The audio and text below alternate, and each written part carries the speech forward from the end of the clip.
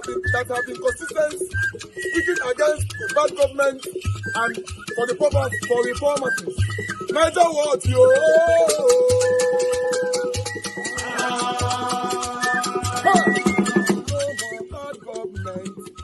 No more bad government. Niger what? No more bad government. Niger what? No more bad government. The only media that have been speaking. No more bad government. The voice of the voiceless. No more bad government. No more bad government.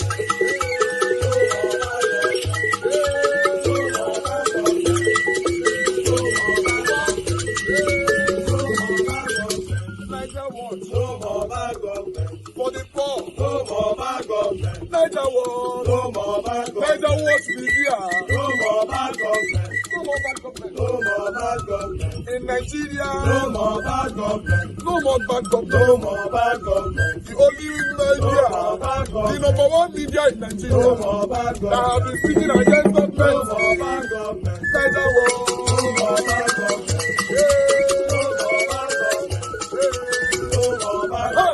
Niger what yo? The voice of the voiceless. The voice of the voiceless.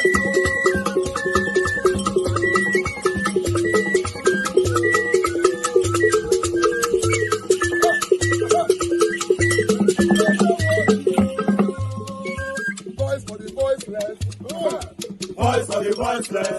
Niger what? Voice for the voiceless. Niger watch media. The only media that have been speaking against bad government. Being consistency since 1944. Voice for the voiceless. Voice for the voiceless. Umuwame. Voice for the voiceless. Umuwame. Voice for the voiceless. Voice for the voiceless. Voice for the voiceless. Voice for the voiceless. Voice for the voiceless. Voice for the voiceless. Niger watch you. We have been seeing all you guys have been doing, and we recommending to everyone in Nigeria, saying that you guys are the number one. Niger what you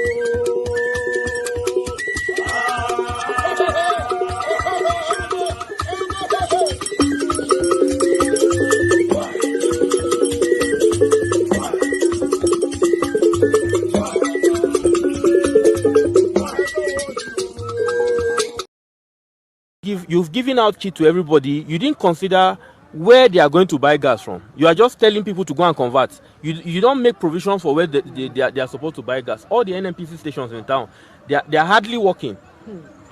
You understand? They are not working. So what do you expect from us? It's just stress. You are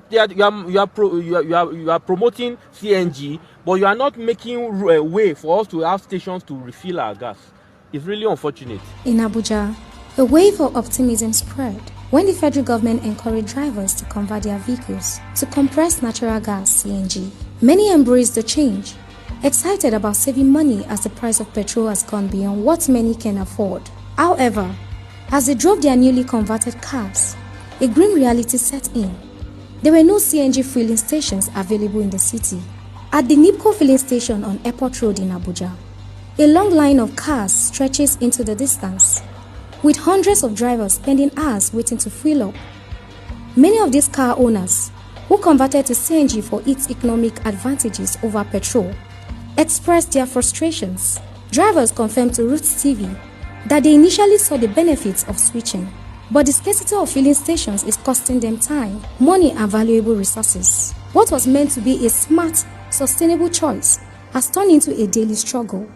CNG is economical compared to petrol, but the situation we are now, there is more stations for it. This is you can see a lot of people now. You see a lot of queue. This is what we have been suffering for over a month now. You understand? Because now Nigeria government said they should convert the motor. They were doing free conversion, so more number of vehicles are coming.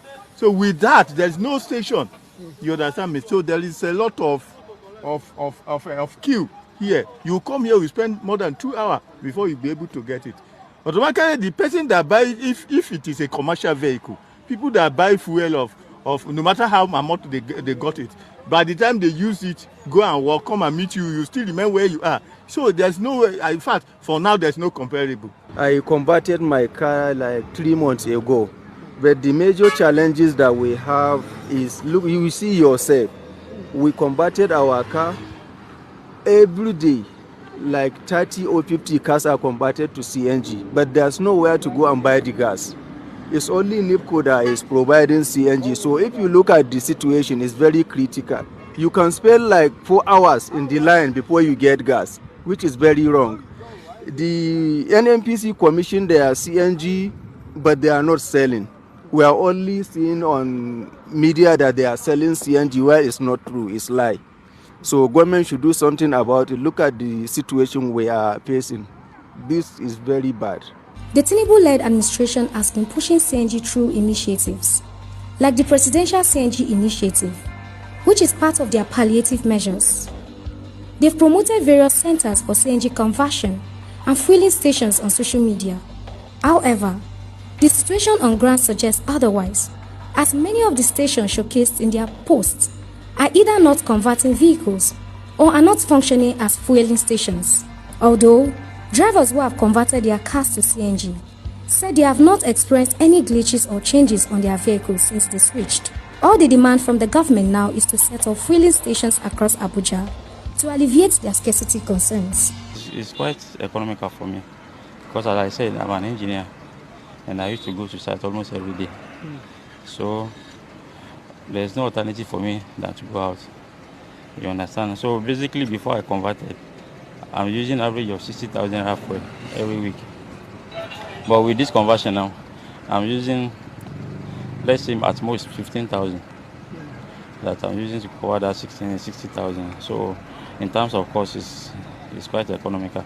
Distance between fuel and CNG, the gap is something else. You understand? You can't compare it to when you're using fuel. You understand? So presently, Distance in case of like the cost, you understand? You can't compare it. You understand? The cost is the cost of fuel is much. Even at a higher price, you still go through stress. To get fuel, you understand? You go through a long queue, you understand? You have to drive as early as possible, to be on a queue, you understand? For you to be able to fuel your car, even with the high price. So, but with CNG, like I think initially when CNG started, it was you can easily just branch the gas station and fill your gas, you understand?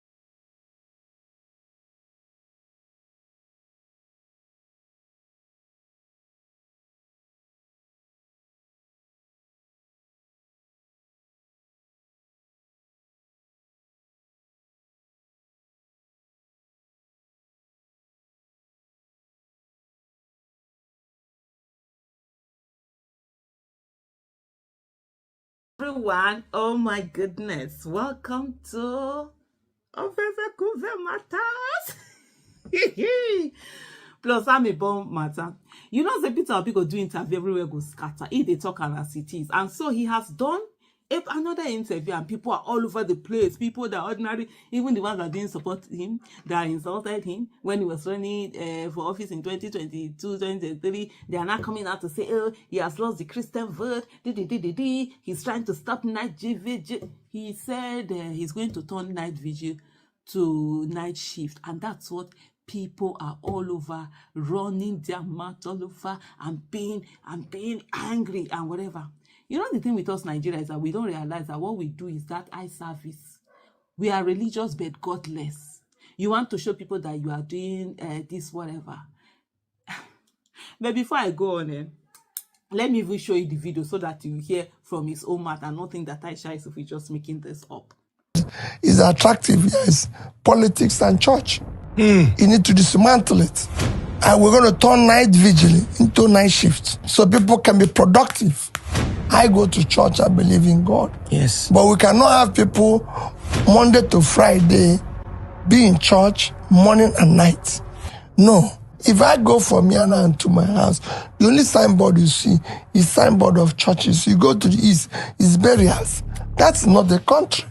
If you go to any other country, you see products. Oh my goodness. So you've seen that. So that was what he did. If you see all over the place. But there are people who are a lot more supportive and say, yes, this and that. It doesn't mean that you're not religious or you don't believe in God or you don't worship God. But it should be private. Some people put it in the way that it's being done. It's unbelievable.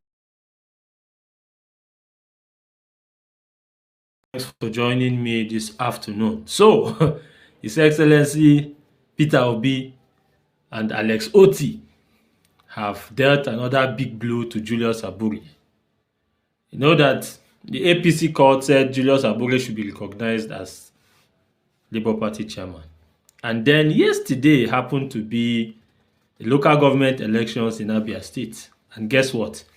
All LP no win even one local government election for Abia. When the results were out, we were surprised. Sorry, I didn't bring to your notice that yesterday was supposed to be Abia State local government election. We were shocked. Labour Party don't win anyone. And Alex Otti, now him be governor and now him be Labour Party person. We didn't know that. They said, okay, since Julius Abure thinks he can, play smart or capture a structure that, he has not worked for in a bid to work for APC, then let those who are contesting, who are originally supposed to contest under Labour Party, contest under ZLP. That is Zenith Labour Party. There is a party like that. And then ZLP won 15 seats in Abia State local government election yesterday, while YPP won 2 seats. They said the elections were very free and fair. You're allowed to choose anybody of your choice. Nobody they harass you, nobody they embarrass you. PDP got their votes, even Labour Party got votes. But then the plan was for ZLP. And then it's shocking everybody. We don't know, say, inside politics they inside. Seriously, nobody knew about this development. It just came as a shock to everybody. Yesterday, people were asking questions and we now began to start getting clarity about the whole situation. So 15 seats out of the 17 went to ZLP, while 2 went to YPP. I'm going to be showing you what Alex Otti said about the elections. But before I do that, yesterday Peter Obi, I showed you a video where Peter Obi said night vigils will be turned into night shifts. And then, guess what? Religious people, those where they carry religion for head, are out to attack him. And the latest is Mike Bamiloye's son. Mike Bamiloye, that man where they act Mount Zion film where his son, and obedience are giving it to him hot. Now, Peter Obi don't talk another one. If that one never pay Nuna finish, he don't talk another one. Let me show you what he said, and when we come back, we'll continue. After Peter Obi talked about turning night vigils into night shifts, evangelist Mike Bamiloye's son, Joshua, slams Peter Obi over his comments about night vigils. Now let's see what he said. He said, so now vigils are the reason Nigeria isn't productive. Boy, the mentality of blaming church attendance for Nigerians' problem is very misguided. One and at best, an insult. Vigils are commonly held on Fridays, right before the weekends. If we want to be productive, why not also ban recreational events, comedy shows, concerts, in fact, ban every social gathering? The hot weather seems to have corroded some minds to the point that they fail to think clearly and address the real problems. Now, as he said this, Obedience decided to jump on him. But I'm not going to be taking Obedience reaction. Let me just show you what this Reverend Father said about what Peter Obi said. Reverend Father James said, always a delight to watch Peter Obi speak. He gives hope. I believe him. Turn the night vigil to night shifts. After all, what After all, what many go to do at night vigils is to pray for the fruits of night shifts. Don't get it wrong. People will still go to church, but I will not be with more joy. But it will not be with more joy in their faces, for the ground is now green. May God answer this prayer. You see, explain and give everybody. This was the same thing I was trying to say. It's not saying that people won't go to church again, but then people will be productive. Now, he have said another thing. Maybe they go verse for this one too. Please watch. God can bless hard work. God can bless productivity. God can bless an industry. God cannot bless somebody who is sleeping. Anybody who tells you that you got a lot from praying should be arrested. You are stolen somebody's money. Simple. If you go to hospital, it's tight. If you help poor people, it's tight. Let's talk about what is happening today. Rice is 100,000 naira. We're not even sure where we're going to be with this situation. Is our turn? Is a Yoruba man? Ask the people in Ogun here. Is there any place you will buy bread cheaper? So I can follow you this night and buy one. Countries who got independence before and after us, or around the same time, have done better. Today, the measure of development is HDI, Human Development Index, and they have low, medium, high, and very high. Malaysia is already high and entering very high, and these are people who are low with us. So don't tell me this, and so are Philippines, so are other countries are moving. That is what you need to measure yourself. It's not to be giving an excuse and be confusing the whole thing by calling a leader. Is not a money-making thing. You're not competing with Dangote. Dangote is a businessman. You should face what you elected. American president today is worth only about $12 million. You must choose your lane. If you want to be in government, you be in government and serve the people. If you want to be a businessman, you go and trade and own all over Lagos. Of all those contesting, I've started business from the scratch. Created wealth. But we have not seen him manage anything anywhere. I was the youngest chairman. Alright, welcome back, guys. I guess you saw it.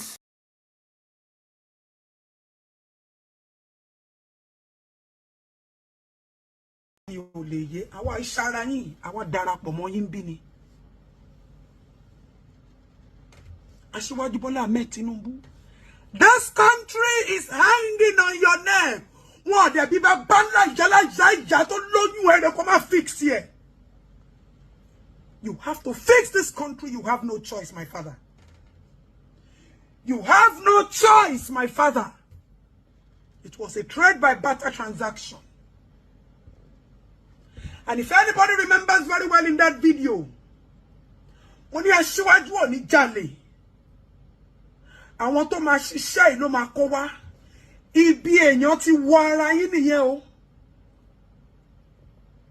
Instead of you to now look for people that will walk this journey with you. They weren't there when you went down to ask for this mantle.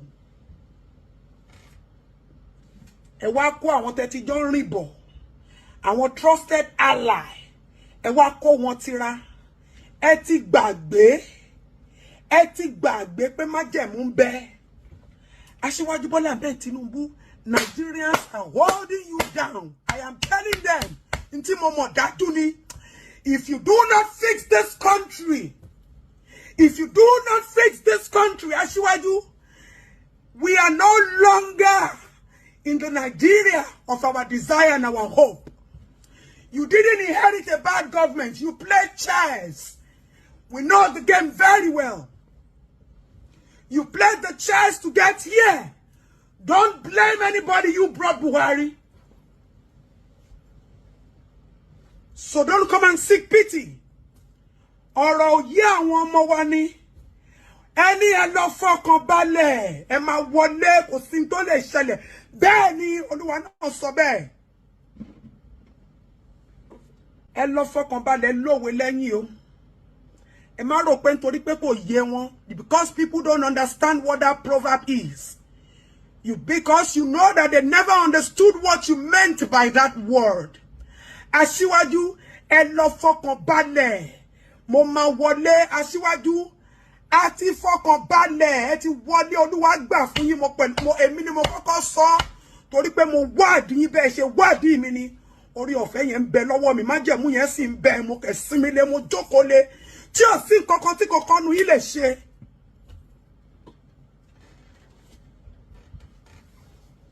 This generation is carried away. We are focused. Our children have become professors of crime. The medical system is not working. Insecurity has taken the mantle as the chief of operation. Dollar and pounds cannot speak anymore. People can't trade anymore. People can't run for medical support anymore. Even the people you call the APC members and all of them, they are languishing and mourning and crying daily. Asiwaju Bola Ahmed Tinubu, Bogu, fix this country. If you do not do it, as a matter of fact, there is nothing if you do not do it. You must do it. This is not a threat. This is a responsibility hanging on your neck. Remi is aware. Emo be sharing. Emo esetegbe. Emo eretesa. Wọ́n bí babanla father yida. Kejaki Nigeria wole. You can't afford to allow this country to sink. I dare you.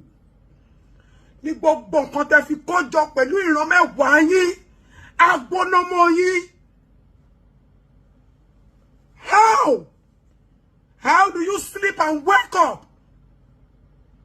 How do you and the Senate keep speaking values of billions of dollars and naira?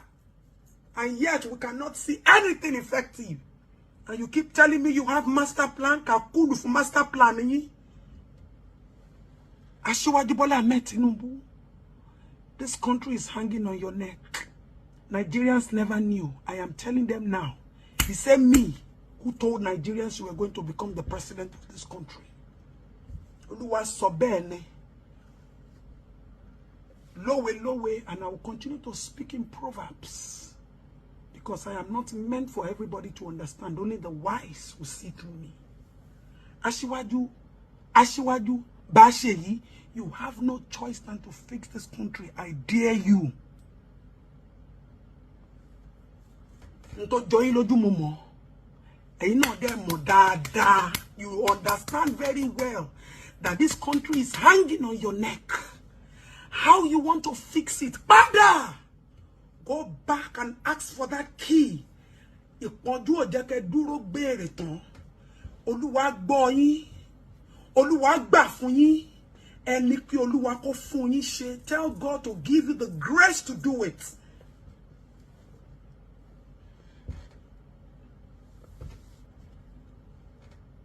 If we do not begin to see change, GCFR, hey, orúkọ ìyá ò sọ mí, GCFR, Asiwaju Bola Ahmed Tinubu, Nigeria is hanging on your neck. The blood of this country is hanging on your lineage. The bloodshed in this country is hanging on your lineage. Clean and wipe this country. Everything happening in this country is on your neck, Asiwaju Bola Ahmed Tinubu. Find a way to fix it. Remi Tinubu, find a way. Tell your husband the time is near. Tell your husband to fix this country. I am warning you, and I will continue to speak my truth and nothing. You can do everything humanly possible to bring this woman down, but you will never take the truth away from my mouth. Fix this country. Nigeria is hanging in your neck. All these ones you are doing, ni preamble ni. Ma dano joyin, ẹ ò ní ríwájú lọ, ẹ ò ní rẹ́yìn lọ, àfi bí ẹ bá tún orílẹ̀-èdè yìí ṣe. Wọn bí bàbá ńlá àwọn tó ń ròyìn lágbára, kò sí nǹkan tẹ́ dá lè fi òtítọ́ ṣe. Unfortunately, our younger generation, they don't understand the gravity of the failure that is going to occur if you fail to fix this country. They are carried away in their own lusts. They are carried away in their own strength. They have nothing. They are not expecting anything from this government. They are not expecting anything from our leaders because they are no longer leaders of tomorrow. A lot of them have become professors of crime at the detriment of who they are supposed to be because of the same government. You have failed them. You have failed the youth. You failed the adults. You failed the old. You failed the aged. Asiwaju Bola Ahmed Tinubu, fix this country. Nobody is begging you. You owe this country. You are indebted to this country. Let nobody be deceived. You must fix this country. You have to fix this country. I have no other place to call my motherland. And everything supersedes the spirit of humanity. The spirit of humanity supersedes everything. And that spirit, you have to find a way. You have fulfilled your ambition. You now need to become the father of the nation. Bẹ́ṣe tó ṣe yìí tẹ́ tọ́ gbogbo wọn pẹ̀lú gbogbo ohun tó gbà. Tó fi dolú ọmọ, tó fi di akọni ọmọ pẹ̀lú gbogbo ohun tó gbà. You have to. Everybody is your children now. It is no longer Ṣèyí and this and Tóun. Gbogbo wa ti di ọmọ yín. Ẹ wá bẹ́ ṣe máa ṣe. Ẹ padà sí ìpìlẹ̀ ìrìn àjò yín kẹ́ lọ béèrè. Ẹ lọ béèrè bẹ́ẹ̀ ó ṣe yanjú ọ̀rọ̀ yìí. Nítorí Nigeria is on your neck. Kí o Bola Ahmed Tinubu mo ń tẹnu mọ́. I'm saying it. You did not inherit a bad government. You did not. That was part of the chess game that you people played. Fix this country. Fix this country or else. Hey! Asiwaju, na so I go dey shout, they go. Fix this country. Me oberu ogun o. I no fear any war wey una won't bring for me. Mo dúró Tony, me track lo nba yin sọ̀rọ̀. Ẹ rò pé ṣeré.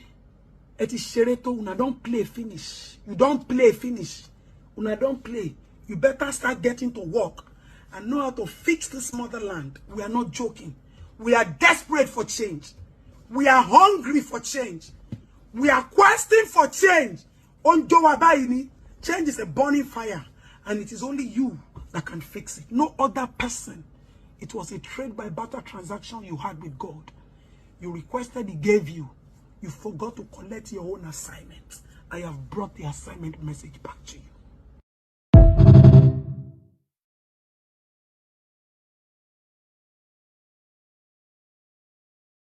Excellency President Bola Ahmed Tinubu, in the name of God, Your Excellency, you see this case of children that are currently in Kuje prison that your federal government charged to court. It is true that your Attorney General Lateef Fagbemi say he's taking over the case from the police and all of that. But Your Excellency, I want to appeal to you to use your good office as a president and as a father to please immediately release those children. Release those children, apologize to them, and guarantee that those children will be sent to school so that they can become valuable human beings to their society. You know why, Your Excellency, Mr. President? Because those children are victims.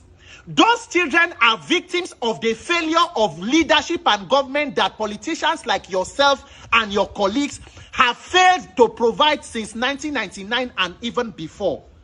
Mr. President, nobody they talk say that children or minors who commit crime should not be prosecuted.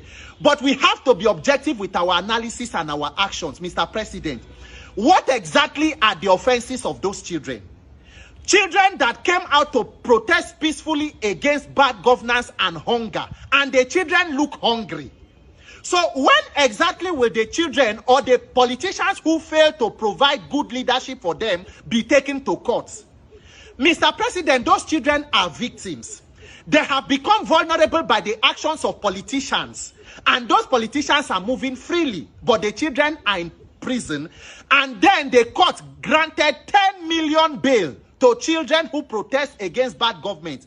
But a honorable who assaults a Nigerian is given 500,000 naira bail.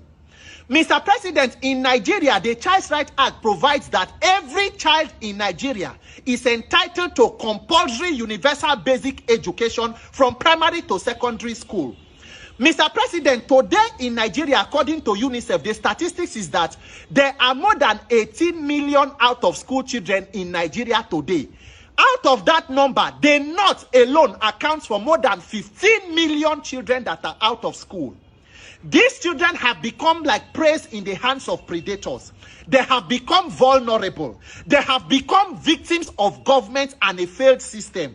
So, Mr. President and Nigerian politicians, when will those children take the politicians to court for failing to send them to school and providing the basic necessities for their life? When will those children have their own opportunity to sue you people to court, Mr. President?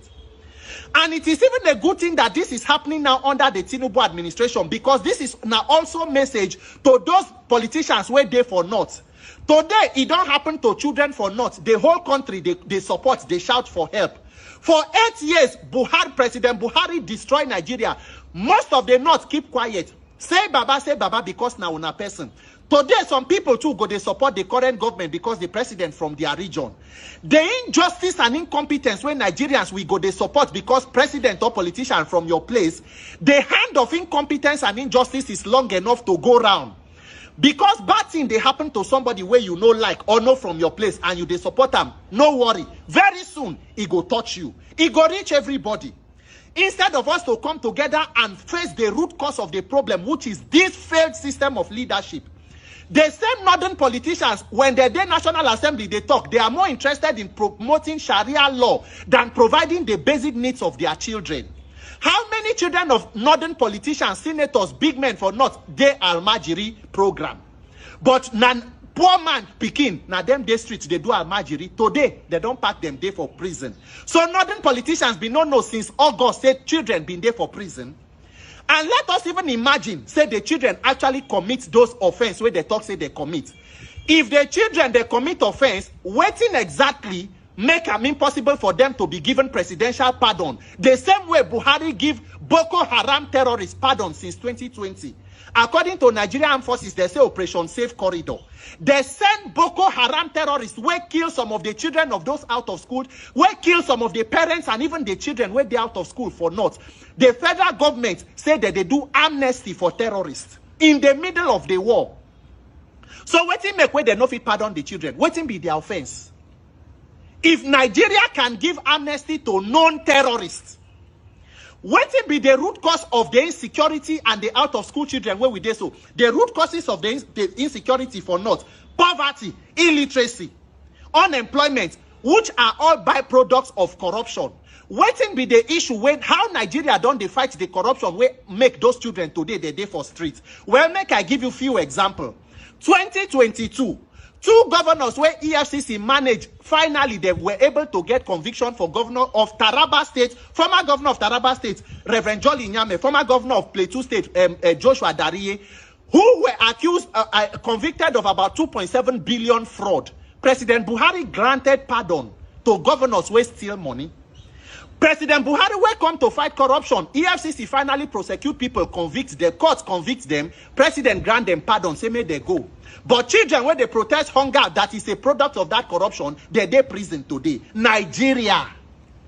Today, as we talk, the former governor of Kogi State, who is being alleged of misappropriation of funds to more than 110 billion, is working freely. EFCC never, in fact, the former governor even carry EFCC go court. EFCC, they find Yaya Bello, they find EFCC. All of them, they find each other. If the money where those politicians don't thief was used to do what exactly is supposed to be done for those children no go they protest today. They will be in the class. They will be living their lives as competent and valuable human beings. So which day the children too go carry politicians go to court? In the name of God, Nigeria, we should get serious. Make we stop all this kind of, it is unfortunate. It is most unfortunate. It is a grave tragedy.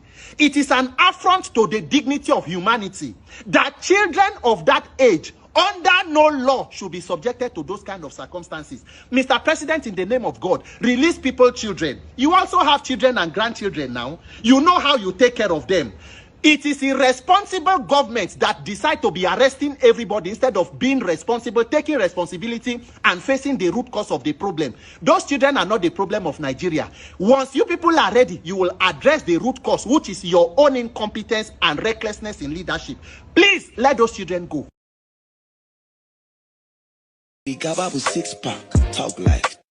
Dear Northern Nigerian governors, we do not want bridge again. Mungaji Jagada. Gadoji, Gada, everywhere you go, everybody is doing flyover. Everybody is doing bridge. That is not a sign of development. Please, build infrastructures, build factories. And did they swear for us that we cannot own factories in the north? We used to have gum factory in Zamfara. We used to have factories in the north. Now all of them are packed up. It's just building bridge.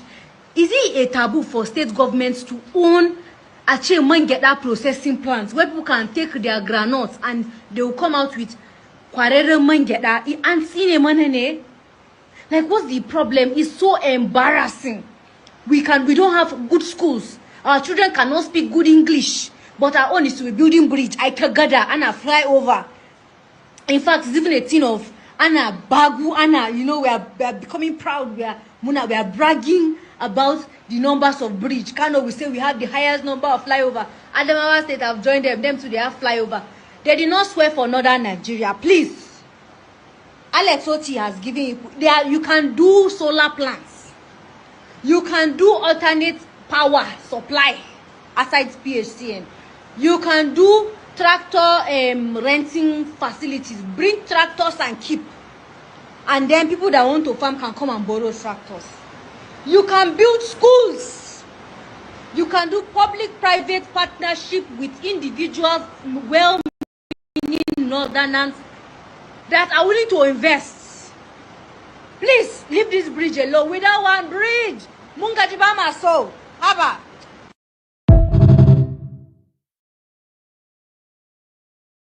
Hard work. God can bless productivity. God can bless an industry. God cannot bless somebody who is sleeping. Anybody who tells you that you got a lot from praying should be arrested.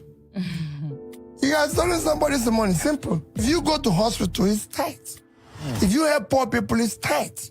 Let's talk about what is happening today. Rice is 100,000 naira. We're not even sure where we're going to be with this situation. Is our turn? Is a Yoruba man? Ask the people in Ogun here. Is there any place you will buy bread cheaper? So I can follow you this night and buy one. Countries who got independence before and after us, or around the same time, have done better. Today, the measure of development is HDI, Human Development Index, and they have low, medium, high, and very high. Malaysia is already high and entering very high. And these are people who are low with us. So don't tell me this, and so are Philippines, so are Indonesia. Other countries are moving.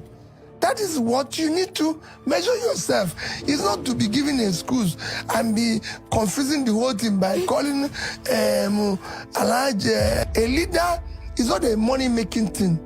You're not competing with Dangote. Dangote is a businessman. You should face what you elected.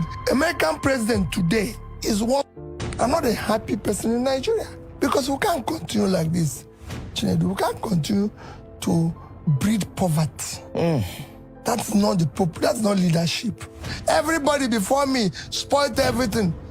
We didn't hire you to remind us of our past. No, it wasn't as if we appointed you. You said, I will do this. Borrowing money. Where did you carry money you borrow? He's telling you story. He says he's going on holidays. We live largely in a very unproductive society. That's why the only thing that is attractive is politics and church. You need to dismantle it. And we're going to turn night vigil into night shifts so people can be productive. I go to church, I believe in God. Yes. But we cannot have people Monday to Friday be in church morning and night. No. If I go from here now to my house, the only signboard you see is signboard of churches. You go to the east, it's burials. That's not the country. If you go to any other country, you see products. Of all the beautiful things that this man said in this podcast, of course, snippets of it that has been released. The problem, as I talk to you, the one that is trending now is the fact that he had mentioned that he would turn night vigil to night shift.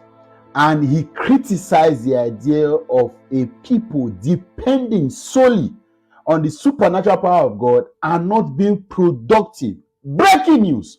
Peter Obi doesn't care if he becomes president or not. That's the point at the moment. He doesn't care anymore. At this point, the truth must be said. And then while you are waiting for government to activate productivity line and get the country to work, whatever we can do, and that's what some of us are doing on this platform, whatever we can do to salvage some form of institutional reforms in a way that we can, to help the society, to re-engineer some level of productivity in the minds of people, to put people back on track. Since government is not forthcoming with the appropriate measures to getting us better, whatever we can do to helping the people get themselves productive, let us do it. And we must agree that some aspects of religion is affecting basic productivity. No country, I repeat, that wants to grow will pay attention to religion and religious tendencies in this country. Unfortunately, the stakeholders in this business are the one crying now because it would have been not a Christian. I have said it here on this platform and I continue to say it.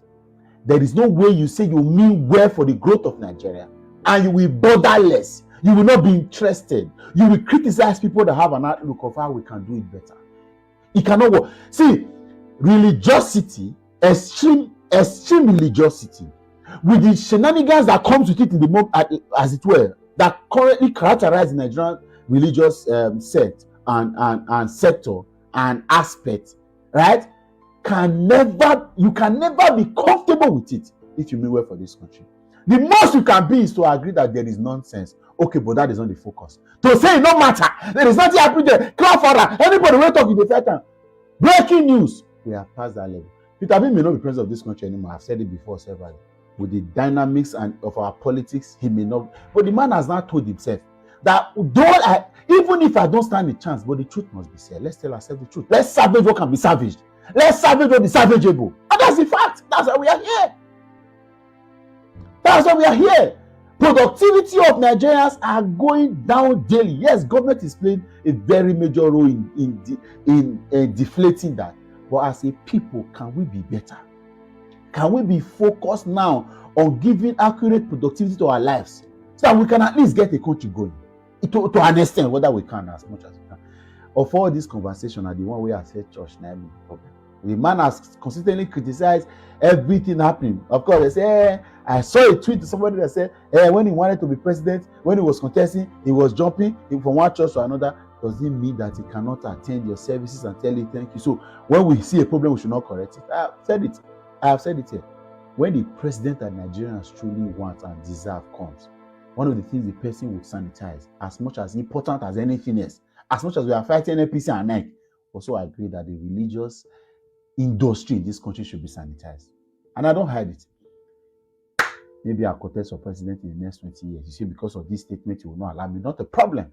If I grow enough to be able to contest for president, I've grown in influence. So if you don't allow me to be able to make the necessary input I want to make it because you think that I said I'm going to sanitize it, not a problem. Not a problem. After all, we have been having morons lead us in this country. That has led us nowhere. If you say because of the fact that some people agree that we should sanitize, and I'm not joking, a lot of the challenge we go through in this country, some pastors cost it, some churches cost it. Some of them are on the top of our lips. We can know. If we have a chance, we'll tell them to their face that you are part of the problem here. How come you are changing the goalpost? How come you are changing the lines? You see all this drama happening, robbing, corruption, dramatizing, theatrics happening, all of them. These politicians are spiritual fathers, and their fathers are warning the nations to say, God has said, because let me relax. Breaking news, the man is no longer interested. He may still contest, but he is not desperate to be president. Anything will happen may happen. The truth must be said. We must tell ourselves the truth. If you talk, you die. You not talk, you not die. If that is the reason why the church or those of you angry will gang up, because as a Christian, I'm not part of you. We many we believe say the man has said the truth. Let's tell ourselves the truth. Except you want to deceive yourself. Of course, we deceive ourselves more in this country than anything else. That's what he has said. Focus on the message. Focus on the message. Can we do better? Are we where we are supposed to be? Is the church actually engineering? The Bible said in Isaiah that the government shall be upon his shoulder. Is the church doing what the church is supposed to do at the moment? Not every time we will talk around say, hey, but Amina is the problem. This one. But is that not the fact? Hey, worry on yourself. Hey, come and be president, Mosi. Breaking news, the man is not desperate. If you not work, How many years less will remain? What he is fighting for, what is even for our benefit? how many years is he going to live another? Is over 60, he's going to live another 30 years. He's going to live another 40 years. No. But me, I still have so much years. Some of you are even younger than me. You still have a chance. You are the one crying. A 27-year-old boy is quarreling that somebody who is 60, 63 is questioning to say, can we do this better? No way. Fellow Nigerians, look at the bail conditions that have been set for these minors that the Nigerian government are currently holding in detention. They said each of those minors will pay 10 million naira each, 2 shorties each. Each one should be a civil servant, and the other one should be a family member, i.e. parent or siblings. The civil servant should produce employment letter, last promotion letter, 2 passport and valid ID of any means. Minors are to be remanded at a Bostal home, while adult suspects are to be remanded at Kuje. Now, if these children get 10 million naira, will they protest? Need I remind the Nigerian government that the reason why people protested is because of the hardship of the country.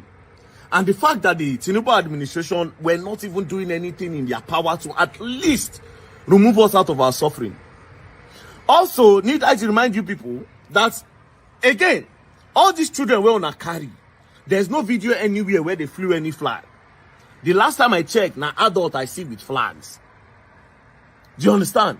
Now adults I see with flag, meaning say all these children, they follow waiting their elderly ones they do. They don't know any better. These children are supposed to be put in a juvenile home. You educate them, you teach them. Mind you, you pick these children from Kano. Kano is one of the states that have the worst education in Nigeria. One of the worst education in Nigeria is in Kano. All the northern states. Worst education. No school. They are being affected by terrorism and a lot of things that is hindering those kids from going to school. So they don't even know any better. So to think, okay, yes, you are alleging them that they flew a flag, you should educate them, President Bola Ahmed Tinubu's government. Please, these children are minors. I sat down with them this morning when I woke up. I was like, wait, what is going on? They were sitting down exactly close to the pool. That is where they slept. See, the other one don't dry, and bone don't dry finish. I look these children like this, I won't cry. That was why immediately I left the court when they granted me bail. I went straight to that place. Straight, because I wanted to be sure that I was not crazy. That this government don't really lock children of 10 years, 11 years, 12 years, 13 years, 14 years. I didn't see anyone of 18 years.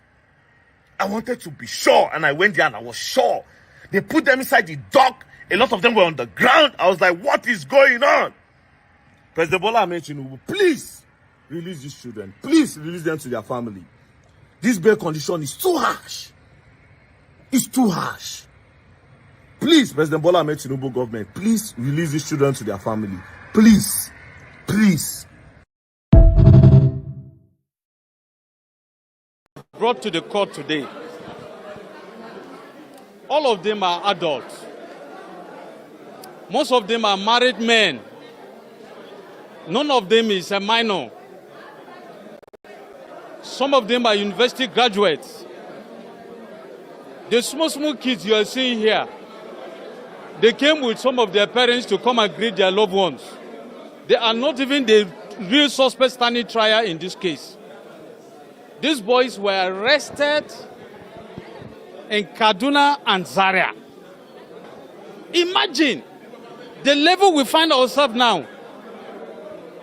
Do you know how much it costs us to be at this level of a democracy in this country? It's crazy. There are no better crazy out there. It's crazy. There are no better options anymore. There are no alternatives anymore. Alternatives are all gone. It's either you have or you don't have. Literally everybody is poor. I don't think, okay, well, maybe if you're earning above 1 million, that's when you can say, yeah, you're earning salary. These days, if you're earning below 1 million, because of the value of the naira and the hyperinflation that we are currently experiencing, you are in a critical situation. Yeah, as long as you earn less than 1 million, you are in a critical situation. And landlords too are not even making things easy for their tenants. because landlords feel that because minimum wage has been increased, Lagos is paying 85, this is paying 80, they have to increase rent as well. So everybody just wants to get from, especially when it's not even enough to start with. If you're accusing the ruling party that they are the ones putting their hands into all other parties to ensure that they don't get their acts together so that there will be no opposition in 2027. My own position is there are certain things that you have under your own control. Whether me and Governor Adeleke will cooperate for the growth and benefit of our party in the Southwest states, it is beyond the ruling party. It is between me and Governor Adeleke.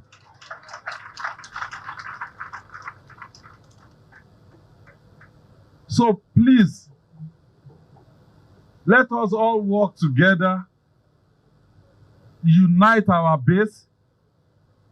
That is all that we need to do. The next election will be APC versus Nigerians. It is not even about APC versus PDP. So let us just do our own bit to unite our party, unite our base, and let the people of Nigeria, let them speak. They've done it in Oyo State. They've done it in Osun State. They will do it in Nigeria. So please don't fret. Don't even think external people have control over what will happen in our party. Yes, they may try, but it is only when we allow it. So I admonish PDP all over the country. The way to demonstrate this is when you know 1, 2, or 3 people in Ondo State, call them. Tell them PDP is united. Tell them Ondo State election coming up 2 weeks from now will give an indication where Nigeria will be in 2027. People have been complaining, they've been talking, they've been doing a lot of permutation. Let me say this again.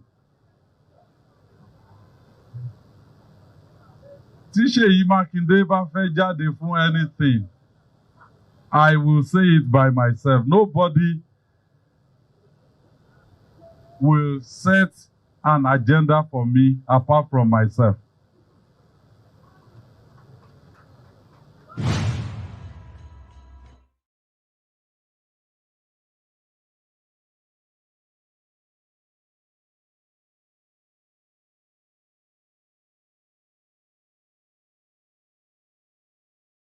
Don't react to anything. Has any politician told you that he's not a thief? Tell me one politician that has told you that he's not a thief. Tell me one. I don't know why you're going to forgery. No forgery. What politician told you that he didn't forge? Which politician told you he went to university? Which politician told you he served in NYSC? Which politician told you he has a certificate? Nigerians know and still vote for them. So what's your problem? This is the consequence of the vote you voted. And it's too early to cry now because actually the real problem hasn't come. This is the consequence of the vote you voted. And it's too early to cry now because actually the real problem hasn't come. This is the consequence of the vote you voted. And it's too early to cry now because actually the real problem hasn't come. This is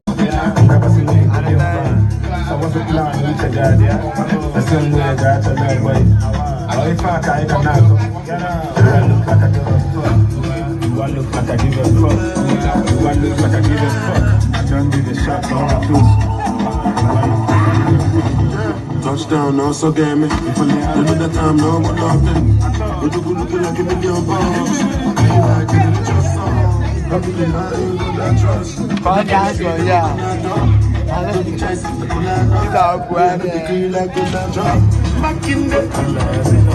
Makinde, General Solo Makinde, the first time we they use lap them face.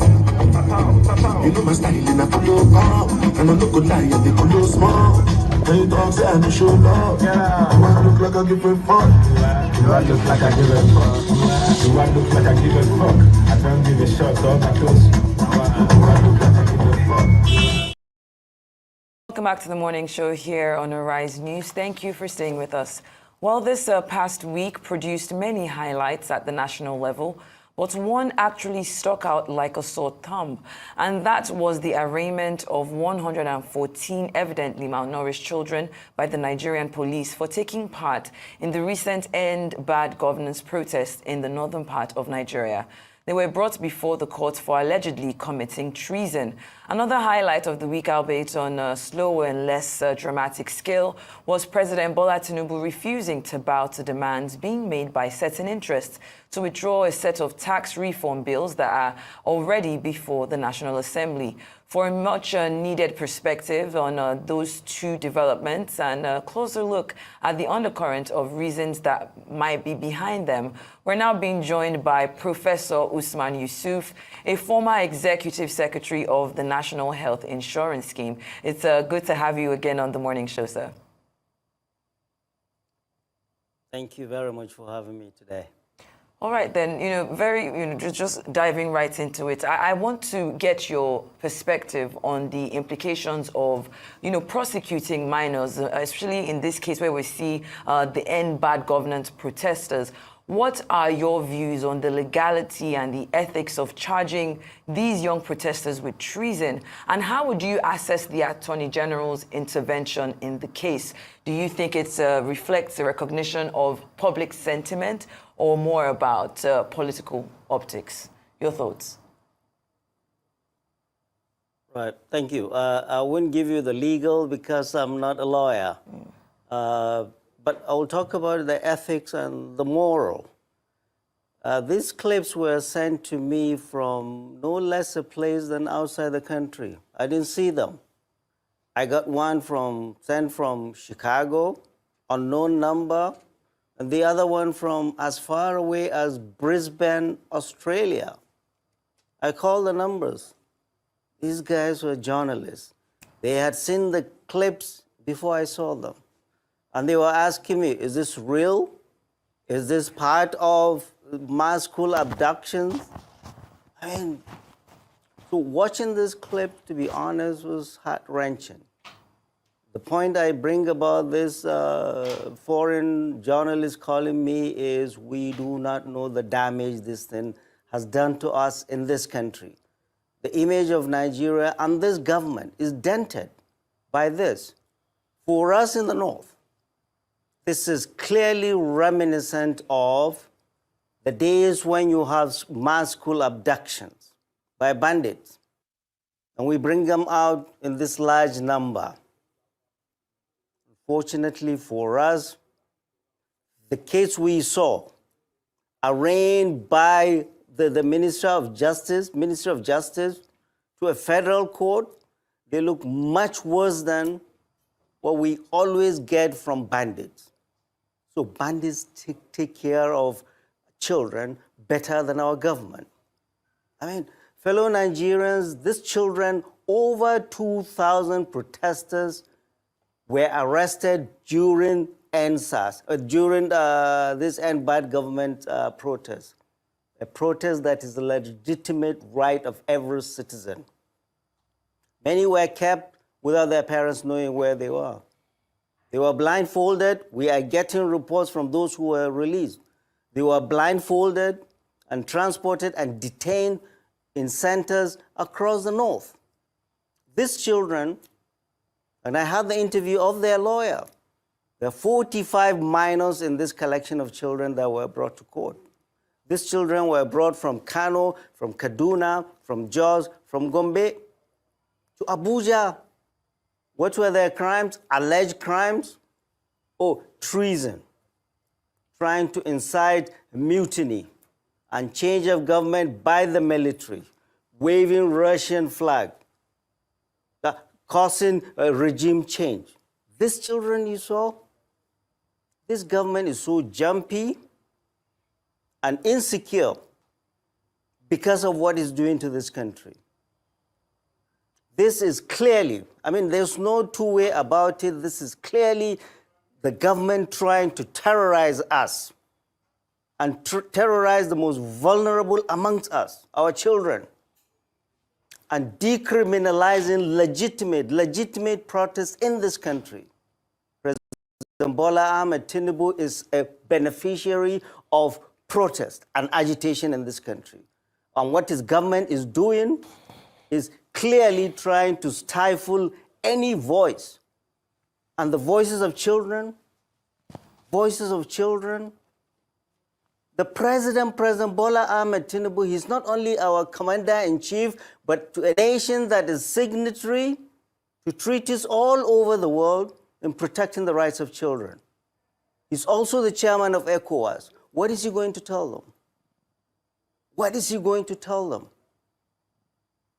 This is a bloody blow and a huge shame to this country, that we're doing this to our children by the government. By the government. When we collect these children from bandits, we take them to hospital and take care of them. But what did President Bola Ahmed Tinubu's government do to these children that collapsed in a court of law? They took them back to jail. They took them back to jail. And what did the Attorney General do when he came out? Oh, the Attorney General said he's going to recall the file.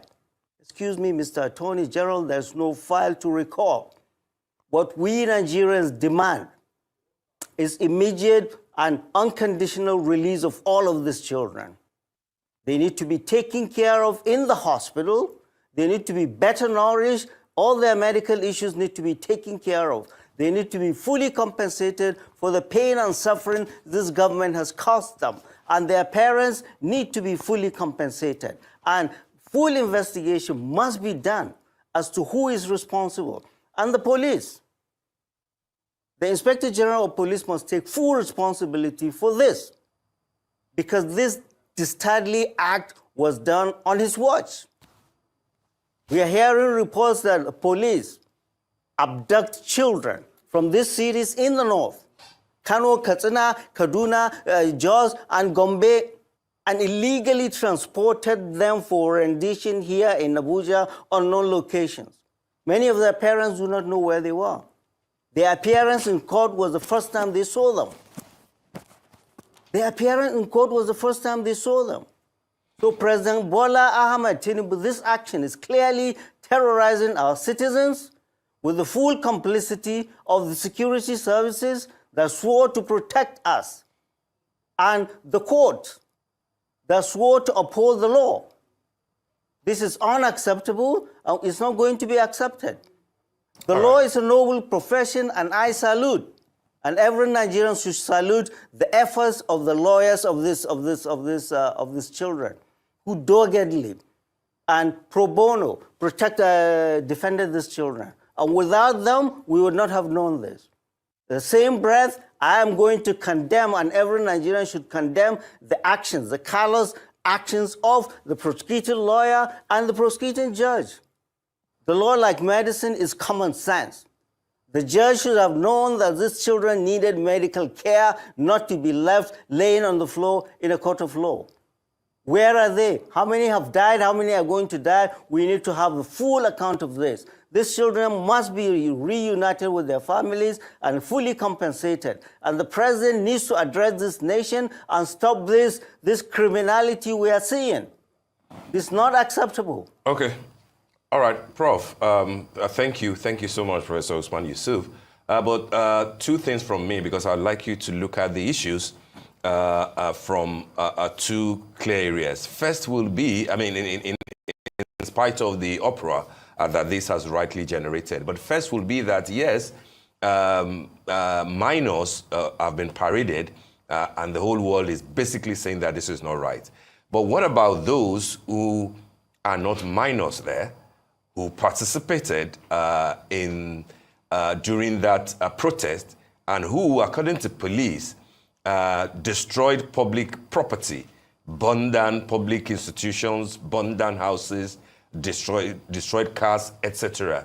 Are you also saying that their atrocities should be ignored? That's one. And the second part will be that the minors that are there, sadly, in large numbers, who obviously were on the street on the days that this protest happened in August, do you think that that speaks to a larger concern, particularly in the North, about out-of-school children, and the mere fact that on a day that they were meant to be in school, it was easy for them to be taken, to join the bandwagon of the protest, and by the time that it descended into chaos, they became willing to. So do you think that this should be an opportunity for the authorities, government, state government, local government, etc., to look deeper into the more concerning or equally concerning issue of out-of-school children, particularly in the North? You are preaching to the choir, but you are not going to give any excuse to anybody for this nonsense we're saying. Nobody, no government should be responsible for what we are seeing. So out of school, in school is no excuse for this. There are those that we elected in states and federal that are supposed to take care of these children, and they are the ones you should bring to this chair and ask those questions of. I am here to protest against what the federal government has done to our children. You are a baby, you are a 90-year-old, you have the right to protest. And nobody should criminalize protest, and that is what this government is doing. So no excuse. Give nobody any excuse for this. You want to talk about out-of-school children, we'll make it another day. Or call the governors of all the states. But don't make that as an excuse. I know you are not holding forth for any government, but no government should give us any excuse for what we've seen. For what we've seen. I'm not talking the legal, there are lawyers to do that. I'm here to talk about the fundamental human rights of these children that have been violated. I'm here to talk about children should not have been there. I'm here to talk about if there are problems in Kano, Katsina, or Kano, it should be prosecuted there. Not children blindfolded and transported in the middle of the night in Black Maria by Gestapo police to Abuja. It's not acceptable, and the world should know that. And we must all raise our voices. That is why I'm here. Next question, please. Okay, sir. Thank you for joining us this morning, Professor Usman Yusuf. Now, beyond the fact that Nigeria is a signatory to different international treaties that protect children, we do have a Child Rights Act. And the Child Rights Act also has stated that children are exempt from this type of persecution, that they have freedom to, they have certain protections that are outlined for children. Now, that is in Section 255. Now, that does not come into consideration when we talk about treason. And these children are being accused of treason for raising Russian flag. Now, some Nigerians are wondering if there are Russian flags, if there is terrorism, if there is someone pushing for a change in regime, will it be these children, these malnourished children on the streets of Nigeria, or would it be some type of higher power? And if that is the case, should our security services not then be focused on these individuals who might be pushing children? Because another question is, what would these children know about Russian interference in Africa? So I want to ask you that. But also the second issue at hand today is the VAT tax. The VAT tax bill that has been pushed back by some governors in the North, particularly because they want to change the way it is remitted or the way the VAT sharing formula. Some people argue that a lot of the products we get from the North, such as food, are tax exempt, and so it will be unfair to the North. But some people also argue that the sharing formula we have right now is unfair to the South, in that in the sharing formula has a lot of the VAT that's gotten from items sold in the South and then they're remitted to the North. So what's your take on the pushback from the northern governors in terms of that? And what's your take on these young children on the streets of Nigeria who are victims of, some of them victims of insecurity themselves, some of them possibly orphans from the Boko Haram insurgency? What's your take on their understanding of what treason would be, or Russian influence in Africa? Right. I mean, why the children are there is the failure of government at all levels, local, federal, and state, and the failure of communities. We all went to school. Our parents were not wealthy. From the commonwealth of our people, our education was paid for. We went into the world and competed favorably because leaders of that time invested in us. That is why today, each time we raise our hands, we pray for three people. Our parents departed, our teachers that taught us well, and our leaders that invested in us. You can say the same of the leaders of today. It is the failing of government, it's the failure of leadership that we have these children all over. The last Minister of Education, Adamu said he has been the longest serving Minister of Education. He's not proud of it because during his time we have over 20 million Nigerian children out of school. So it's the failure of government, and that's what we've been talking about. Corruption and bad governance, this is what we see on steroids since the arrival of democracy in this country. Back to VAT debate. Yeah, northern governors met in Kaduna to talk about VAT. Oh, and they want to accrue more money. Let me say that they were not there for God and country or for the region. They were collecting there because they are not going to get more money. But this is the honest truth about VAT. People that know it, VAT is a consumption tax. If Dangote now has a factory, cement factory in Abia, Kogi State. He doesn't pay VAT in Kogi. He pays VAT in Lagos because Lagos is his headquarters. Many of the oil companies are in Niger Delta, are in the Delta region. That's where they have their operations. But their headquarters are in Lagos. They pay VAT to Lagos. What has Lagos done to earn that? So Lagos is getting all of that money. And now you're saying, oh yeah, that money is ours, that money is ours. No, it isn't. Lagos is what it is today thanks to Nigeria's Commonwealth. All the infrastructures were built by Nigerian Commonwealth. The ports, the bridges, the everything. If anybody asks you, you must pay. So people need to be sensible. There is this thing they call in the old Zulu adage, Ubuntu. You are who you are because of me. It's common humanity. So this selfishness, oh, it's me, it's me, it's me, and the president is following that, it's raising antenna alarm in the north.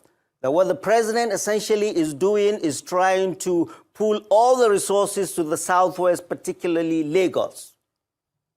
Particularly Lagos. It doesn't matter whether it's true or not, but the president needs to hear the pulse of the north, the pulse of our people. Dangote is paying VAT in Lagos with his factories in the north. So all that, yes, and the president has sent a bill.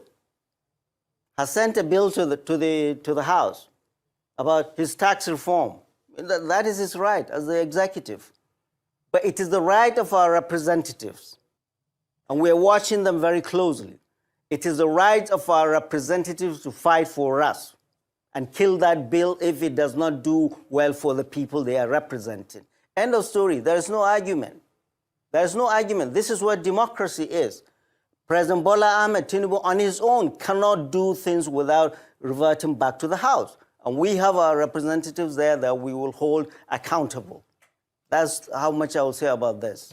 All right, then thank you so much, Professor Usman. It's always a pleasure having you here with us on the morning show. Unfortunately, we've run out of time.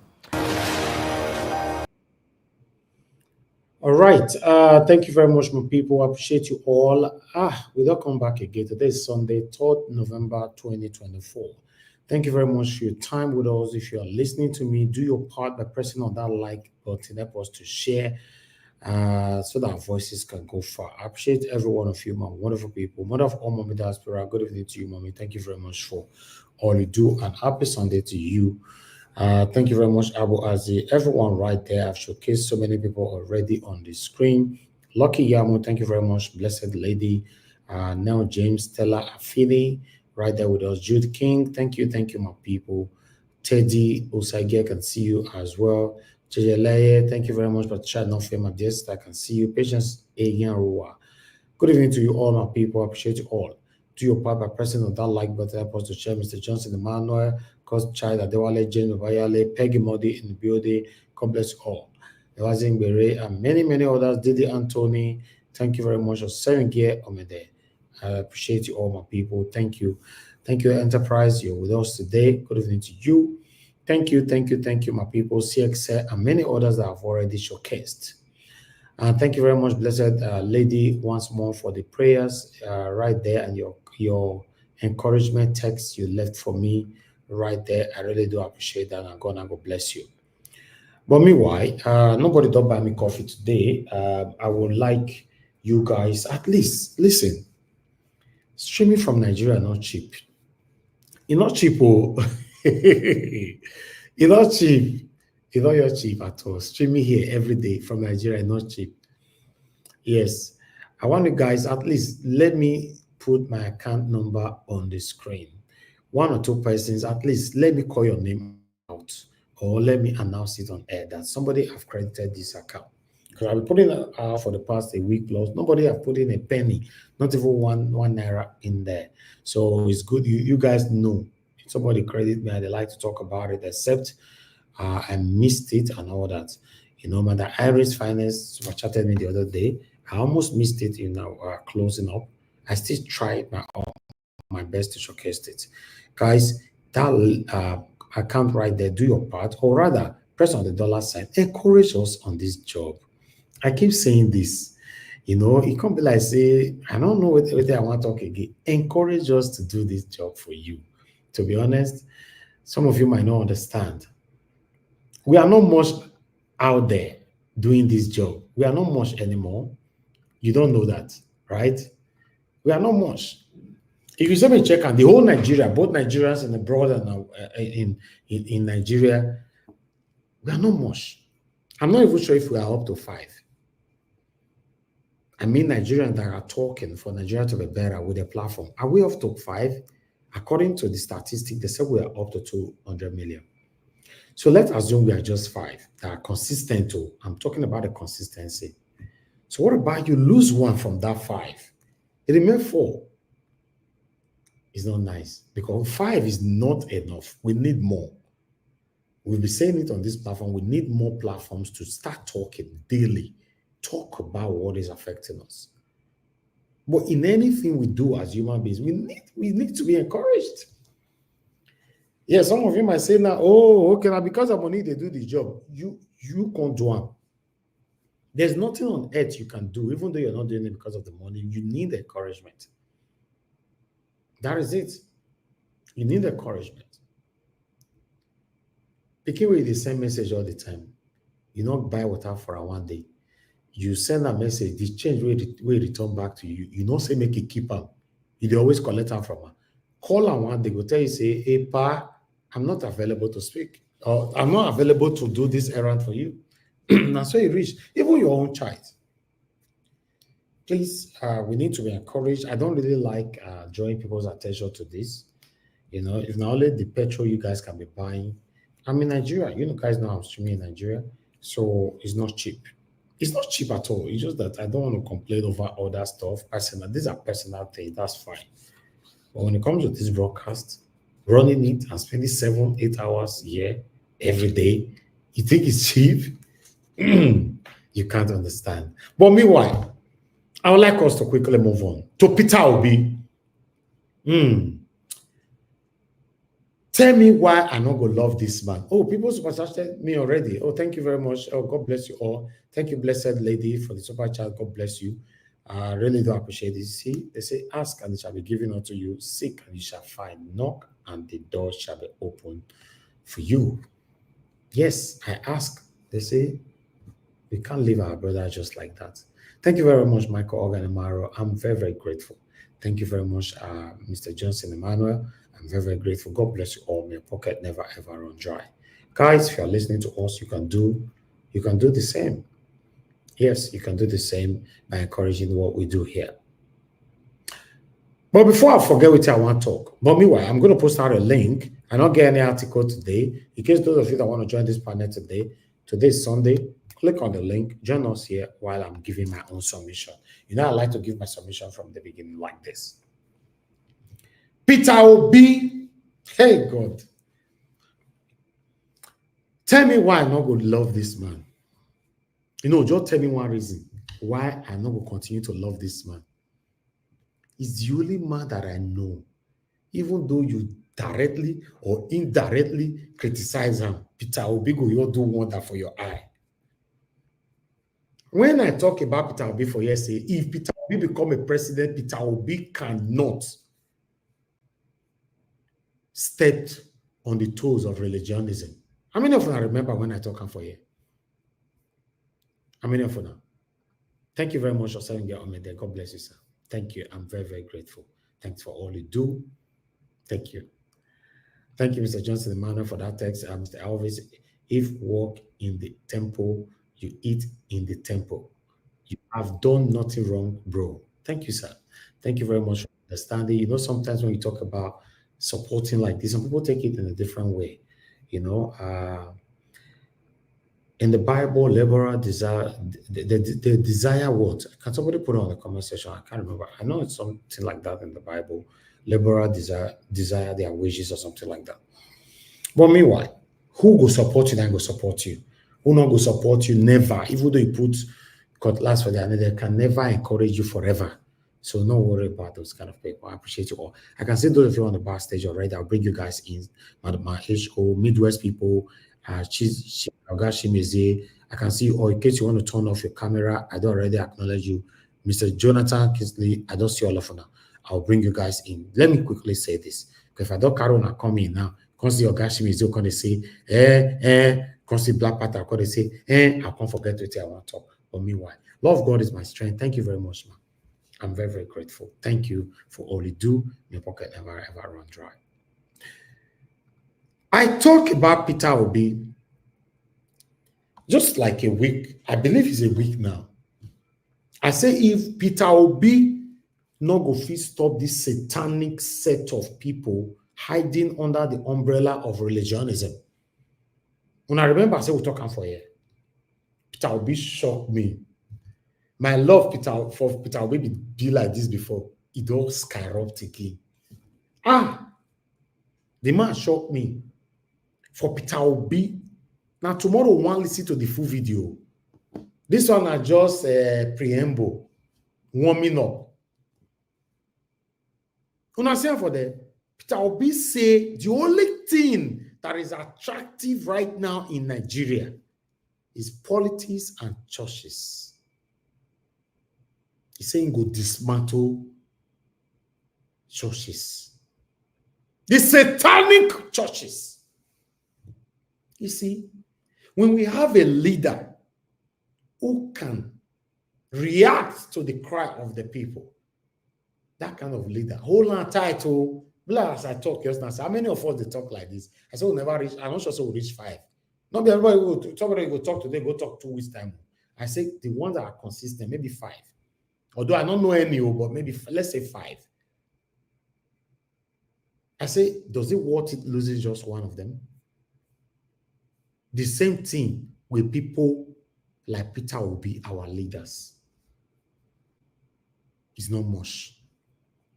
Peter Obi na person where nobody want lose him now. Even the satanic people that is criticizing Peter Obi, now lie that they do now this religionism, ethnicity, now it blind their eyes. They know say Peter Obi is telling the truth. Not say they don't know. Be like say somebody who knows say they do well for life. To open and tell you say congratulations, you are doing well, good. They heavy them, but for their mind they say, God, how this person you want to do well like this? Why me, God? Why me? They talk to God secretly for their room. God, why me? But for them to tell you congratulations, a problem.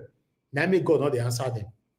Now so Peter Obi, all these satanic people where they criticize Peter Obi, they know say Peter Obi stands for what is right. They all define something. Peter Obi is tribal bigot. They talk about if you want to talk about the definition of tribal bigot, between Peter Obi and Tinubu, who you want, if you want to be honest to yourself, between Peter Obi and Atiku, if you want to be honest to yourself, between Peter Obi and Satanic Buhari, if you want to be honest to yourself, you just want to say something for the saying sake.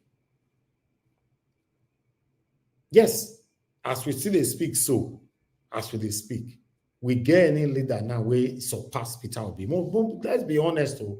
I'm not saying me they talk things I supposed to be. I will criticize Peter Obi tomorrow if God do and say become my president. When I not get carried away, say whenever I praise my principal, I not be like that. I will praise my principal today. Tomorrow I still say I'm not happy the way to do something. But let's be honest. As of now, today is 3rd of November 2024. Who be that person? Job mission for comment social beg. Who be that person that have surpassed the name of Peter Obi in the whole Nigeria? Just mention one. You'll be free to mention it. And tell me your reason. I mean, I'll tell you my own reason. Say no. Thank you very much, Peggy Modi. God bless you, ma. I'm very, very grateful. May God replenish your pocket. I appreciate every one of you that is supporting me and encouraging me. God bless you all. The unfortunate part of it is that if you check the people that support me on this platform, they are the same people. As I'm speaking right now, I have about 500 people watching me across. But the same people are the ones supporting me. They are just between 1 to 5 or 1 to 6.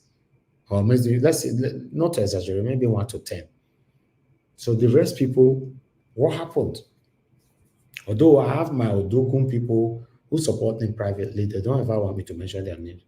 Maybe one day I will try. I know they drink alcohol. For say, I find one place, go drink Ogogoro. I don't drink that Ogogoro. I heard by saying Ogogoro, I take mention their names. If you want to send me money like that, say, not mention my name. I will use that Ogogoro. I will just say mention their name later. I can't say, I beg, I apologize. Because somebody cannot be supporting you, and they always say, don't mention my name. These guys are doing excellently well. But meanwhile, I've talked about religionism so many times. Some of you will think, say, we're not a good church, we're not a good church, we're not a good church.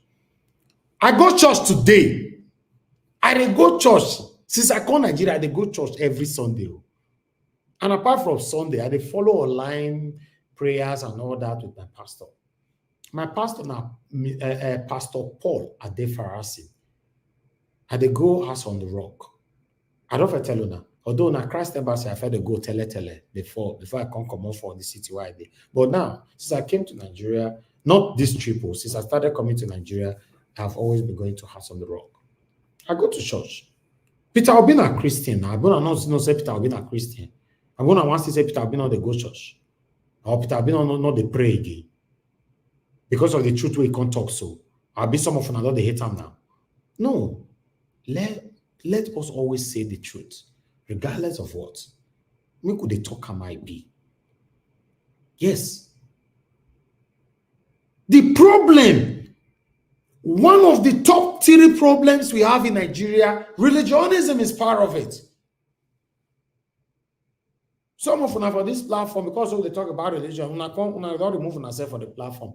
I first tell you, say, if you deliberately create a vacuum in someone's life, God will refill that vacuum. You will suffer for it. Because you deliberately created it. It means that, make we leave and see whether it will succeed. No, nobody has the power to truncate anybody's blessings. No, nobody has the power. Sometimes you try, it's all temporary. Just like somebody they tell a child, say, you can never amount to anything in life. You can never amount to anything in life. That child will come grow, can't amount to everything in life. Some of them, they listen to me, so they not tell when I say, they tell some of them for here where they listen to me, so say you cannot amount to anything in life. You don't know.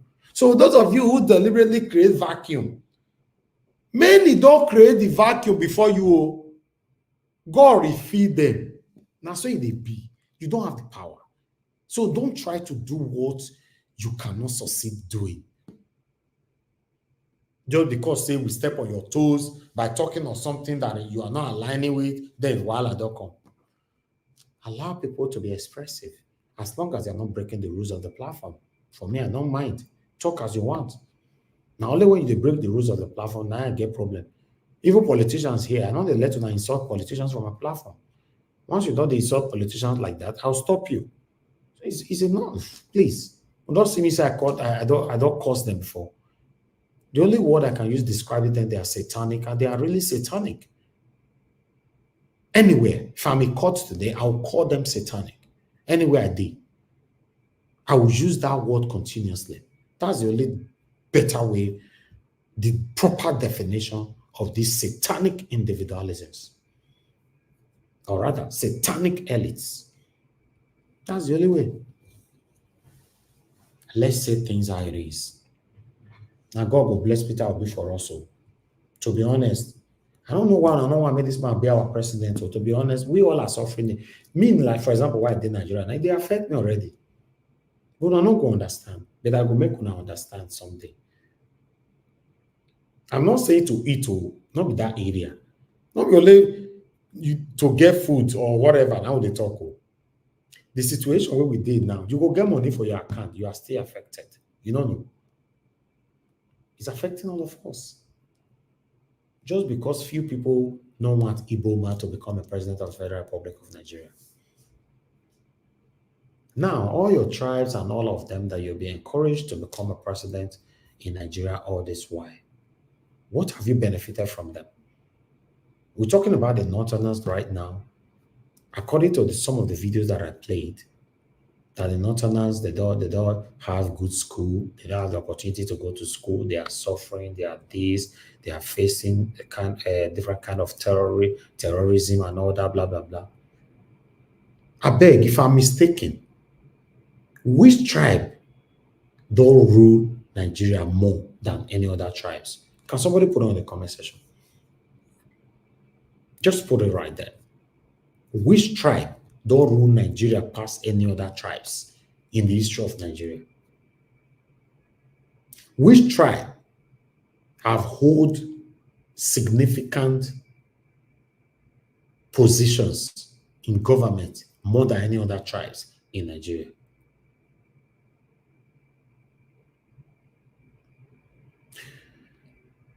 Listen, you cannot continue doing the same thing over and over and over again and expect a different result.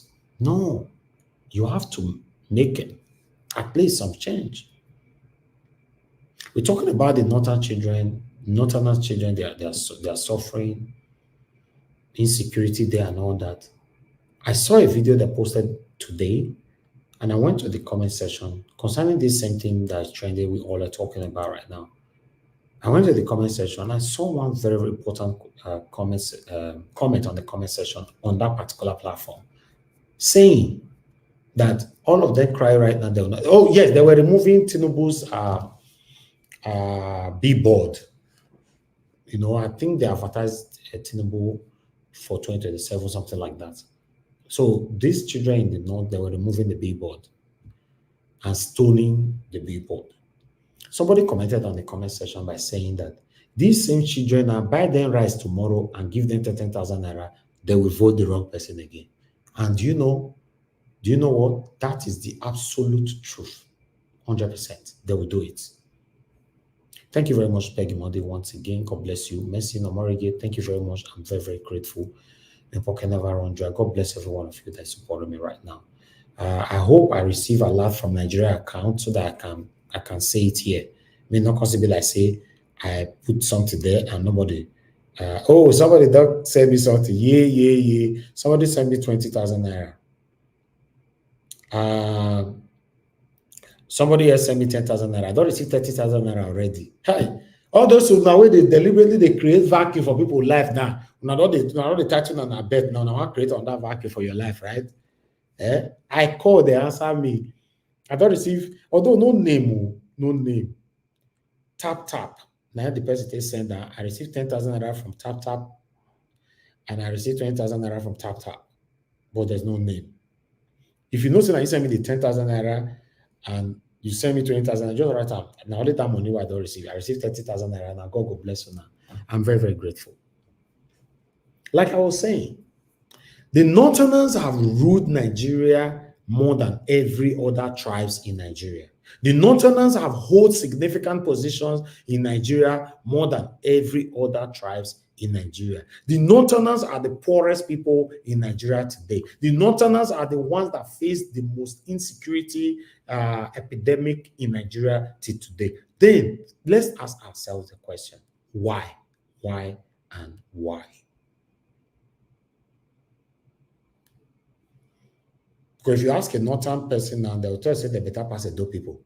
But Edo people not they beg money for street. You don't ever hear them. You never see Edo person, they do what they call them shoemaker for road. You never see Edo person. Although Edo people, you know, say we get pride, and many other tribes as well. But let's talk about, I'm doing some kind of comparison that these guys are always doing. Because some satanic people put us all together. My city, my Benin city was already in existence more than 100 years before Nigeria was created. Then I added my city to Nigeria. Now we are now under Nigeria. And then they now satanically categorize us as minority. Just check that satanic approach. This is one of the things I was quarreling with Pansat when he was calling us minority. I said, no, you can't do that here. You'll be thrown out. Because I know where I'm coming from. I'm not minority. Benin Kingdom was already reigning for more than 100 years before Nigeria was created. How old Nigeria is? Nigeria is only 67 years old. Benin Kingdom is more than 100 years. One satanic person came from nowhere. He carried everybody, packed everybody like sardine. He said, "Una dey one country." But upon all that, Benin person never be president for the history of Nigeria. Una way don't rule. The system is still fighting you. Then what do we do now?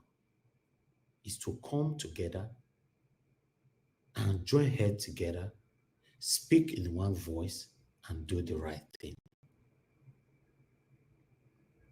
If not, we're not going anywhere. Superiority have consumed many of us.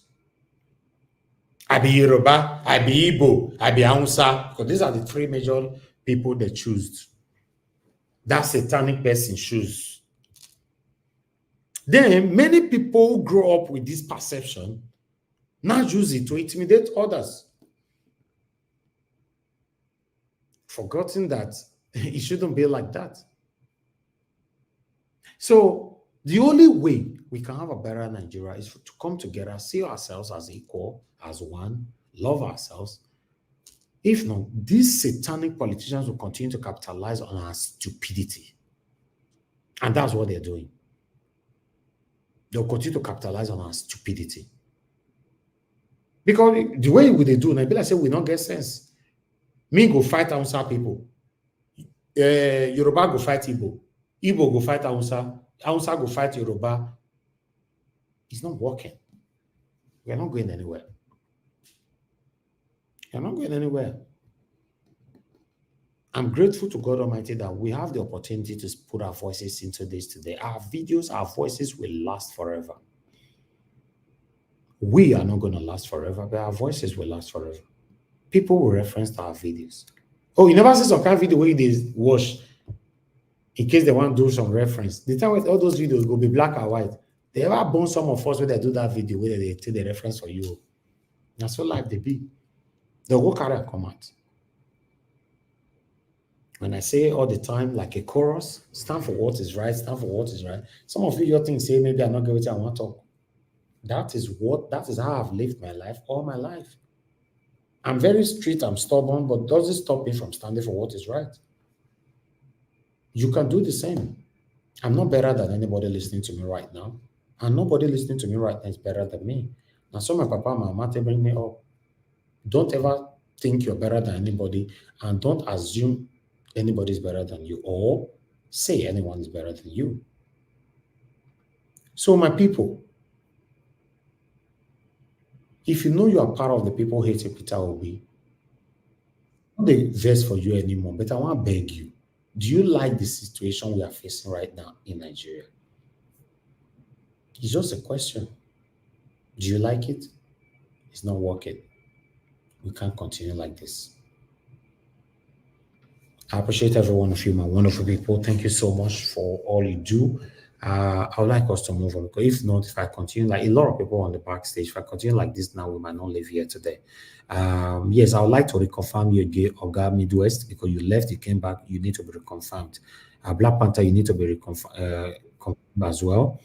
Okay, thank you, Midwest people, sir. I don't see you. Thank you. Abdul Malik, I don't see you as well. The only Black Panther I never see, so you go there backstage for the next 78 years until you confirm yourself. Anyway, I appreciate you all, my people. Thank you very much for all you do. And God will bless you now. I'd like us to move on. Black Panther, my brother, I don't see you already. Thank you, thank you. All right. Like I said, I don't have any article for you guys today. Let me take some calls for those of you that want to contribute to this. I have the first caller already with us here. Love of God is my strength. Thank you, man. Thank you, man. Good evening. Thank you, man. I better talk to us. I know. 3 minutes. Today, all of my friends say, Good evening, my brother. Thank you. And they just get for there. That's how I get good boys there. I was sick like Mama Esho. Hey, you know, I get treat all of you. Happy Sunday to all of you. From the panel to the comment section, hey, so my great beautiful mama that I'm so happy. This woman so happy today. I beg my beloved twins. I want to talk one program, but I'm on your vibe for speech, you know how good. Make I talk about you, make everybody there. When she begin die yesterday, when she cry yesterday, I begin die today. I always say talk. It's not how you talk. Leadership is from within, it's gifted. I want you to use somebody else as an example. Look at George Bush of Liberia. He was a footballer.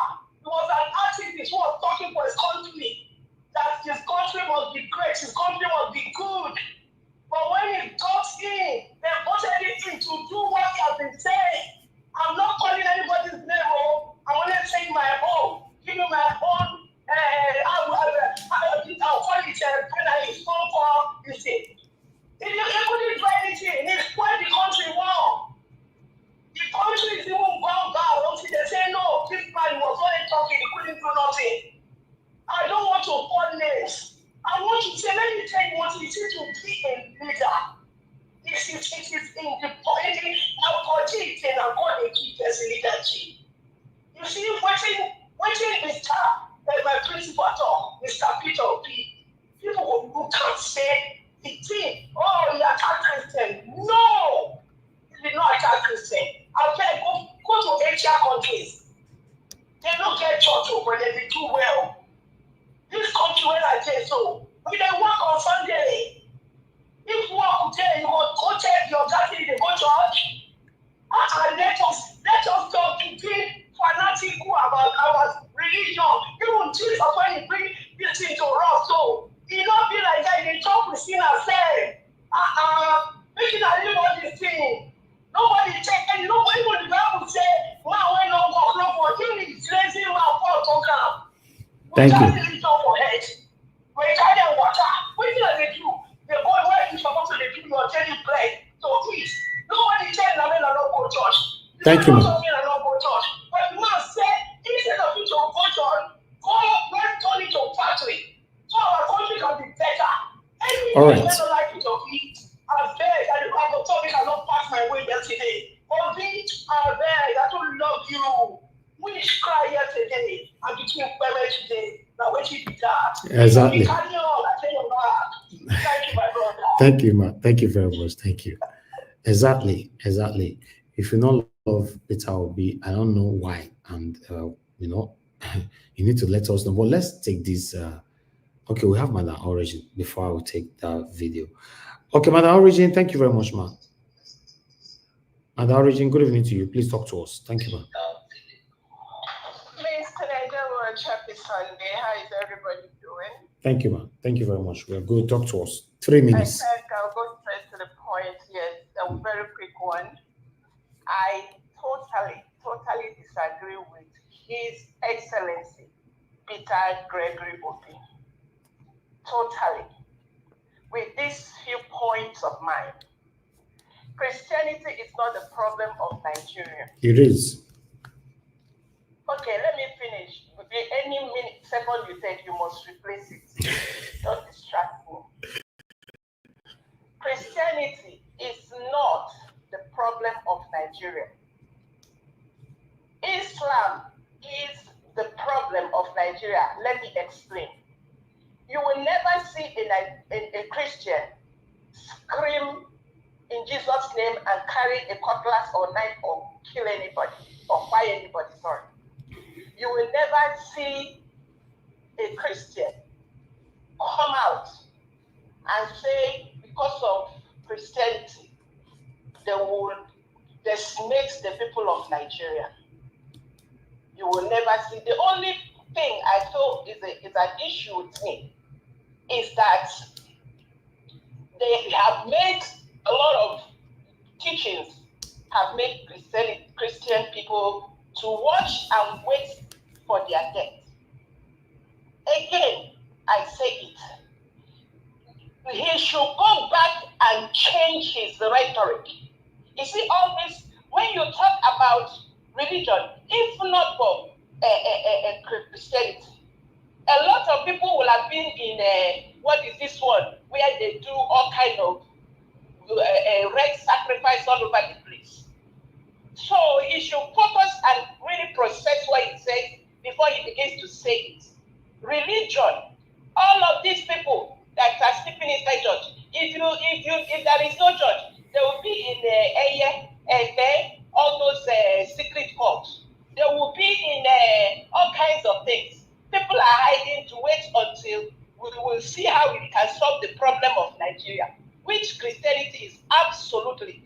Whether a Christian is religious or really practicing true this thing, is not the problem of Nigeria. I rest it there. Thank you. Let me close because Thank you, I have a lot of things to say, but I'd rather keep it there. I'm just angry. Okay. Thank you, ma. Thank you. Good to meet you. Okay. Christianity is not a problem of Nigeria. You disagree with Peter Obi because you believe Islam is the problem of Nigeria. Yes, I agree with you. Islam is a problem of Nigeria. Christianity is also a problem of Nigeria. And your own definition for saying that Christianity is not a problem of Nigeria by calling Islam the problem of Nigeria because of the weapon they are carrying. Okay, let me respond to you because I wanted you to finish your submission before I respond to that, man. Satanic religious leaders extorting money from their worshippers, or rather their followers, right? Calling them to do the wrong thing all the time. I believe that is more than a weapon. They have manipulated their brains. These guys don't even have respect anymore. Most of the women don't even respect their husbands anymore. Most of them carry their income using it to bless these satanic pastors.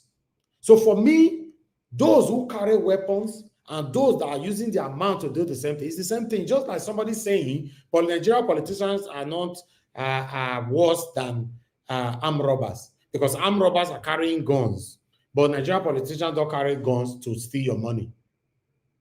Because they use pen and other trickish way to collect our money.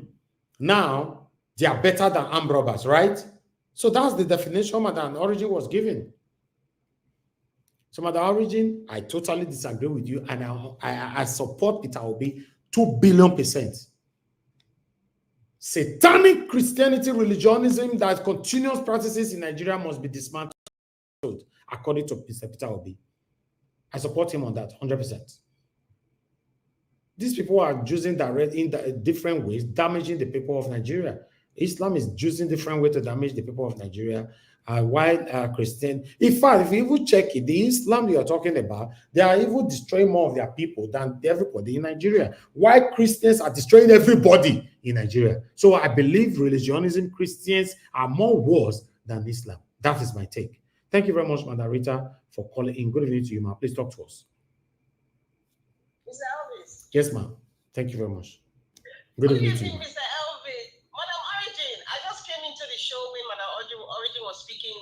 Our cheerleader, Mama, I agree with you. 2 billion%. Me too. because this is the issue. Serving God or religion is a personal thing. But today, Madam Origin, I'm sure you can agree with me.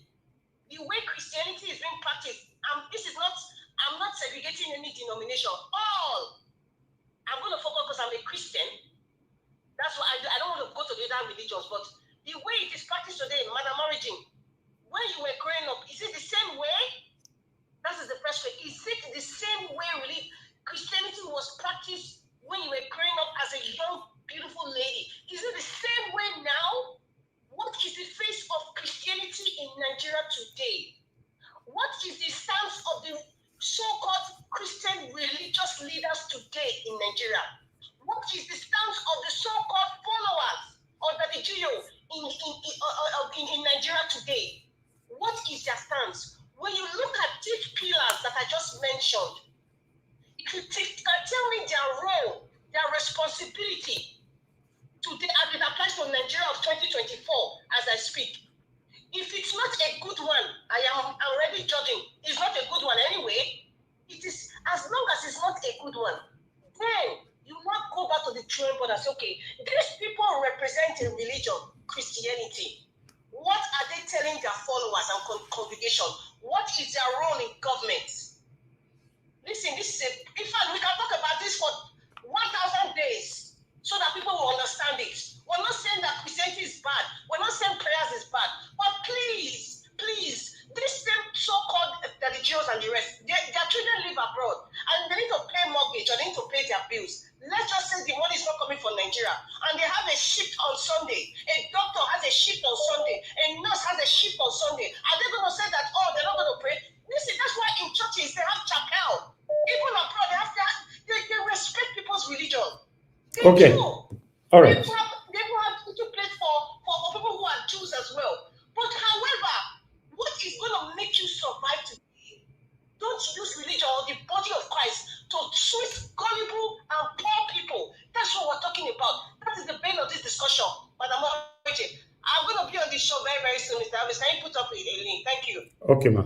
Thank you, ma. All right, Madam Origin is calling back. Madam Origin, you only have just 30 seconds. Madam Origin, hello. Madam Origin, 30 seconds. 30 seconds, please. Yeah, but 30 seconds. Just go straight to the. We have lots of people. 30 seconds. Go ahead. Okay. You see, I still disagree with Mr. Peter Gregory Obi. He needs to balance it out. If he does not balance it out, until he begins to address the issue that Islam has caused Nigeria, he has no right to call out on Christians. But the problem the Christians have caused is more than what Islam have caused. Not religion. Religion, anybody playing religiosity, it is on their own. And not to use, and every day we talk here, we talk about Christians. Okay. But the problem that is removing Nigeria is religiosity, which includes the Babalawos, Mamalawos, the Islam. They should put everything together and nobody should single out Christianity. That's what I'm saying. Okay, thank you, ma. Thank you very much. All right. But Mr. Elvis, I just want to put it on record. I aligned fully with Madam Origin and even expatiate further going forward. Thank you. I'm waiting for you to give submission on that later. Thank you very much, my wonderful people. I appreciate you all. I'd like us to quickly listen to this particular video here. It's a short video. Manage crisis and how to manage situation. So every woman should know.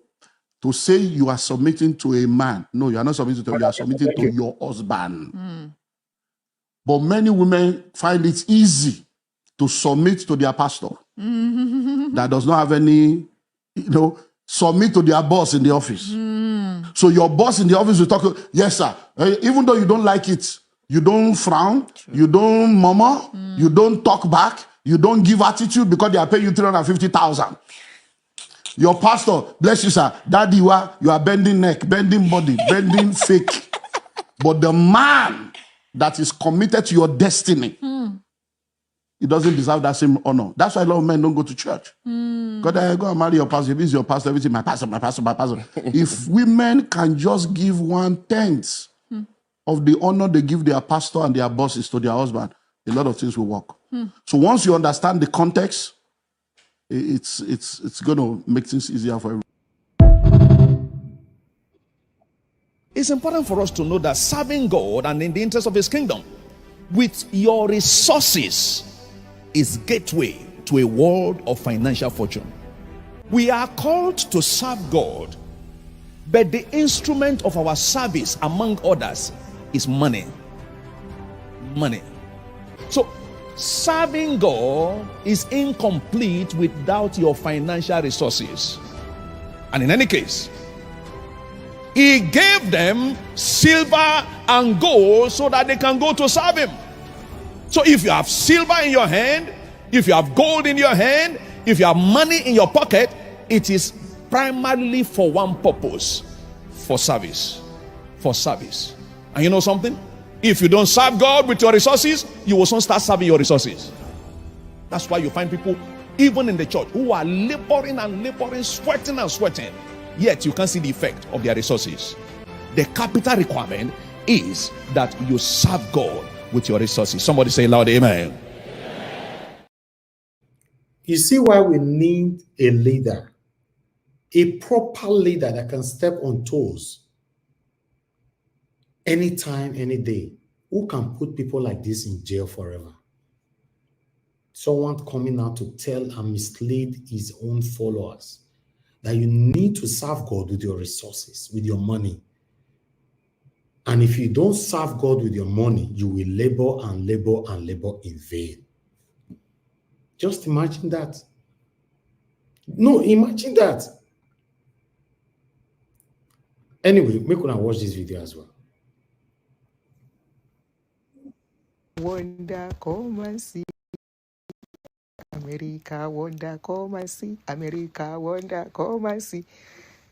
America, wonder, come and see. Papa J. Lule, come and see. Papa J. Lule. Come and see as Papa J. Lule in America. Anyway, how are you guys? In case you're just getting to save this video, I'm just your favorite. I remain your favorite, Auntie Aduni. Where they set people brain.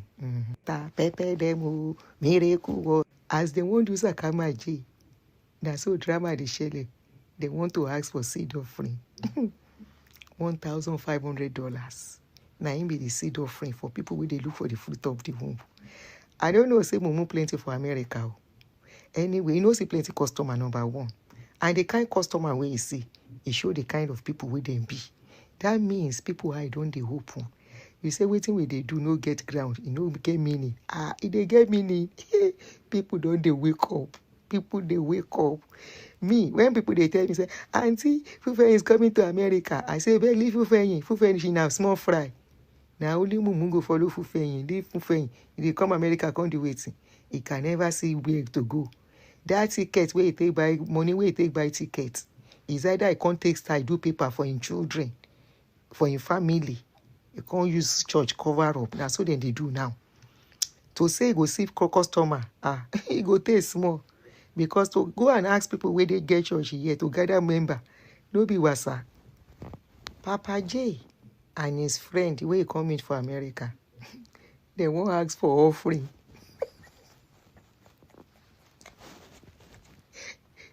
Shame no great if it ask for offering publicly.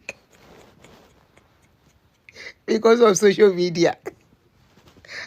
As they won't ask for offering, see the drama we play out. Or you watch the video. Only what I'm going to tell you, don't fight, don't quarrel with your husband anymore. Love him. Okay. God bless you. Okay. Come back with your testimony, sir. My father said, by next year, a time like this one, we can hear the cry of a child. I said we can hear the cry of a child. Now watch. Listen. I want somebody. Stand up everyone now. This is not Papa J. That's what the God of Papa J is telling me. If you are not spiritual, you'll not understand. I want somebody who have been battling financially, spiritually, physically wise. Your barrenness may be delay of your documents. Your barrenness may be stagnation in the ministry. I want somebody who can sow a seed of sacrifice of 1,500.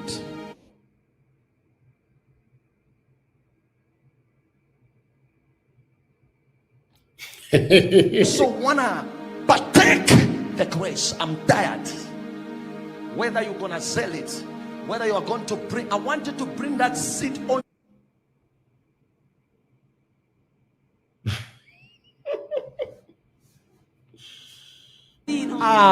Come here, stand this side. Stand here. Let me tell you, stop. Let me tell you. The moment when the number that have been given by angel, the people that I saw, the moment when the numbers reaches, I'll hand everything. Because I don't want each one of you to receive this type of prosperity anointing. All right, I'll take that video out and just quickly put one or two things to it. A pastor have to travel all the way from Nigeria to America to go preach for his gullible supporters or lovers. I don't know. Now, asking them to sow a seed of $1,500 if you are barren so that your barrenness can live. Now extend the barrenness to other areas. Normally, initially, the barrenness was for those people looking for the fruit of the womb.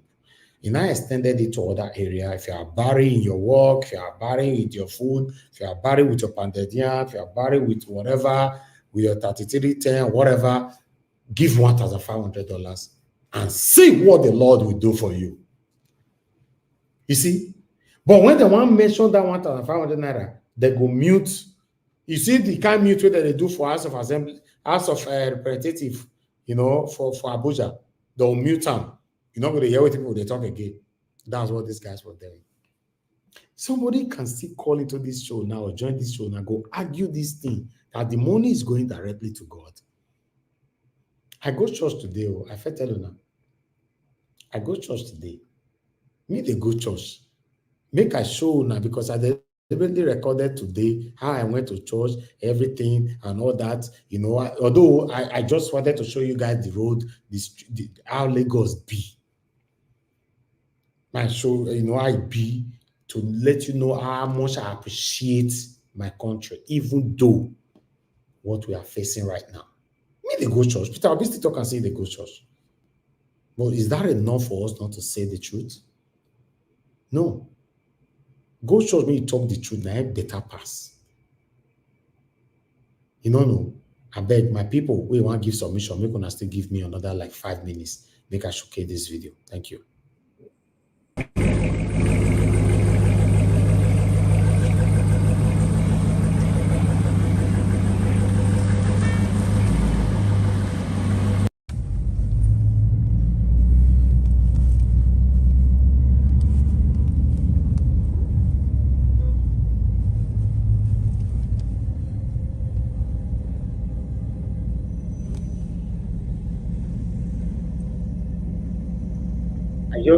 What I was doing was I was not actually talking, but although I talk for some area, that's what we can see. You know, for some of you we never come Nigeria for the past 1978 now. For the past 78 years. We can see and see what's really, really wrong with our country now. The economy is bad. We want to make the economy. If the economy is good, Nigeria is far, far better than yet.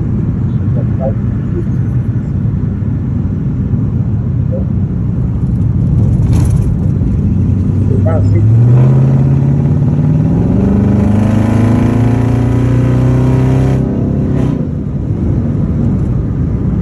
At first, I did go for your church. Church. Even when I did inside church, I was sure that.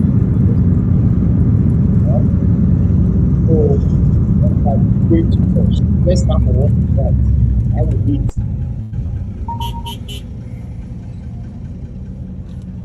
So now our lovely Lagos.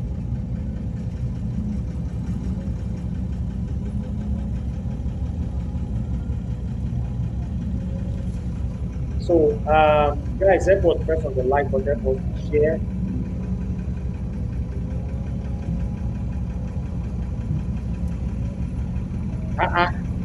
So you don't know Pastor Ole Fofo where they fight very dark man that day. Then you just say na Congolese. That one was just only speaking. When I go there now. All right, guys, I'm on my way to church. Like I said before, I don't want to look like I'm not saying anything, but still, I just wanted to show you guys around Lagos, here in Lekki. You know, that's all. Home is home. I love my country. Sorry if you don't like say they talk that one, not two verse. I love my country. I love Nigeria. Nigeria remain the best ever. In fact, Nigeria is the best country in the world. You know, it's just that we're very unlucky to have satanic leaders. That's all. Our country remains the best country in the world.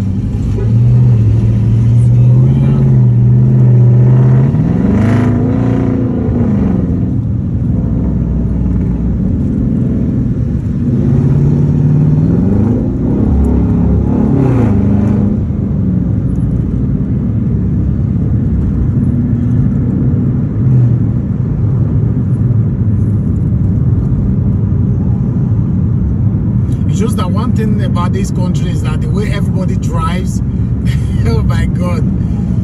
You go complain tire. You go complain tire. Why is this one driving like this? Why is this one driving like this? I don't complain tire. Oh my God. You just have to be careful, man. You know. They change lanes anyhow. You know. It's crazy.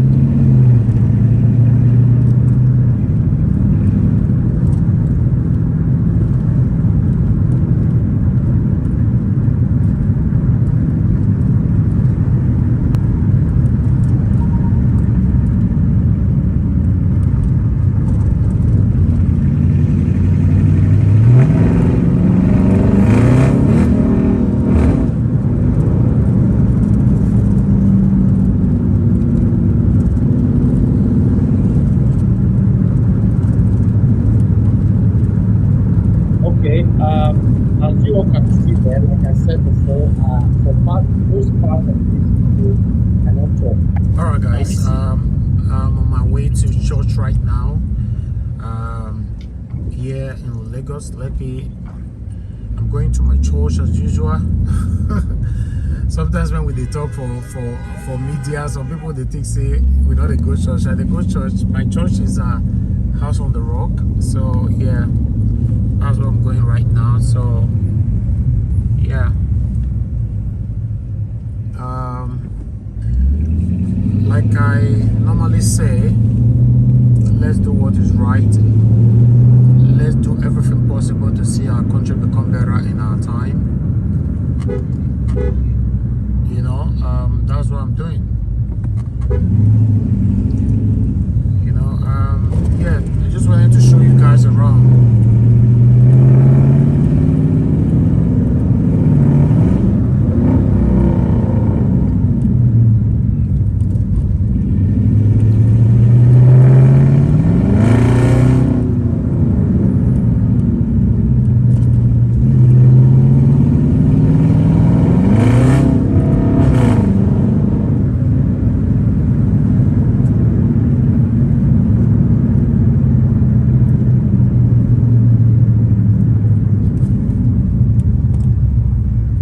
And I will drive this thing now.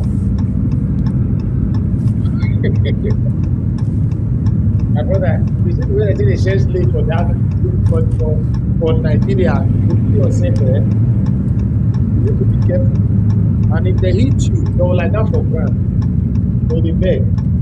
So what are you going to do about it? You want to arrest? How many people you want to arrest? If you even get the mind safe. So that's why you need to be careful.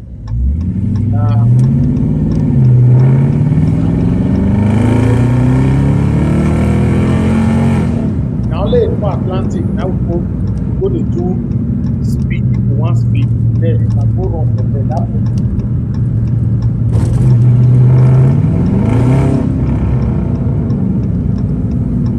Did you watch the accident that happened in Eco Atlantic? Yes, now I watch them now, yes.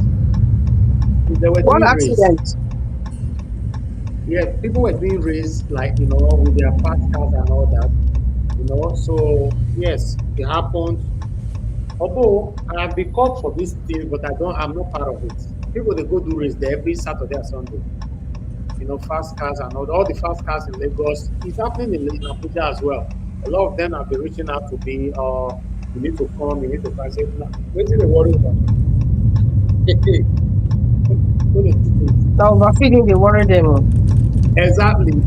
I don't carry When my there's bag. no fuel, which fuel you say they use turbo car to be practicing? Because anyway, Nigeria is a society where the people who can afford even if it be The car that was $500 a liter. the car chop off the mouth of the other one. Yeah, exactly, yes. You know, I He don't know just why chop the mouth come out. shove the mouth way down. Why that one park for road? That's another thing. Car is speed before you can't shoot your head come out. No, in they try to reverse back, me park where. No, say don't go too much. They talk so bad. The sense not your people like that.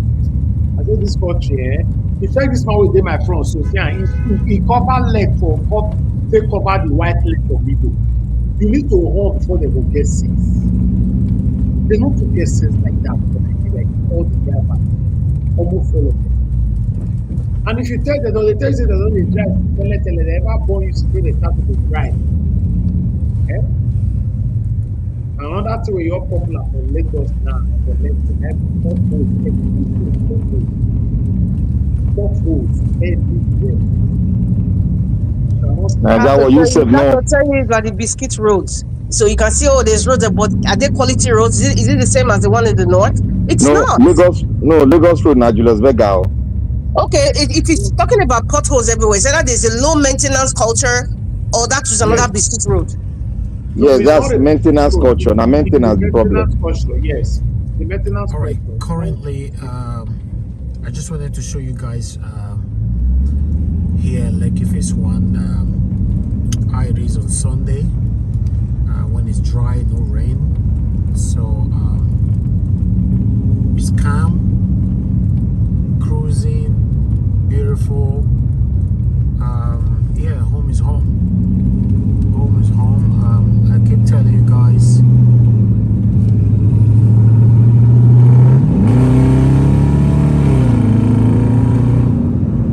I just watch. Whenever I'm out to do your front, raise that thing up, then go run, come up for road.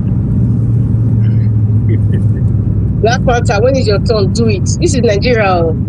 I keep telling you. I did do well now. Nothing like home. Regardless of the complaint that we all are complaining, we just want Nigeria to be better. But I still prefer Nigeria than the United Kingdom. Unfortunately, that is the fact. It's just you have that feeling of being at home. I told you guys I go to House on the Rock. Black Panther is Julius Berger, a good company. To my house here, so I beg, I did talk for you. I'm going home, so I thought I should do this video for you guys to see. There's nothing like home.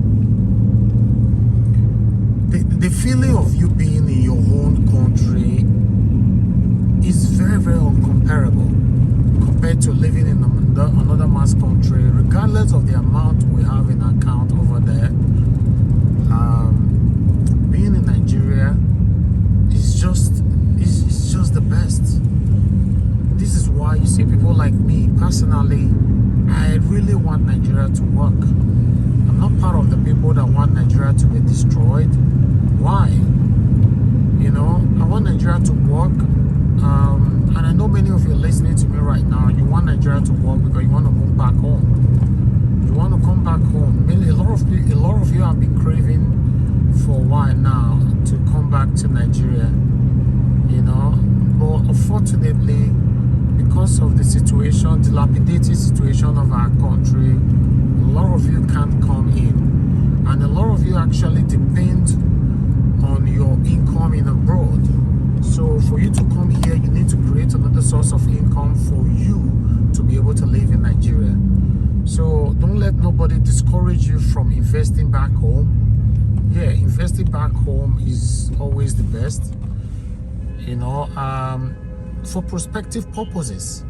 In case you want to retire tomorrow, yeah, you can come back here. You don't really need to, you know, you don't really need to think of how you're going to be sustaining yourself. Yeah, it will be difficult for someone like me to believe or accept any argument that abroad is better than Nigeria. No, yes, in some ways, yeah, but in terms of where you are from, where are you from? Ask yourself. I know a lot of you might not agree with me, but this is it. I prefer my country anytime and day. So I'm going to stop this video now. I'm going to continue shortly. So I'll join you guys shortly, okay?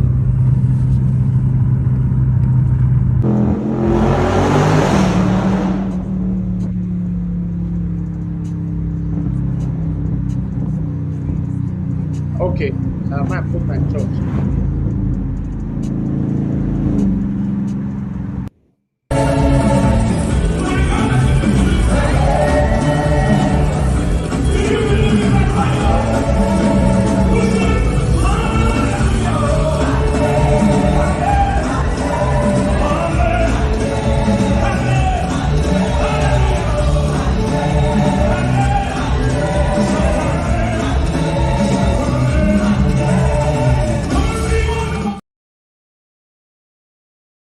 All right, that is it right there. I thought I should take you guys, you know, make us see the way we the roll. I they go church. I don't know. Some of them not the teach I be satanic person now because how they talk about satanic pastor. I they go church. I told you guys before I was the head of Usher in Christ Embassy for more than 5 years. I was assistant head of cell meeting in Christ Embassy. I actually moved out of Bristol to go study in Cambridge.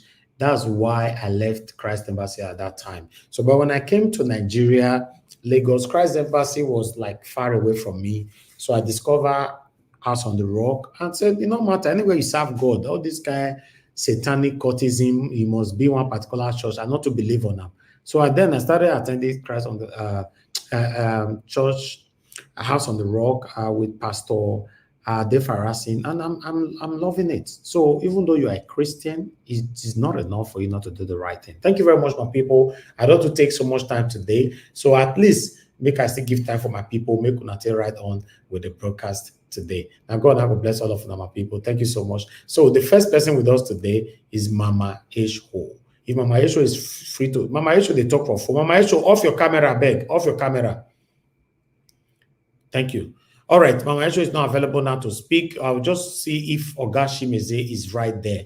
If he's free, if not, I'll move on to Mr. Jonathan. Yes, Niger Watch, I'm here.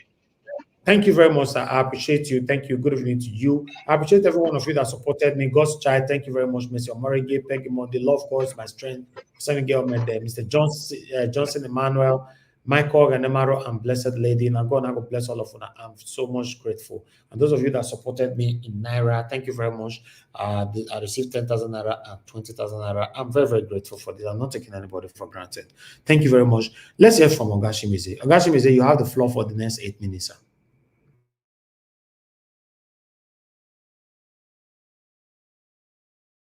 Ogashimize, you are nowhere to be found. Okay, oh, sorry, I mute myself. Sorry, I'm just talking. I don't know. My hand touched my mic. Yeah, I say okay. Thank you, Niger Watch. I see you. You went to you cruise to the church. It's good. You know, it's good to go to church. I thank all the panelists. I greet everyone. Mama in diaspora, I thank you for all you do. The commentators, the callers. The viewers, I thank you. Like the brokers, share and comment. Yeah, it is what it is to Nigeria. Let me start. Okay. To go to church, let me start from there. Nobody say you won't go to church. To go to church is good. It's a nice thing. But how do we go to church? Do we go carried away by the church, or by what the pastors and the prophets are saying? So for me, when you're going to church, you have to use your brain. Like Papa J, that's Papa J, the last video before the video you show, maybe for 5 minutes or less than 5 minutes. So now, you know why he went over there to do that? Because the water and the whatever is no more selling. So you need, it's no more selling. You need more money to, to do whatever what he's doing. So Nigeria, we have a very big problem. You see, Madam,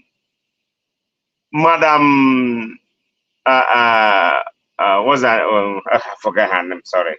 I disagree for what she said. So Madam Origin, yeah. I disagree. That is the way I wanna. You see, you can't tell me. Here we are, like Madam Rita said. Here we are.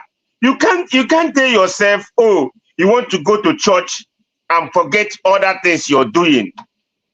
You remember that you're paying your bill. You gotta pay your bill at the end of the month. If you're going to church every day by day, every blessed day, you are inside church, you leave your work to do. Tell me who will gonna pay your bill? Who is gonna pay that bill? God will throw money from manna, or throw manna from heaven, so that you turn to money, or you go and pick money on the road. Back days, we thought people in abroad picks money. Until I came to America, I know that no money is anywhere to pick on the road. You have to work. So people going from Monday to Saturday, you are inside the church Monday to Sunday. Nobody say you don't go. You won't go to church. Go to church and pray and go and do your business. This is the problem of our people back in Nigeria. Let me know, God, if this matter of church, if we keep saying it, it's going to take a lot of time. But I will come back on this church again, because I want to bring this northern people back on my thoughts. See, that lady said, the young lady, and what is going on now about the teenagers that they arrested because they were protesting and labeled them they are committed treasonable felony. So now I'm ashamed of the northern politicians, all of them.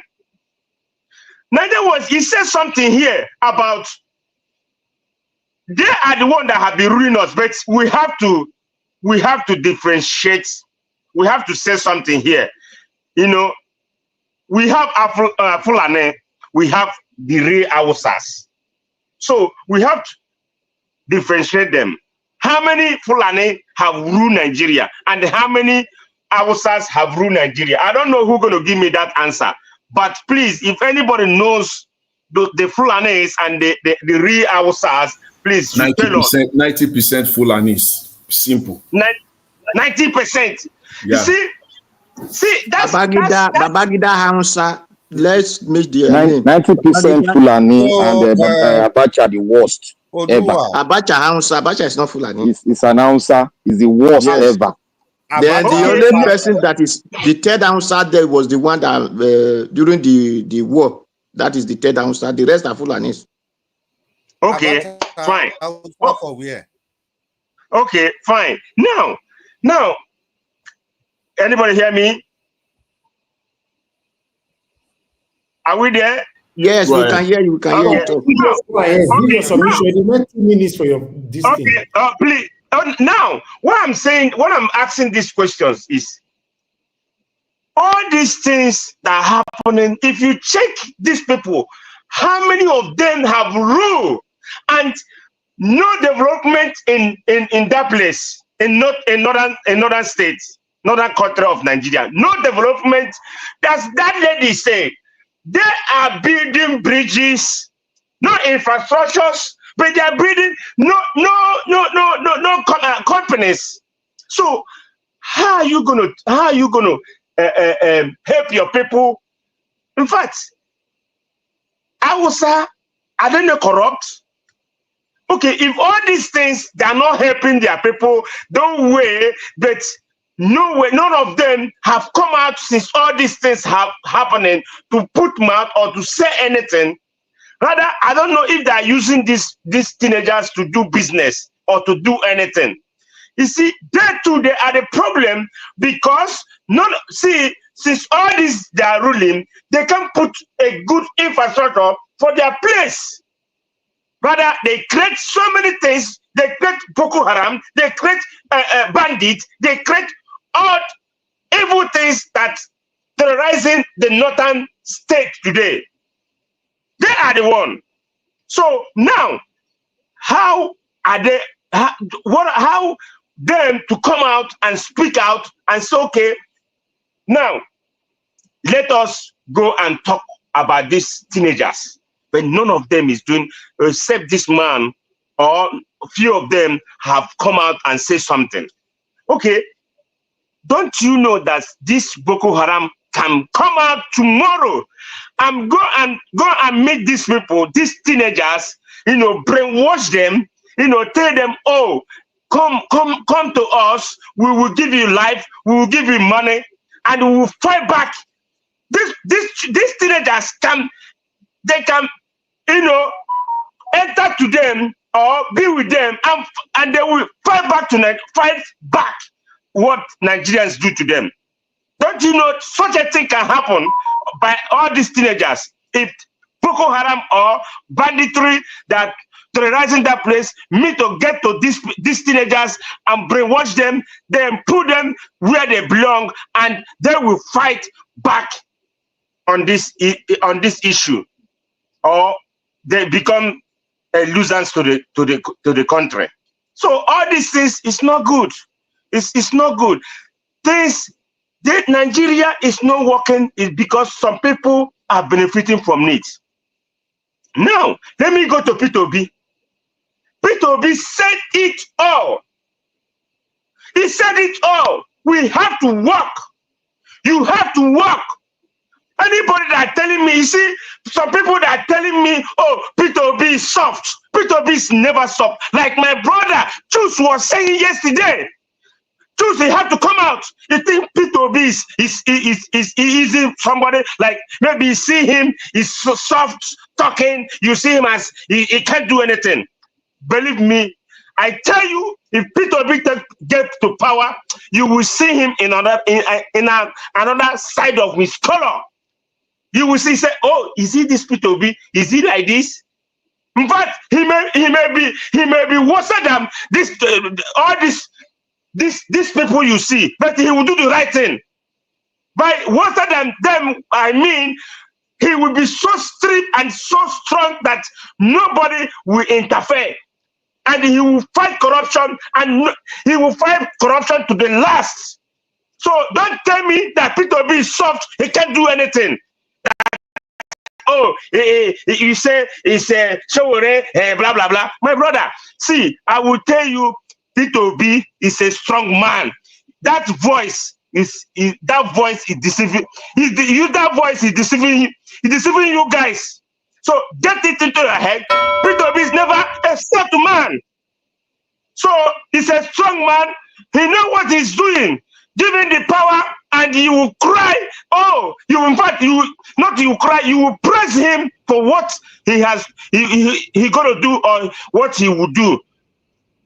I'm telling you. So let me tell you, Nigerians have to pray and get these things right. Okay. so that Nigeria will work for everybody. Thank you, Niger Watch. Thank you so much. Actually, I support you on that because although before I was a bit skeptical about that, but this last video that we are going to take the full one tomorrow about Peter Obi have given me reason to, although I was suspecting Peter Obi from day one though, that Peter Obi is using this voice to deceive people. You understand that? Just allow him to be there first. We'll see different Peter Obi. So for me, I support your submission, sir. Thank you very much. All right. Thank you very much, my wonderful people. I appreciate every one of you. Now, God bless you now. I would like us to move on right now. We have Everton. Shooks Everton, please turn on your camera so that I can remove myself and put you in my spot. I'm happy that my brother is already here with us, Oga Chris. Oga Chris, good evening to you. Okay, I can see you already, Oga Shooks. Thank you very much, sir. I'll bring you in shortly. Thank you, my brother, Oga Chris. Good evening to you, sir. It's good to have you with us today, Sunday. I guess you follow up everything that we've projected so far. Good evening, sir. Domo, sir. Unfortunately, no, but from the discussion, I already have a great idea what is going on. Domo, sir. Happy Sunday. Okay. So you don't see my cruise for Lagos? No, I can watch that one again. Kai, you miss so now your cruise. Now you did talk. Don't worry, I go post that. I bet go and hide yourself, my friend. Like that was now we don't go and hide yourself in one corner. In fact, Madarita, if you do your turn, help me deal with that part for me, I beg. Thank you. Me and Madarita, we dey chop black soup together now. You don't deal with me now. She don't use me play. She go help me deal with you. Don't worry. Thank you, Oga Chris. God bless you. I appreciate you. I'm here. I'm on the backstage, but I want Oga Shooks to come in. Thank you very much, sir. God bless you. The next person that's supposed to speak now is Mr. Jonathan. Then go with Black Panther, Midwest people, Abdul Malik, Madarita, the way you just did the table like this. So thank you, sir. Okay. Mr. Jonathan, get the floor. Oga Chris. Thank you, sir. Domo, sir. Ladies and gentlemen, boys and girls, it's good to be with all of you again. It's the Sunday edition, the last day of the week of Nigeria Watch broadcast channel on YouTube. This Nigeria Watch Media, you know how we do it. We are just here to help deepen the discussions around politics, family life, everything happening in Nigeria. The purpose is to give an unbiased view from different perspectives, different media. It's good to have all of you on the show. Today, we're going to continue on the cruise, and I know so many things have gone on since, but we'll just continue from here and take it up from here. Once again, let's quickly say, yesterday was a bit stormy, left, right, and center, but at the end of the day, we were able to find a common ground to work on, and that's how it should be. That is why it's Nigeria Watch broadcast station. We all have our perspective. Voices are not gagged here. And you are welcome to the show. The people in the comment section, good evening. It's good to be with all of you and everybody on the panel. It's quite house, so we're going to talk less and we just get the business going on. Mr. Jonathan, it's good to have you on the show. Happy Sunday, and please do talk to us. Thank you. Thank you very much. I greet you, Mr. Elvis. I greet you once again, and then all the happy Sunday to you. God bless you, and all fellow panelists. I welcome every one of you. Thank you very much. And the comment section, I greet everyone. Mommy Diaspora, I greet you. God bless you abundantly. All the callers, and all those that are listening or watching. Welcome. Let me quickly, I don't want to spend too much time on Peter Obi. I want to spend my time on the videos that were presented today. Much more on them other than Peter Obi. I just want to say this. Yes, Nigeria, we need more night shifts than night vigil. And what that simply means is industrialization. Before you get night shifts across the nation, you must have industries. And it is industries that translate to night shifts. So that is just that. So it's more about production. It's more about industrialization. And then we can talk of night shift. People will have to work for those industries to function. And to balance it out, when Mr. Peter Obi will come out and say, you know, the most lucrative business or businesses or vocation in Nigeria now are politics and churches. I think I would have preferred if he just tried to be much more, you know, specific and use the word religion. It is not just churches. It is mosque and churches. That's the problem. Just few days here, just because, please don't let us stay in a box or in a comfort zone. Go all the way out. Read news of what is happening in Nigeria. A few days ago, one sheikh still met with Tinubu. Yes, and Shetima. And there is the politics now, and is being paid. What is it to go to start, you know, going all over the mosques in northern Nigeria, telling the people that it is Tinubu policies are not working because it's an attempt by some people to see him fail. That is the message they are selling in mosque now across the north. Mr. Jonathan, I beg, yes. I must pause you there, because you just finished saying that we should say the way it is. These some people, can you mention the people those Sheikh talked about? Because I already mentioned it yesterday. They went about saying it is the Igbos that are sabotaging the policies of Tinubu. What are we saying here now is that it is not just the churches. They may be playing different roles. The church may be playing it. The church may be damaging Nigeria. Just put it simply, destroying Nigeria in a different way. The mosques also are destroying and damaging Nigeria in their own way too, in another different way. So it is not just churches. We have it. It's all over the place. It will have been good if we can balance it out as we see the video of churches and pastors telling vulnerable people, ignoramus, I will tell them, because this is not news, been happening over and over and over and over and over again, telling them that without money, without putting your money into churches, you cannot grow, you cannot prosper, and you continue to fall for them. The same way, it would have been good if we balance it and we show those sheikh or sheikhs in northern Nigeria telling them they are trying to play politics, put our heads against each other. So it is not just the church. That's one thing. The second thing is this. With respect to Mr. Peter Obi, Nigeria cannot move forward without us visiting the past. It cannot move forward. Nigeria is a different species. You have to deal with the issues of the past. You have to probe the past. Because in that interview I listened to, he said we have to move forward. In other words, he's saying, when people are saying that it's not weak, that is the issue that some people are having. Because we are trying to steal romance and pander with the system so that maybe they will give you some leverage to win election.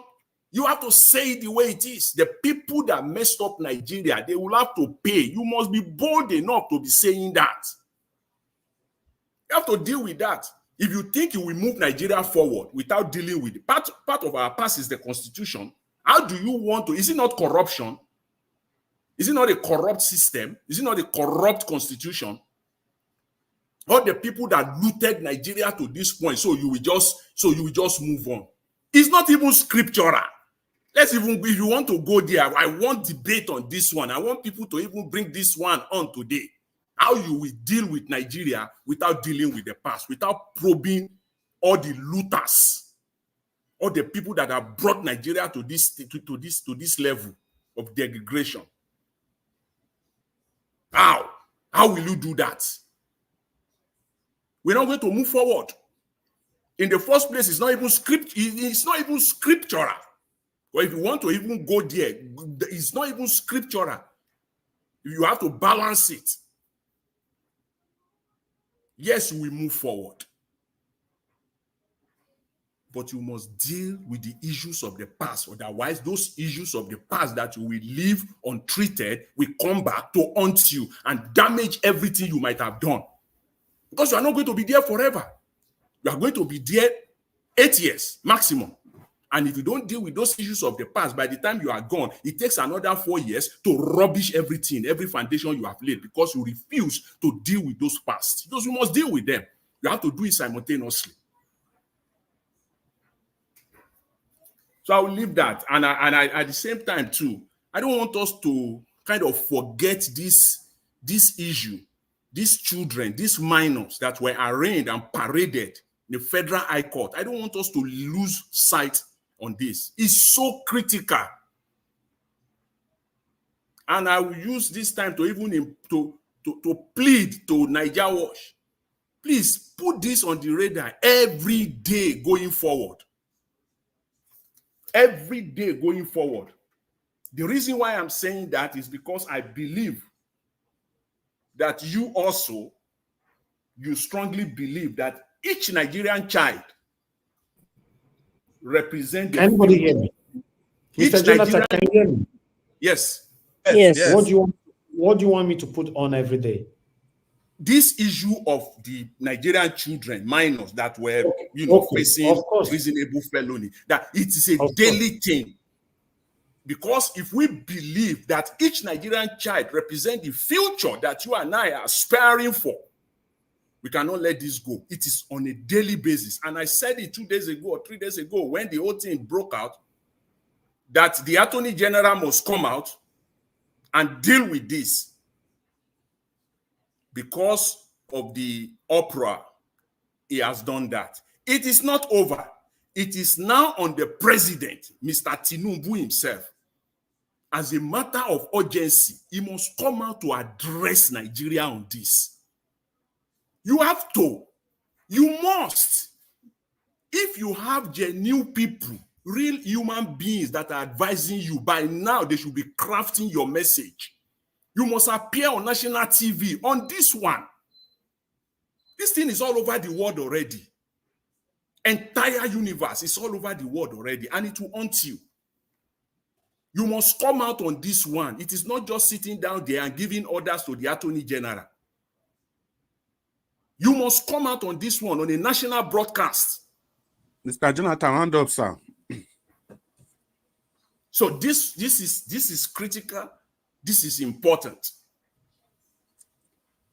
And I will end by saying, again, reiterating the statement by Nelson Mandela, that there can be no keener revelation of a society soul other than how it treats its children.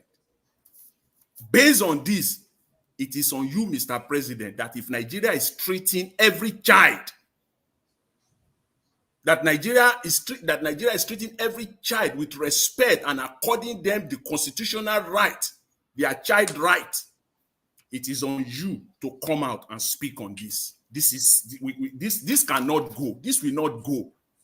And for any media trying to play politics on this, the way Steve Ayorinde of Arise News today, that guy is a mold.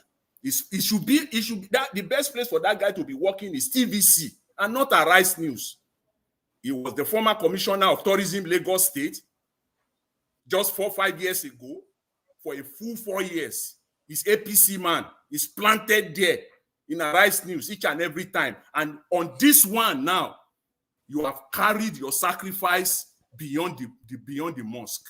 You have carried your sacrifice now beyond where you should. And you should be called out every day. But that's the game you play, Steve Ayorinde. You will come out every day and you will try to muddle up the waters, trying to insert politics into this matter. Children being paraded and arraigned. Thank you, Mr. Jonathan. Thank you. Thank you very much, Mr. Elvis. I will leave it there for now. Thanks. I appreciate it. Yes. Thank you very much for calling in, madam. Good evening to you. Please talk to us. Hello, ma'am. We can hear you. Good evening to you. Please talk to us. Yeah, good evening. So I just want to say something about the comment with Peter Obi about Christianity and making money from. If you compare it to the Islam, they get money from outside other people, politicians, to preach to the people. But with Christianity, they actually take money from the people who they are meant to be helping, which is their members, and they're actually making them to use their resources to fund their luxury lifestyle, which has to stop. So with Peter Obi, I totally agree with that. So anybody that is saying we should actually do it religiously, but the Christianity bit is so bad that people need to understand that Peter Obi is actually saying what he's saying, the reality. So we should not just say because we are Christian and we should start putting other things into perspective. That's just what I want to put. Thank you very much, ma. I appreciate you. Thank you very much. All right. Yes, hold on, sir. Yes, let me respond to this caller. This caller has no clue of what is going on in Nigeria. The northern people too, they pay. Are you kidding me now? Are you looking at the Almajiris only? They pay, they go to the mosques, they pay. In fact, the northern sheikh, they collect money from government. Yeah, but the Christianity, they are more terrible. Yes, if you want to say, maybe if you want to put it on a scale, that maybe the amount of money they are collecting from the ordinary Nigerians is much more on the Christian side than on the Muslim side. But it is affecting every Nigerian. The northern people, they pay. Okay, look at the civil service in Nigeria. Which part of Nigeria has more civil servants? It is the northern people. Each and every one of them, before you say PM on Friday, they are in the mosque. They contribute. Okay. All right. Thank you, Mr. Jonathan. Thank you so much. I would like to quickly respond to you, Oluwafumilayo. You're asking how you can join the broadcast. We normally post out a link on the comment section. That link, you clicked it, you come in here. You pass through some scrutiny before we put it on the show. Or if you know you don't have the time to join the show, then you can as well still call in. Although it's late now, it's already, if you call in the next 1 minute, I'll pick your call. Anything more than that, I can't pick. The number is right there on the screen while we have Madam Tammy talking to us. Madam Tammy, good evening to you, ma'am. Please talk to us. Thank you, ma'am. Yeah, happy Sunday. Happy Sunday, ma'am. Thank you, ma'am. Yes, thank you for taking my call. Sorry, what I want to say is this. My brother Jonathan, what he says about the P2P and to group, not that Nigerians to move forward. P2P will not, it's just like you have not started and you say that you want to kill. Problem will be there, but the P2P cannot use that as a yardstick that when he come or if he's in power, he's going to prove. If he start with proving, and the Nigeria will move forward. Because it's money that they will use to get the auditors that is going to look at the document, the books, and it will be making Nigeria to be stagnant. So what P2P is saying, Nigeria will move forward, it will be working. Meanwhile, he's doing what he will do. He will prove, the people will prove. So that one, I disagree. Thank you, Madam Rita. With him. And what P2P said about the Christian, good. He's also a Christian. Good. It's good. You start from your own house. He's a Christian. He knows. Because this thing is getting worse. There's no empowerment for the youth at all. But they say mansions. I'm a Christian as well. It's not good. What he says is right. Okay. The Muslims, they collect money, like my sister said, I agree with that. They collect money from the Arab country people, and then they use their almajiris to be begging and getting money. Okay, dokie. Empower them. Thank you, ma'am. So that is it. So my brother Jonathan, take it easy with my people. Thank you. Bye-bye. Thank you, man. Thank you, Madam Tammy. God bless you, man. Thank you. Okay, I would like us to move on right now. I appreciate you all. Let me quickly, okay, we have a lower formula right there. Please turn on your camera so that we'll be sure who is behind the name. We'd like to see. Okay, thank you very much, man. Okay, let me just put somebody on the backstage temporarily for now so that we can hear from you. Madam, it's your first time here. Unmute yourself. It's your first time on this panel, right? Yes, sir. Today is my first time, and today is my first time coming across this channel. Oh, Nice wow. to Good meet you evening to all. you, ma'am.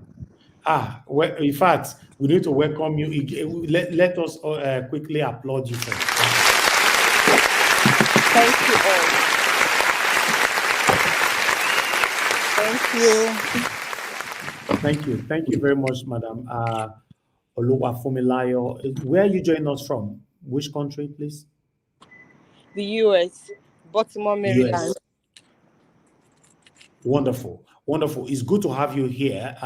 We are here talking about the things that's affecting us in Nigeria every day. 6 p.m. Nigeria time to sometimes we stay here till late, 2 p.m. and 2 a.m. in the morning. You know, as you and I know that Nigeria is not working right now. So these are what we're talking about. If these are the things that interest you, you're in the right place. Please, I'd like you to talk to us right now. Thank you. Okay. Good evening, everybody. I'm so glad to be part of this team, and I pray that the Lord will help us through and the world will hear our voice to know what is going on, because I can say since on Friday that I saw the video that VDM showed, my heart has been so saddened. Though it has been saddened over so many things, because I ask so many questions. How come we keep on bringing demons to come and rule us? How come we keep on bringing demons to come and rule us? I call them demons because they kept on behaving like that. Like when I was coming to the US then, I was like, this country has turned to something else. I never knew that the country would be worse than what we left. My daughter, 13 years old, then that now my daughter don't even pray to go back to Nigeria, but I kept on telling her a better day will come. And I know that the Lord will take control. The system failed us. The religion failed us. The religious leaders, they failed. The politicians, they failed. I do say something. I'm 49 years old. We all enjoy free education. But today, an average Nigeria cannot send their children to school because their salary will not pay for it. Then, while I was in Nigeria, I was working with an insurance company. I have a colleague that has just only one child. Her daughter wanted to go to school, and she's a worker at the Redeemed Church. I'm sorry for mentioning a church. I'm a Redeemed Church member as well. You know? Then she now came for a loan because I was in the finance section then. I now asked her, I said, must your child go to that school? I said, I'm a member, but there's something I kept on asking myself. How come all those people, they enjoy free education, but today schools are being built by churches that bandits, highway robbers, ritual killers, they are the ones sending their children to that school, and we pay our tithes to these churches, and we cannot send our children there. For this reason, I will never send my child to any of these churches' school. Because right there in my office, I had some children that will come from these schools, and sometimes you'll be like seriously, you pay your tithe, you pay your offering, you walk towards church building schools, and a ritualist child will be able to pay for that school fees. An armed robber child will be able to pay for that school fees.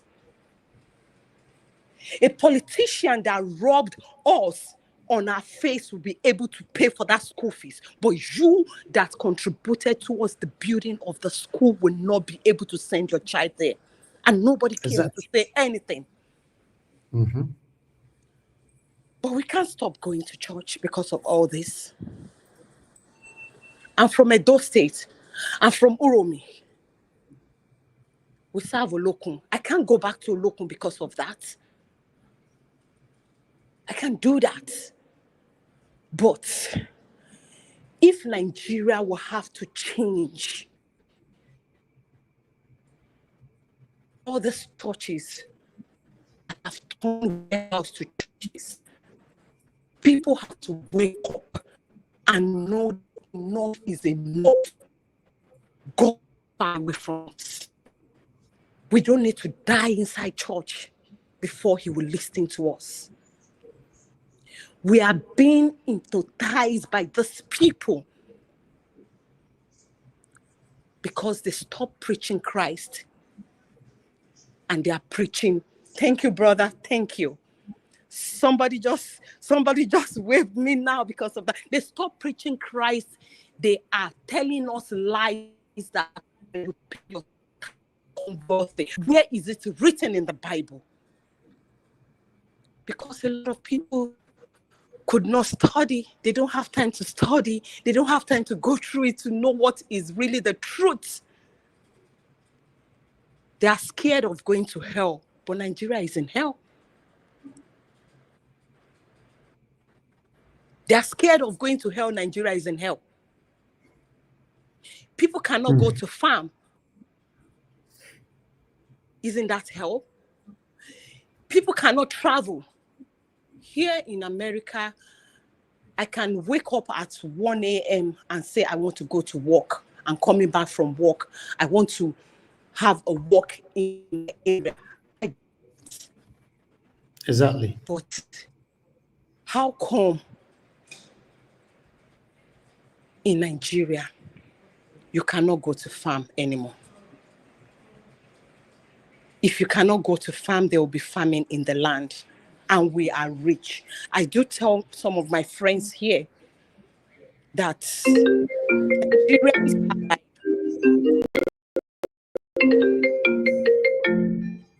I do tell them that like Nigerians are like Dangote's children going to beg food from that woman selling pepper under kettle under bridge.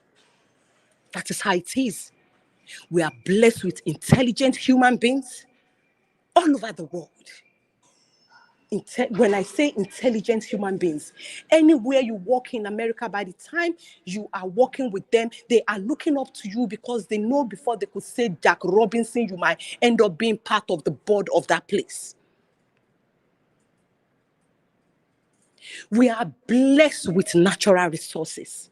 This country where I am, tax is our natural resources. You pay tax on everything, even down to the water that you're going to drink, you pay tax. But in Nigeria, God bless the land. God bless the people. I see us as gods and goddess because that is whom we are. But unfortunately, they scam us with religions.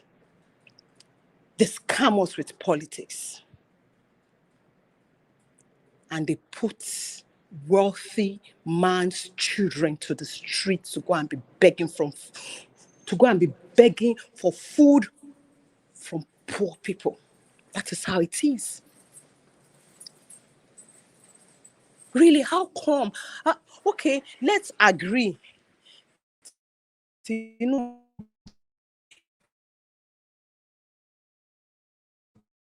In his or her normal senses, a 10-year-old child into your long 14, 15, you said they are flying another country flag. Don't your brain tell you that these children, they don't even know what they are flying? They don't know because they are uneducated. You and I enjoy free education. Now we took it off their table. We gave them the streets. We took took it off from there. We gave them the streets. That is why every church is now, you see some churches coming to the TV to come and celebrate. Now we open our university. Thank God we've opened our universities too. Is it free? Can your church member's child attend that school?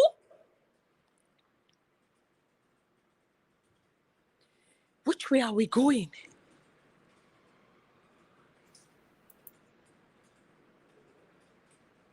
See this country, everybody are enjoying education, free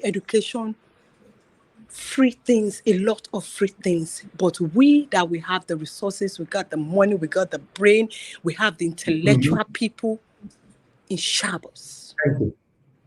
Thank you, everybody. Thank you very much. We really do appreciate your time with us today, to be honest. This wonderful submission you've added to our submissions here on this platform means a lot to us.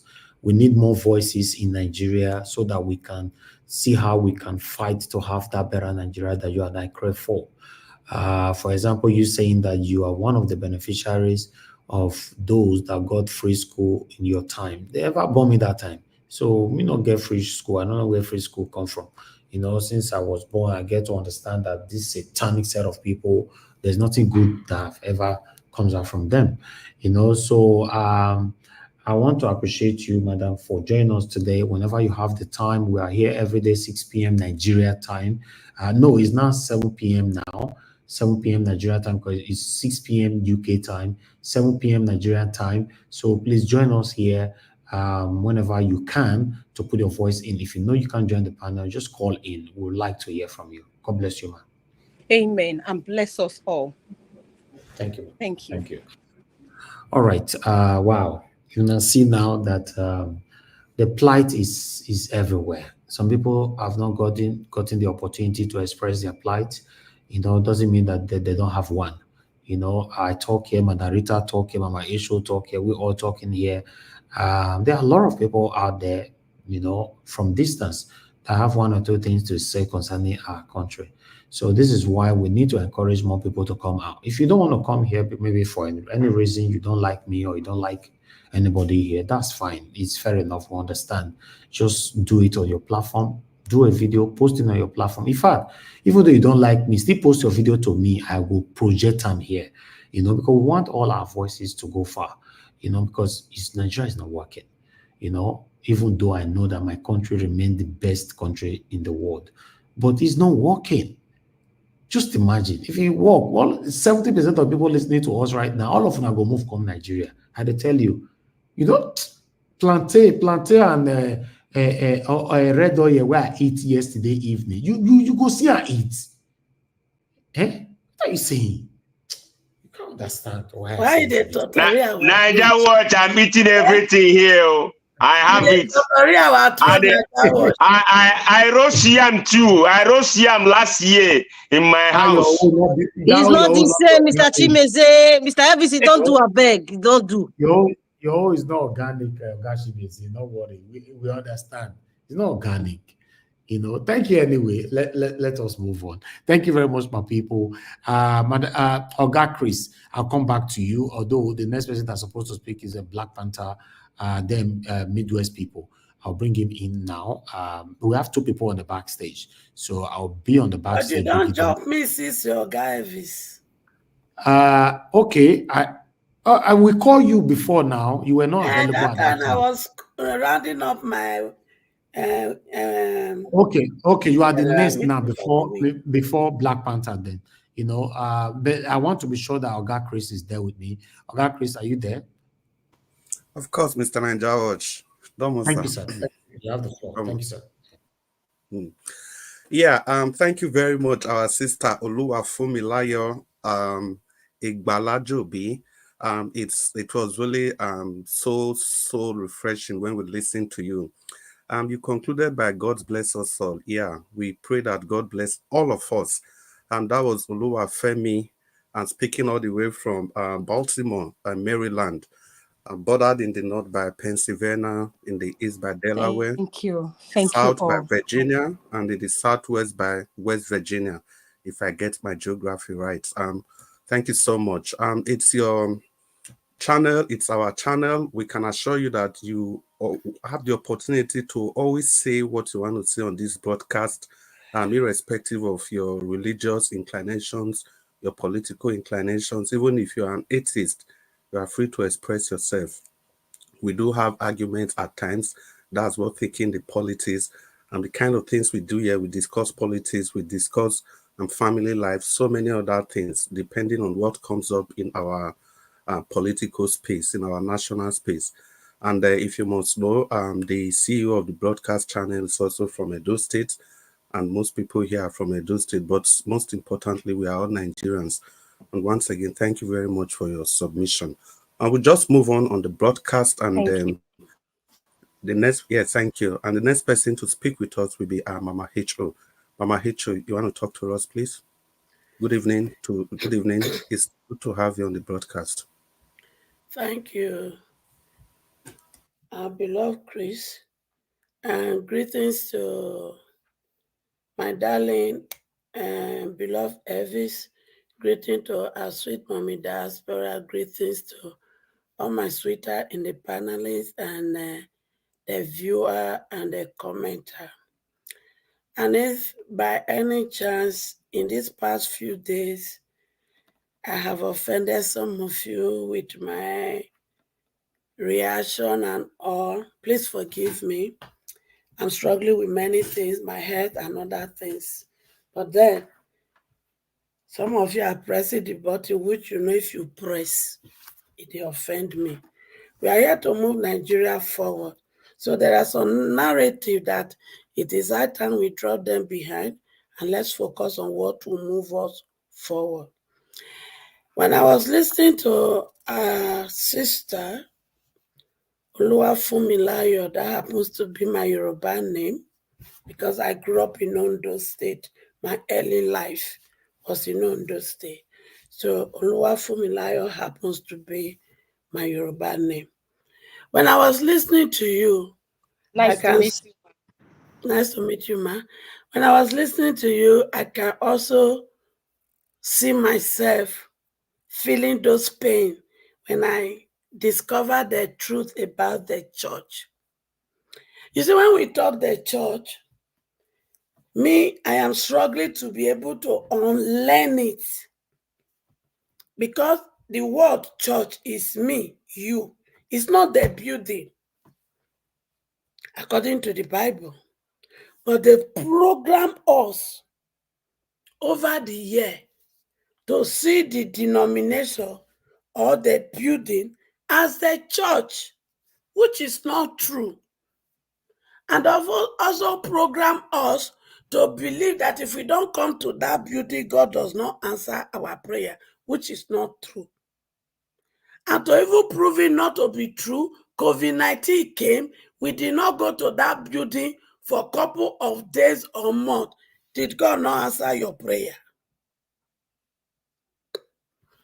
You see, we all have to unlearn. I am still unlearning, because the damage the church, in quote, did to me as a person, I have to unlearn. When I was going through some crisis, trying to discover the purpose why God created me here, and I was so confused with it, because of that, a lot of things were happening. Then my pastor wife would tell me, and because they pay tithe. And I know I have made my covenant with God when I was discovering the truth, that instead of me to go and drop one money in the place called church, I would rather, use that money to help the needy. I would rather use the money to help orphan. I would rather use the money to help widow. That is my covenant with God. Then when you now begin to tell some of your challenges to them, and they want to now pray with you, they will use that challenge to pray, and they will ask God to forgive you and have mercy on you because you are not paying tithe. I now struggle with this for days, for months, for years. But I have to discover myself. And I now find out that the best way to discover myself and my walk with God is for me to be alone with God. And when I took that decision, I discovered why he formed me in my mother's womb, what he brought me to earth on here, why certain things were happening. He was able to explain everything to my hearing. And today, I'm on the course of why he formed me in my mother's womb. Why? Because I spent time alone with God. So if you are out there hearing me, that building you run to, Monday to Sunday, collecting your tithe and offering will not make you to figure out yourself. And that is why you go into the building, you pray, you come back, you are still empty. It has happened to me, so I'm talking from experience. Your God in heaven, he wants to hear you like how your biological father on earth wants to hear you. Do you invite another person to talk to your biological father when you want to ask him anything? That is what I find out, and I did it, and it helped me, and it made me who I am today, and it programmed me on this journey of delivering my children from the wicked of the hands of the oppressors. So come to the church again. Una just they do one thing. They just they use and they do ATM machine. And another fruster about the church, when I was trying to do some registration on some things we want to use to do the things we want to use to help my children, and I find out that the church, they are not, first of all, I want to separate them. The goats, because Jesus, I will separate the goat from the sheep. So my discussion is focused on the Gothic Christian, because the Gothic Christian plus their geo and everything, they are the one that call God. It is only the sheep, because Jesus said, the sheep, they know me, they will hear my voice. And Jesus said, I will separate the goat from the sheep. So my address and my battle is with the goat, because they are the one who has destroyed my children. They are the one who has made them not to use their brain. They will go and pray over things God has given them power to do. Everything they lie to us. Prayer. Have you even checked yourself? Why are you not having results? The reason we don't have results, the reason why you don't have results is because you are praying over something you were supposed to seek for knowledge. You are supposed to seek for information to get. The Bible says, my people perish because of lack of knowledge. And you cannot get knowledge without the right information. When I came to US, I was so stupid and dumb. I decided to join Nigeria churches. And the same thing when we do for Nigeria, now we come here. But when I pull myself out of their cycle, after finding the truth, I went into the midst of where we don't spend up to 3 hours for service. And they know they run on Monday through Friday. And they know they conduct night vigil. And then they know they conduct deliverance. See me now, I look like a person when not sabi God. And I look like a person when they suffer. No. Know God for yourself. Then back home, they now collect. There's a kind of registration they do in with a CAC that will make them not to be paying any tax from those universities, and yet that they run as an NGO in quote. And yet they are collecting millions and millions. That people that labor to build the church cannot send their children to them. So all these goatee daddy geos then, all of you that have university, you are nothing but yahoo plus. Your own yahoo, it passed my children home. Mama H.O., please round up. We are coming for you people. And finally, let this message get to DG. Those children, I don't know their situation, how we are going to finally round it up. Any of them that does not have a family to go to, we will want to take them to our orphanage that we are setting up in Makodi so that they can have good education and a better future. So let this message get to Deji. Thank you, and God bless us.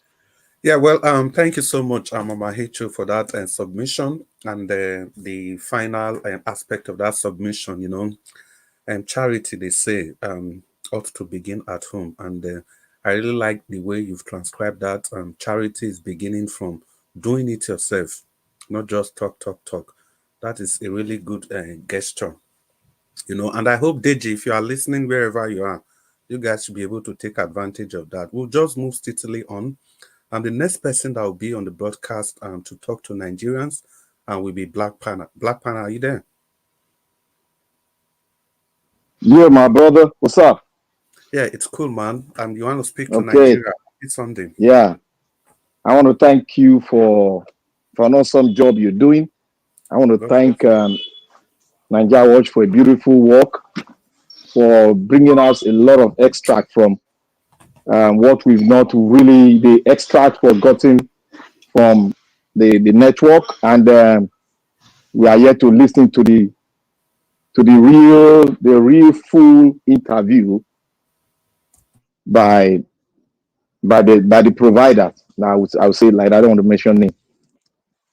I want to thank PO for a great job for speaking out the truth. I want to thank most especially our patrons right here, everybody that comes here every day, dedicating time, dedicating everything for us to, for the Nigerian nation, which I will describe as a political expression.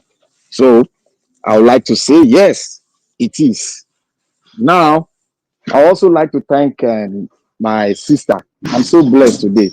My sister spoke, and all my body, goose pimples were coming out of my body. So I want to thank you for expressing it the way it is. Call your sister name now. I think she bears the one Yoruba name is Fumilayo, I guess. Yeah, Olufumilayo. Yeah. Olufumilayo. May God bless you. That to show the Yorubas that we are connected. We are connected and we are brothers and sisters. That is it. I want to say right here that I am elated. I'm overexcited. Let me put it that way. And then I thank you. Yesterday, I want to thank sorry for that. I want to thank my mommy diaspora. May God bless you. You are simply a diamond. And I'll borrow an extract from Madam Rita. I love you plentiful. Madam Rita, no verse. I borrowed though. I borrowed though. I say I want to borrow. Don't borrow. I can loan money from the bank. 2 minutes of your time is gone. In fact, I know. All those praise where this guy be give you to. Now maybe for no blast and later, maybe you all know. I know. Yeah, if Madalita can blast me now, I can blast her because now here they learn every day. Even if we do wrong, we'll still speak and say we did wrong. We'll still apologize. Now so they did now. The world goes round. Definitely blast my daughter. They come for you. Oh.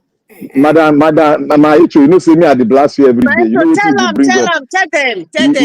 You know, say if you bring us some matter, I know they like the way you bring her up. So now maybe the blast, not be say. Anyhow, I go come for you. Today, me, I'm happy because almost everybody has spoken what exactly that was in my mind. But I want to put this thing into our mind now that Nigeria is indeed, it was spoken by Awolowo, a geographical expression.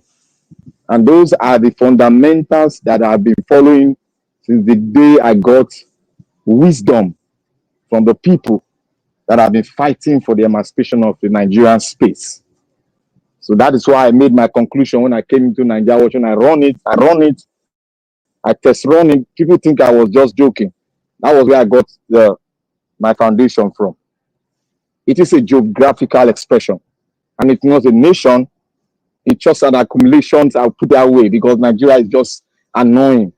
I'll put it in the way that some people might get annoyed. It's just a farmland where people come, we farm, and we till the soil, take everything, and take it to wherever we live. That is Nigeria for you. So I want to say thank you to everyone. Now, what happened to the religion? Let me take an extract from the Bible. The Bible said, Jesus, when Jesus was ministering, he went to the synagogue. And when he went to the synagogue, he saw the Christians selling all sorts of things. Then he approached them and drove them out of the church. You see, wisdom, Jesus, the Lord talked about wisdom. And wisdom is the principal thing.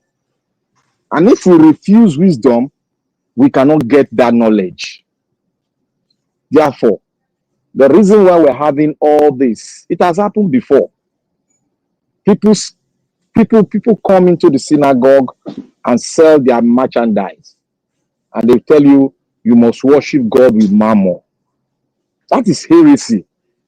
That the pastor, the man of God, was preaching. That was heresy. There was never in the scripture that he said you should worship him with your resources. Solomon, remember, Solomon gave like never before.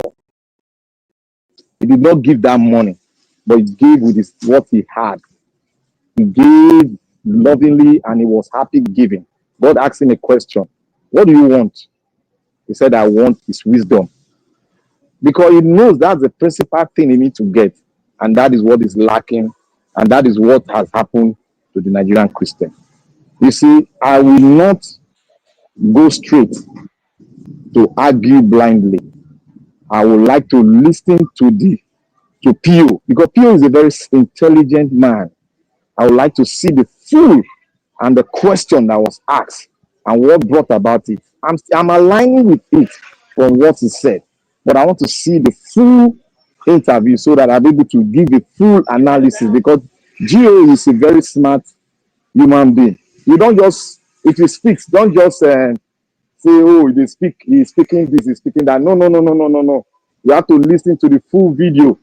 Don't be deceived. You have to know where it's coming from. You have to know the question that was asked of him. You have to see it and you have to answer it. But from this, what I'm taking is talking about the Christian as it's not talking about the entire religious body in the country. We're talking about religion, Christianity. And that's what Jesus did. Jesus dealt with the Christians that was selling things, merchandise in the church. And that is what we should do. We should clean our house of impurities. Men that are worshiping mammon, we should clean our house with it. So that is where I agree with it. But I still need to listen to the full video so that I'll be able to know where and put a full, analysis on that issue. I want to say here today. What do you mean you want to listen to the full video? I want to listen to the full interview so that we know what kind of question was asked of him. Please, because that was a jingle. I saw it on the internet. Deal with the subject. Don't say you want to listen. Look, Mr. Jonathan. Subject. Mr. Jonathan. Yes. We don't have to prosecute somebody because we don't have the full this is not video of it. The statement is specific. It's the statement. Look, I told you before. If you want to talk about the full video, of course, it covers a I whole told wide, you. Look, watch what I said. Watch what I said. I said we have to clean our house before we go further to speak on other people's house. What I'm just saying is that don't hide under any guise. I am not hiding. I have said it. You should understand what I'm saying. I've said it. I am in line. Is because we are talking about you want to listen to the full video. Are you kidding me now? Yes, I am in line. Cover a whole wide range of issues now. Watch me. Watch my word. Watch my word. I am in line. Mr. Jonathan, please allow the flow, please. Thank you. I am in line. wants to hide, is trying to I hide am not here. hiding. You know, I cannot hide from Pio's statement. You know me now. I'm blunt. I know they hide anything. But I told you, I am in line with the statement he made because Jesus has done what exactly we are about to do in the house, in our house, in the house of God. We have to do it. Don't say because the Muslims are doing something, then we have to do it the same way. No, you have to clean your house before you go out and work. I am in line with what he has spoken, they have shown us. But I want to see the full how they ask the question, so that I will give a full analysis of it and go in deep. That is what I was saying. So Black I want to Panther. thank him. Black Yeah. Panther, 30 seconds, round up. Okay. I want to thank him for what he has said. And on my next, I would like to speak on the other one that spoke on women. And I would like to speak on it because it is right, because he's speaking something that we need to speak on. So in the own analysis, like I said, a lot of you have spoken what is my mind, but I will still say I concur with every word you have spoken, and I stand with PO because PO is somebody that is a very high, is very high in wisdom, and he does not just open his mouth. Even if he speaks something wrong that the people don't dislike, he will come out, humble himself, and apologize. And that is what we should be doing, and that is a man for you. He's a man for you. He's not a perfect person, but when he speak, we should try as much as possible to not to be angry, but know where it's coming from. Thank you very much. Mr. Black Panther, please, Yeah, Mr. Chris, please let me ask Mr. Black Panther. Please, I have a question for him so that I can use his time to answer.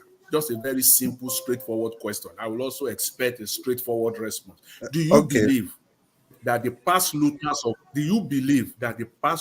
of Nigerian Commonwealth should be dealt with, or Nigerians should just forget and move on? See, the past looters of Nigeria world will be dealt with by the system that we have. But there is a process. So we should not take that as a pinnacle of our struggle. That is not the pinnacle of our struggle. The pinnacle of our struggle is right there in our faces on how to overcome this institution and have a country that is called Nigeria. They will be dealt with because there's an institution that we have to pass through the process. Thank you, That's it. Black Simple. Panther. Yeah, Black Panther, thank you. I think this is just a continuation of your submission yesterday, the answer you gave to the question. Essentially, what your submission was yesterday is that, yes, we have to fight corruption, but it shouldn't be the main focus of any administration. The administration should be focused on rebuilding Nigeria, while corruption is being dealt with by the institutions that we have. For example, the EFCC, the ICPC, the police. If these are numerous institutions, if they are even necessary in the first place. Thank you very much. We'll just move ahead because we have so many people on the panel, and we'll try to be as fast as possible. And the next person will be Abdul Malik. Oga Abdul Malik, Mo, it's good to have you on a Sunday like this. Mo, sir, please talk to us. Yeah, good evening, Mr. Chris. So you are here, you there, Uchi? That's how we go do now. Okay. Good evening, Mr. Chris, and good evening, Nigeria world. Good evening, everybody in the panel. Good evening, Nigeria. You see, this religion of Nigeria is one kind. You see, in Nigeria, when we are in Nigeria, especially even me when I was in Nigeria, I believe Christians, they are my enemy. But when I leave Nigeria, I come to abroad, I see that religion is nothing. It's just brainwash. For me, it's brainwash, understand? Because when you see those people that introduce religion to Africa, they don't even practice the religion the way we practice. What is our problem? You see those bandits, all those terrorists penetrating in another part of Nigeria. They are just born in Muslim. They are not real Muslim. They are not real Muslim. You know why I say is that? How are you a Muslim? You are killing your fellow brother. You are your fellow Muslim. Is it normal? It's not normal something. You say you are a Muslim, okay, you are a Muslim, but you are killing your fellow Muslim. They are just born in Muslim, but they don't practice the religion. Yeah, that is what they are doing. That is Saudi Arabia. They are the real, that is Muslim stuff originate from Saudi Arabia, which is Mecca and Medina. How many times you hear Saudi Arabia they are terrorized everywhere? They can never do it. Those people, they are all ignorant. You all do terrorists in Nigeria, all those Boko Haram bandits. You are a Muslim, but you are killing your fellow Muslim. Is it normal? You see, this religion of a thing is brainwashed, because when you know there is God and you believe in God, you cannot tell me now, just example now, you cannot tell me all the Muslims, they will go to hellfire, or all the Christians, they will go to hellfire. It cannot possible. Your art, and the way you kind to people, the way you do good thing to people, that is what will save you at the end of the day. After you leave this earth, that is what will save you. Yes, for me, the way you good to people, the way you are kind, yes, that is what will save you. All this religion of it is just like brainwash.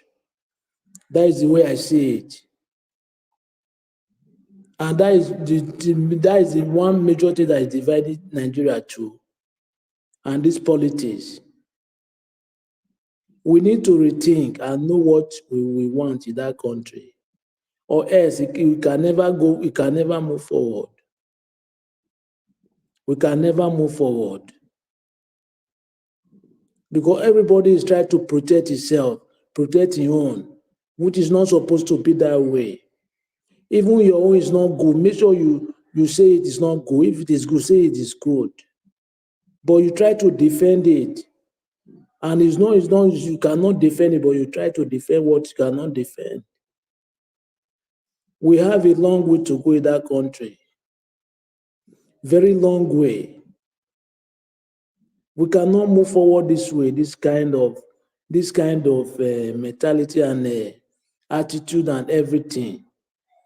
It take us backward. It take us backward, very, very backward. Let us say something how it is. We should stop defending defendable. It's not normal something, just like that lawyer that came out, defending what is cannot defend. Calling all those kids, most of them are married, they are 40-something years, and which is not so.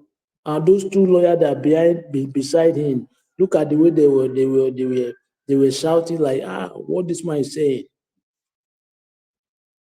We lie too more lies.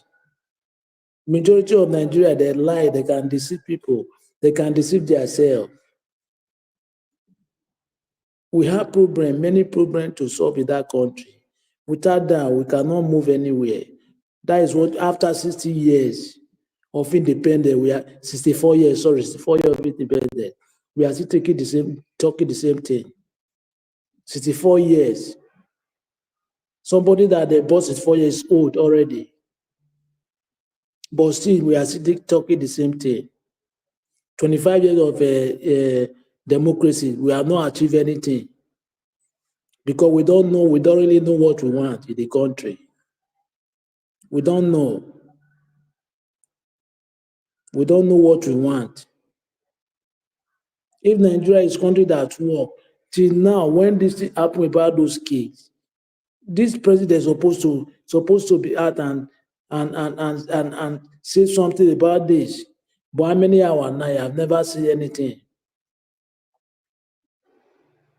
Is that a country?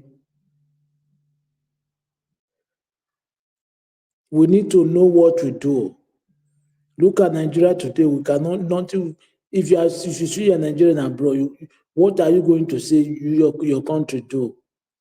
They don't do anything. They cannot produce anything. They cannot provide anything. Nothing.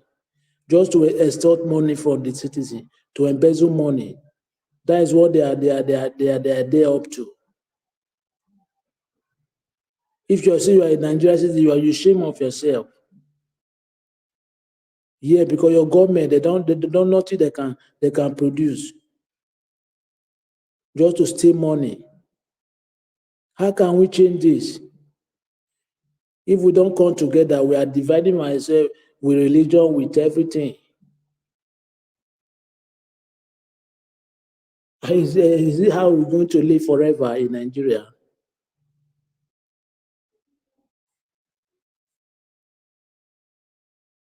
No matter what you have in abroad, home is so according to what Mr. Nigeria was saying, is true. Home, but Nigeria is not safe. Even when you go there, according to now, the current in the update now, they can kidnap anybody. They demand 100,000, 200,000. Imagine, especially when they know you come from abroad, you must be targeted. They will be targeting you to kidnap.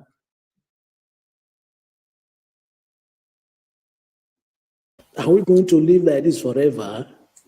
Oga Abdul Malik, round up, sir. Insecurity everywhere in Nigeria. You cannot move from one place to another. We see we have country. Even the petrol that made the president last time to amend the constitution, but now they have not talked anything about that. If they just bring a motion for something, they will drop it. They will not talk anything about it again anymore. We have a long way to go. Let's we change it, our mentality and everything. We keep everything aside. We start afresh. Without that, we cannot move anywhere. Thank you very much, Mr. Chris. Yeah, Abdul Malik, thank you very much. Yeah, you are completely right. Without putting everything aside and we focusing on where we are going to, obviously we are not going to move ahead. But we know that our country, unfortunately for us, our leaders, they lack scruples. And most of them, they are so ambivalent of what they want to do, to the extent that the followers, they are completely aloof of what the national direction is all about. We are just living every day from story to story. The slapping House of Rep member. I said here 4 days ago in the news broker that before you know, another news will come out and everything will be covered. Today, they are talking about the children. Tomorrow, what else is going to happen? And there's another news that's yet to break. In Ifelodun Ajeromi local government in Lagos, I hope we understand what's going on there. The House of Assembly, they passed a bill to rename every street that is not bearing indigenous name. They want to rename all of them. That's still the outcome, the fallout of the last election. And guess the people that are going to bear the brunt. Look at the names of all the streets that they called. The vast majority of those names are from the southeast. That is the nation we found ourselves. It is so easy to point fingers to people that are practicing racism. But yet, we that share the same color, we treat ourselves like piece of garbage. Please permit me to continue the broadcast, and then we'll be there. The next person will be Midwest people. Midwest people, if you are still there, you want to talk to us, it's good to have you on the Sunday broadcast, Midwest people. Good evening, sir. Good evening, my brother. I greet everybody. I also extend my greetings to listeners and viewers across the globe. Please kindly up and try and subscribe to this channel as well, wherever you are. Nigeria Watch have shown so many things on the issue of Christianity. We've really dealt with that. As my brother just said, Black Panther said that we need to watch the full clips. Yeah, I supported him on that. But however, what Peter Obi was referring to, he didn't say we should not go to church. He's trying to really nail the nail at the rightful place because he's trying to talk about abuse. When a substance is good, at the same time you start abusing it. there's the need to talk about it. Just take, for example, you went to go and meet a doctor, and doctor normally sometimes instead of writing two like the one we used to know, they will write it like Roman figure 1 1. He said, so if you mistake that 1 1 instead of for 11, and the substance they said take 2, you start taking 11. So you can see how the abuse, how it's going to look like. No matter how good is that medicine, it's going to end up becoming a problem. So we need to really find understanding of what he was talking about, because what he's trying to talk about is that there's a lot of abuse taking place, and we as a Christian really need to put there's the need for we to put ourselves together and look for a proper way to address it. It will benefit us, it will benefit our children who want to practice this faith. I think that's what he was talking about. But when we watch the full video, we will also have clear understanding of what he was trying to say, so that we don't allow politicians to just use it, or other religious people to use it and everything against him. And he should be also very careful, because everything that is also good, look for a proper way to present it, because he want the vote of the people. For years they have brainwashed our people. It's not easy to bring them back. It's going to take a process. If the government is in his hand, he did not say he's going to stop it. He said he's going to stop Midwest it through. people. Midwest Are you people. hearing? Yes, I must Are you hearing? interject. I must interject there. I'm sorry. You see, you just mentioned something now that he needs to be very careful because of the next election. I think this Yeah. this is just trying to draw a nexus between what I think it's Oga Jonathan said earlier, that his criticism tends to leave out the Muslim. And it's just like that across the nation. If you see, when people are criticizing religion, the focus is mainly on the Christian, because I don't know. It's just, everybody just try to be politically correct at every point in time. I think, Yeah. it should be called religion, the problem of religion, the bane of religion as regards development in Nigeria, not just only Christianity. All of them, they are guilty in different ways. Thank you. Continue, sir. Yeah. Well, even the Muslim, they have a problem, because Saudi Arabia, like Adawa brother said, Mecca, Medina, how many children is in the street in Saudi Arabia begging anybody money? So only God know where that culture come from. The one they call Majiri, sending children out. Why those who are in charge, they send their doctors, even their female daughter, to United Kingdom to go and study. And this was what Boko Haram was using to recruit the people, and call all of them evil. So they send their daughters, women that they teach that it should be in the kitchen, other people's doctor, and their own is in United Kingdom bagging degrees of all types. So they have their own problem. They know it. But even we who call ourselves a Christian, if we want to dive into it, also you need to be very careful how it goes there. The masses has been brainwashed so much that to take them out of it, they must see reality of government, whereby people start having employment, whereby they start having bills to pay. And in that process, you're not going to tell anybody like, look, even God himself who created heaven and earth, according to the Bible said, he walked day 1, day 2, day 3, day 4, till in 7th, he went and rest. So he did not rest for 7 days and work 1 day. God himself, according to what the Bible put before us. So if we look at the Jews, the Israelis that we want to use as a center, look at the enemy, the people that surround them, for example. If they were just to remain on prayer, I don't think it will work. They pray. They know they have to fashion a system to defend themselves. So we need to pray as well and fashion a system that can make government to function and hold them accountable. I think that one will benefit every one of us. So I also want to talk about the issue of VAT. They're trying to introduce VAT. One thing I want to say, the Yoruba or the Southern people, we should tell Tinubu to restructure this country. That is all we want.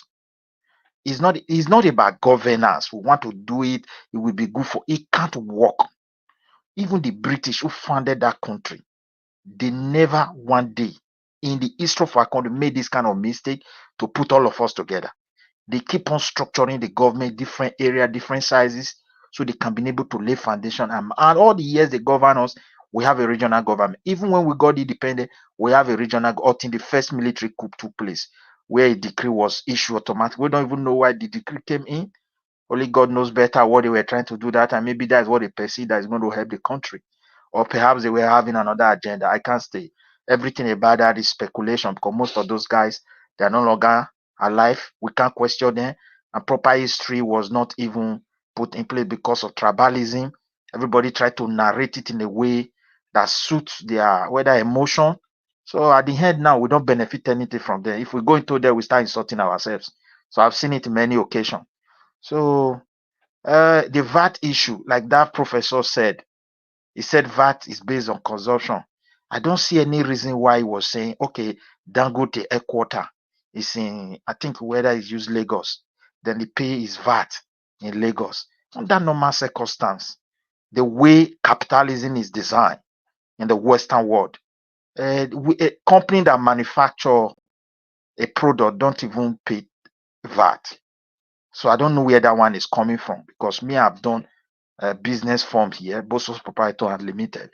If you manufacture a product, you collect VAT from those that are buying from you. If you are if like Dangote said to wholesale people are the one that will pay. However, whatever they pay as an wholesale, the same government is going to account for it and return it to them because they never consume it. Then everything will now boil down to the consumer. So in the process of retail, the one they pay there is the actual one the government is going to collect, and that one they're going to keep. But every other expenses you as a business you pay, they will also account for it and return it to you. But in a society where there is no structure for accountability, everything the white people introduce to us, they always look for a way to tailor it, to exploit, to manipulate, and at the end, it doesn't have understanding anymore. And that's why we are not progressing as a country. So they really need to evaluate everything because there's no place in Nigeria where they don't consume. Even if whether you like it or not, Dangote is producing petrol in Lagos. It is all Nigeria, wherever place they consume it, that's supposed to pay VAT to the government. Not because it's producing it in Lagos, it will go and pay VAT in Lagos. What concern him at VAT? Except company tax. And there's a percentage that will go to Lagos, that's for sure. But there's percentage that have to go to Federal. If he is at loss, he pay nothing. Sometimes the state and the Federal have to support him. So this is how it works. That's what I want to say there. They know better, but it's very unfortunate. Nobody really want to work on that foundation because if we go into regional government, and or maybe state structuring whatever they want to do. When the other state is collecting VAT, helping their people, giving free schools and everything, the rest will be tempted to follow. But a situation like this, what it has come to reveal to me is that we who they are claiming to become minority, we need to start standing up, unite, and let them know we are not minority. We should have a voice in that country. I think we have been so quiet for so long, particularly the Benin's and people or the entire Midwest people. Let them wake up and start claiming their position because people feel they are entitled. They feel Round they up, can, sir. okay, they feel they can impose anything on anybody, and we just accept it like that. It's not going to continue because everybody is trying to play smart. That is why the Northerners are engaged, not because of the benefit, but they are engaged it because they feel collecting it from them, they feel cheated, but it's not supposed to be so. So that is how we round it up. Thank you, my brother. Yeah, it's a fine place to round it up, Midwest people. I'm surprised they are calling the Midwest people to wake up, and you are the Midwest people. So now you, now you go wake up, my brother. Yeah, it's a very good perspective that it came from. I like the part when you try to buttress and the fact that this Alimanjiri thing, it's a brainwash tool in the hands of the elites in the north. For example, I remember clearly sometime 2 years ago, the governor of Nasarawa State, what was his name? Abdullah Sule. Yeah, that's his name. Abdullah Sule, he was saying that he too was an Almajiri and there was nothing wrong with it. It's just a way of life. And trust me, Abdullah Sule's son in the US schooled there, got married there in 2023, April year, last year. Got married there, and I don't know, since Almanjiri school is so important, why he didn't send his son there. Well, that is it for you. Politics, politics, politics. The leaders, they know exactly what they are doing. They're manipulating everybody, the system to ensure that they remain relevant. But as long as we have broadcast stations like this, which primary focus and responsibility is to give information to the people, no matter the kind of information, as long as we are able to provide accurate and civil information for the awakening of minds, because a lot of people have become so disenchanted. But for whatever it is our nation. It is still the only nation you can call your own with all confidence and without thinking of any backlash, any consequences. The only nation you can wake up to aspire and to become anything you want to become. And we have the duty and responsibility to build this nation not only for our children and not only for our children's children, but for their children's children's children. We continue on the broadcast, and please permit me to call on Madam Rita. Madam Rita, if you are there, please open your microphone. Thank you for being part of this broadcast. Thank you very much, Mr. Chris. Good evening. Mr. Elvis, good evening. My lovely mommy diaspora, I love you very much, more than anybody else in the whole wide world and in this panel. And everybody in the comment section and those watching from home. Mama Hitro, I greet you especially. Mr. Jonathan, Black Panther, Mr. Malik, Mr. Chris. I think there's a new person there. I think Mr. Odu, I don't know whether he was here earlier on. Yeah. The new person is Oluwa Fumilaya. I know, I'm getting there. Midwest people, Domosa. And then Mr. Chooks Everton. Domosa. And my beautiful sister, Olufimilayo Igbalo Jobi. I hope I pronounced it properly. You're very welcome, my sister. Bala Jobi, thank you very much. Yes, thank you very much. You have a lovely voice. Thank you for coming and joining this family. Madam Rita, Yes, sir. you have called before. He's supposed to give you 3 minutes because you have spoken for 5 minutes before, okay? Mr. Chimeze, I know you're upset. I did not call your name. I know you're upset, but I am owing you Ofo Onubu. I know I'm owing you Ofo Onubu, so please, just chill, sir. Just chill. Let me moving along. And thank you very much, as I was saying, to our lovely sister who just joined us. You're welcome to the family. It's not for the faint-hearted, but we love each other anyways. And, when you were speaking about the church business, I will call it the church business, I could hear some emotions behind what you were saying. And I'm thinking that it's like you have a lot of things that you wanted to say, and there's a lot of things that you saw and you just knew in your heart and your spirit, this is not right. However, those institutions still exist.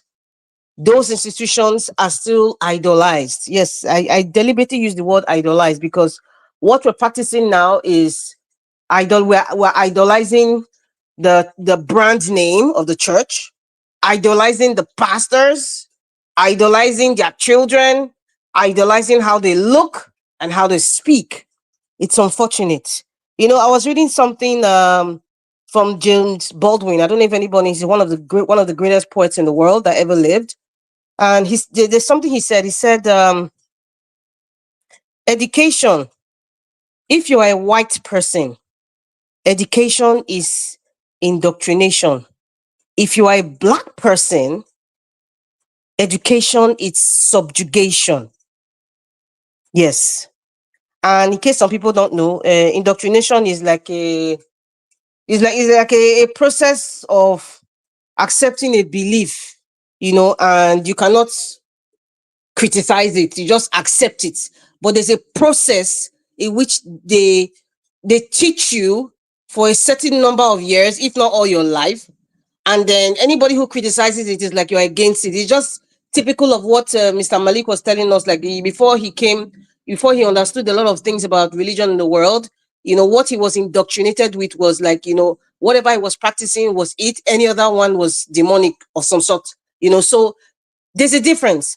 But in Nigeria, what I see, the religious leaders, let me use Mr. Jonathan, since we're going, and it's true, let's talk about the religion, Islam, and even the other ones, atheism or whatever, even if it's national religion, but I'm just joining all together.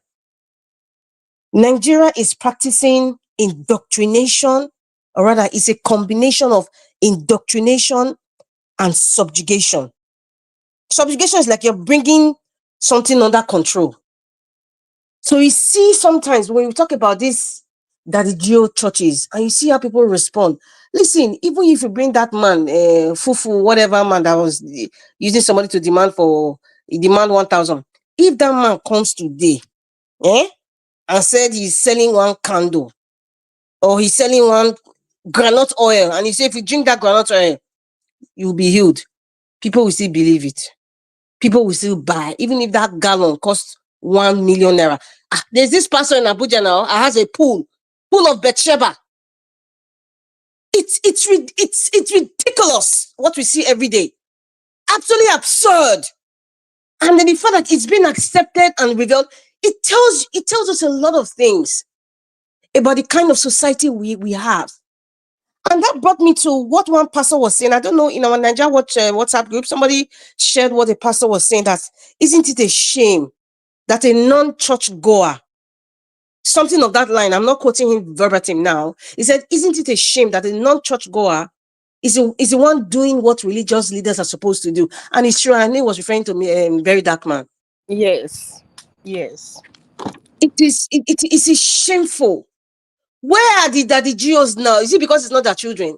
We have seen issues of all these schools and what secondary schools, high school, and what happens to children, especially if they are associated with the church, and you see how they cover up issues, and we've seen it. So these Ahmadiyya children, or I don't know if they're Ahmadiyyas, I mean, these children, that they are saying that they're trying them for treason, they don't care. They don't care. There's something my sister Fumilayo said.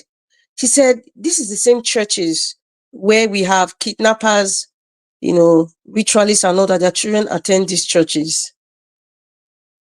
That was very deep. I don't know if anybody heard that. It just made me quiet for a while. What does that tell you? The churches in Nigeria is a business center, QED.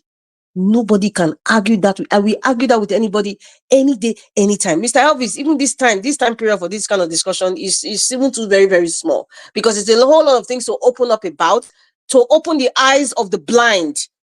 Yes, you are blind. If you're going to argue with me now that you respect I won't call anybody Baba or Daddy. The only one daddy I have is my father, and that is it. My etifa, that is it. No, I'm not calling anybody Daddy. Why you mention my name? Me not dey panel now. Leave me alone. Did I mention your name?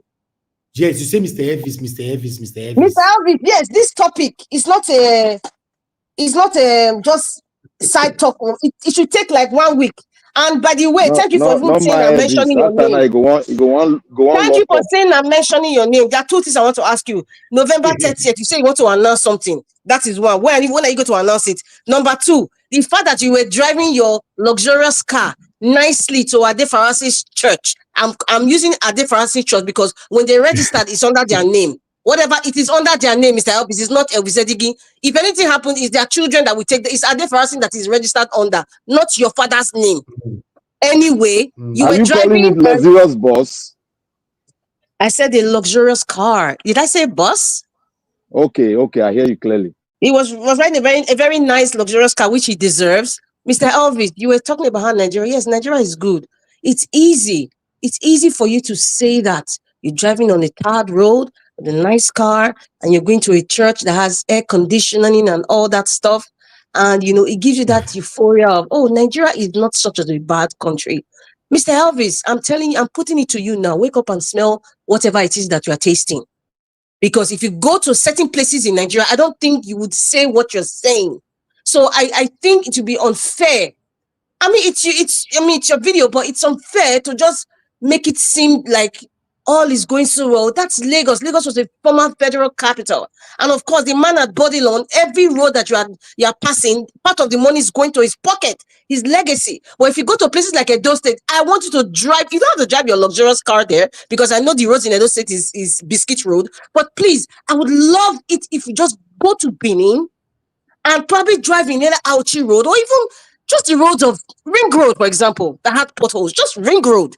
And then I don't know if it's the same countenance or attitude or statements you make than what you were making when you're in Lagos. I don't know. So that's why sometimes, even if we're kind of trying to be positive about Nigeria and how great our country is, and and it's not so bad, Nigeria is really bad. I'm sorry, I can't say anything good or nice about Nigeria. I'm sorry. The only thing that's nice is the weather and obviously the natural resources. Every other thing there is not nice. Yes, every other thing is not nice. I have to say it the way it is. And the more we start saying those things, the more we start having the zeal and the effort to change things the way they ought to be. Because you mentioned your name, so that's why I am calling you out, Mr. Elvis, on that part. The next part, which we have discussed here before, was about women. That's I think he's a pastor. I've forgotten his name now. The man that looks very stoic, boisterously stoic, sitting down and saying that women do not respect their husband, rather they respect their pastors more than their spouse. Mr. Elvis talked about it. Yes, sir. I know. You want to round up in 1 minute? I have to round up. Okay, I'm going to round up here because I was going to say something about that. I'm going to round up. Thank you very much. No, you can introduce it. I've introduced it now. There's a pastor that is saying that some women are respecting their pastors more than their husband. I've said it before. There are two issues. There are two issues here why women do that. This is my own opinion. It can be more than that, and I think it will be more than that. But there are several issues here. One is a spiritual thing, and another thing is a personal issue. So I'm going to stop there. Thank you, Madam Rita. I always like it if you come. Are you laughing, Mr. Chris? You're so funny. No, I always like it. Whenever it comes to is it a personal issue? A Black Panther. We get visit and I'll show yourself. Madam Rita, the reason I'm laughing is that the zeal, your enthusiasm, whenever it comes to issues that has to do with the family and vis-a-vis marriages and the role of women in the society and in the home, you are always very, very eager to speak, and you speak your mind without fear of favor, and you are very, very clear on where you stand, so which I really enjoyed. That's why I said you should introduce the topic, so that other people can talk. No problem. Which for me is quite a very nice thing. So we just continue. And again, Madam Rita. Rita, thank you very much, man. God bless you. Thank you. Abdul Malik, I know you're on the backstage, sir. I will bring you in shortly. Okay, let me just bring you in now. Oga Chris, what Sir. about Midwest people? He don't talk. Yes, he don't talk. Okay. Who remain now? It remain Oduwa and Chooks Everton. Beloved okay, good, wonderful. I want me everybody talk there. You can take the final submission anyhow you feel like them. But I just want me to reach everybody, but you can be doing a lot of swapping things. Okay. Yes, ma'am. I want to ask you now, when you want to invite my pikin come, because Saturday no hold. I send the phone number to you. Make sure of now agree on the time and date, because I schedule right now. I told him, man, that I called him before. He didn't pick, and I know the time, not the 2 day like that. Might take the call. I call him before he not pick, so I can't say make you help me book the appointment. If you book the appointment, and now the picture vanish for my side, it vanish for your side. I don't resend. Okay, rebook it again. Just tell him a date, a day and a time. If he agreed, you come here, tell me. They will prepare and wait for him. All of us here will wait for him. It's okay. Like I said, I resent the pictures and the names to you yesterday. Did you receive it? To be honest, I've not checked. If you send it, obviously it go there. I check your email, not they vanish again, because I know they know what they happen between my chat with you. Yes, no, not be your fault. Now the way it be, Mama, not be your fault. But let me see if I don't see him. Okay, yes, I got it now. Yes, he's here. Kunle, yes, I got it. Yes, I beg. So book appointment, Mama. 2 days interval and get back to you as you said. 2 days interval, exactly. So that as we ought today, someone could ask him, why you want to hold a public office and all that. Simple. It's a straightforward thing, say, Mama, normally, me not they like to talk to politicians privately like that. That make me say, me usual book not be my thing. I don't want, because once I don't talk to them privately, relationship can start. The question what I want to ask, I don't know if he ask him again. So I now make me all the wrong they go. Yes, thank you, ma. Thank you. Then your 48 hour when you say you take, call me. If you not call Yes, me. the 48 hours never finished, mama. Now it never finished. So now this night I be 24 hours. Okay. Thank you, ma. All right. Okay, thank you, sir. Yeah, thank you, Mr. Nanjawaj. And Mr. yeah, Nanjawaj, people, okay. yeah, people listening to us, it's just a little interlude, and we usually have such. Yeah, Banamita, I was referring to you, and I really like the part where you have to re-emphasize what our new sister said. You know, and it has never really occurred to me like that. People attend churches, they pay tithes, they pay offering, and their children are not able to attend the schools built by these churches. But rather, you have children of people from the public, including kidnappers, the politicians, the ruiners of the society. That is where you find their children. It's quite thought-provoking. Yeah, and also I think James Baldwin, yeah. I remember, I think you mentioned his name. I read one of his book, Letters to My Nephew. I think it was written around 1960 something or thereabouts. It was quite another thought-provoking book about racism. I recommend it for everybody, please. So we just continue on the broadcast. Thank you all for staying tuned to the station, and gradually we'll get there. And we still have Mr. Oduwa and Oga Chuks Everton left. But first, Mr. Oduwa. Mr. Oduwa, happy Sunday to you. You want to talk to us? Domo, sir. Thank you. Thank you. Happy Sunday to everybody. Good evening, Mr. Najawash, everybody in the panel, the listeners, commenters, and the viewers. Good evening, Mommy in diaspora. Thank you for your good work, your great doing, and we appreciate. Yes, as the topic says that Peter Obi and Obasanjo said that Tinubu should come and seek how to become a president. He is ready to teach him. Thank you. Thank God. Because when the Tinubu was a governor, Obasanjo was the president. And they were cataract. They were not even in the same direction, in the same trouser. Now that Tinubu is not the president, Obasanjo is not looking from outside the pitch. So I don't know who will meet each other for advice. So that is for that. Well, if he meet Obasanjo, I don't really know the kind of presidency we are going to have, because the Milocon and the government of Nigeria is not the same. The Milocon, our Locon, Yoruba Locon. So it's not Nigeria Locon. So we can never have the president of Nigeria through Tinubu, because he never said, I'm going to be president of Nigeria.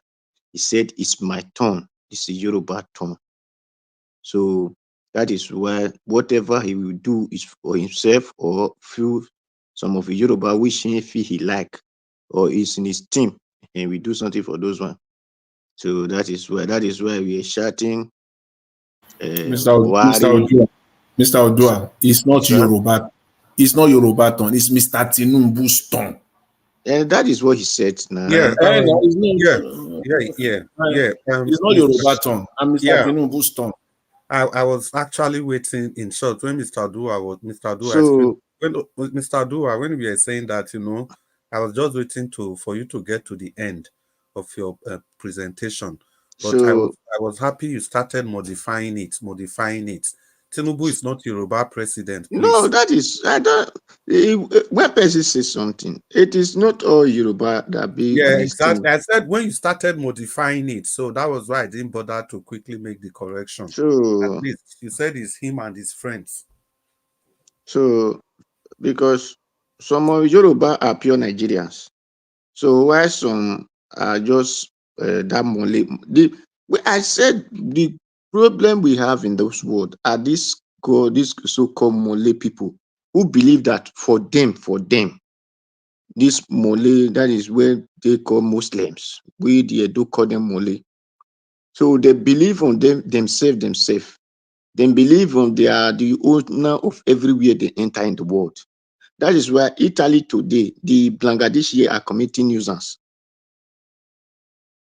because they just lived one village for them. They buy a house. They started committing nuisance, which Italy doesn't tolerate those nuisance that they commit to in the name of that religion that they believe everywhere belongs to them. So it is because they have overshadowed the land Nigeria.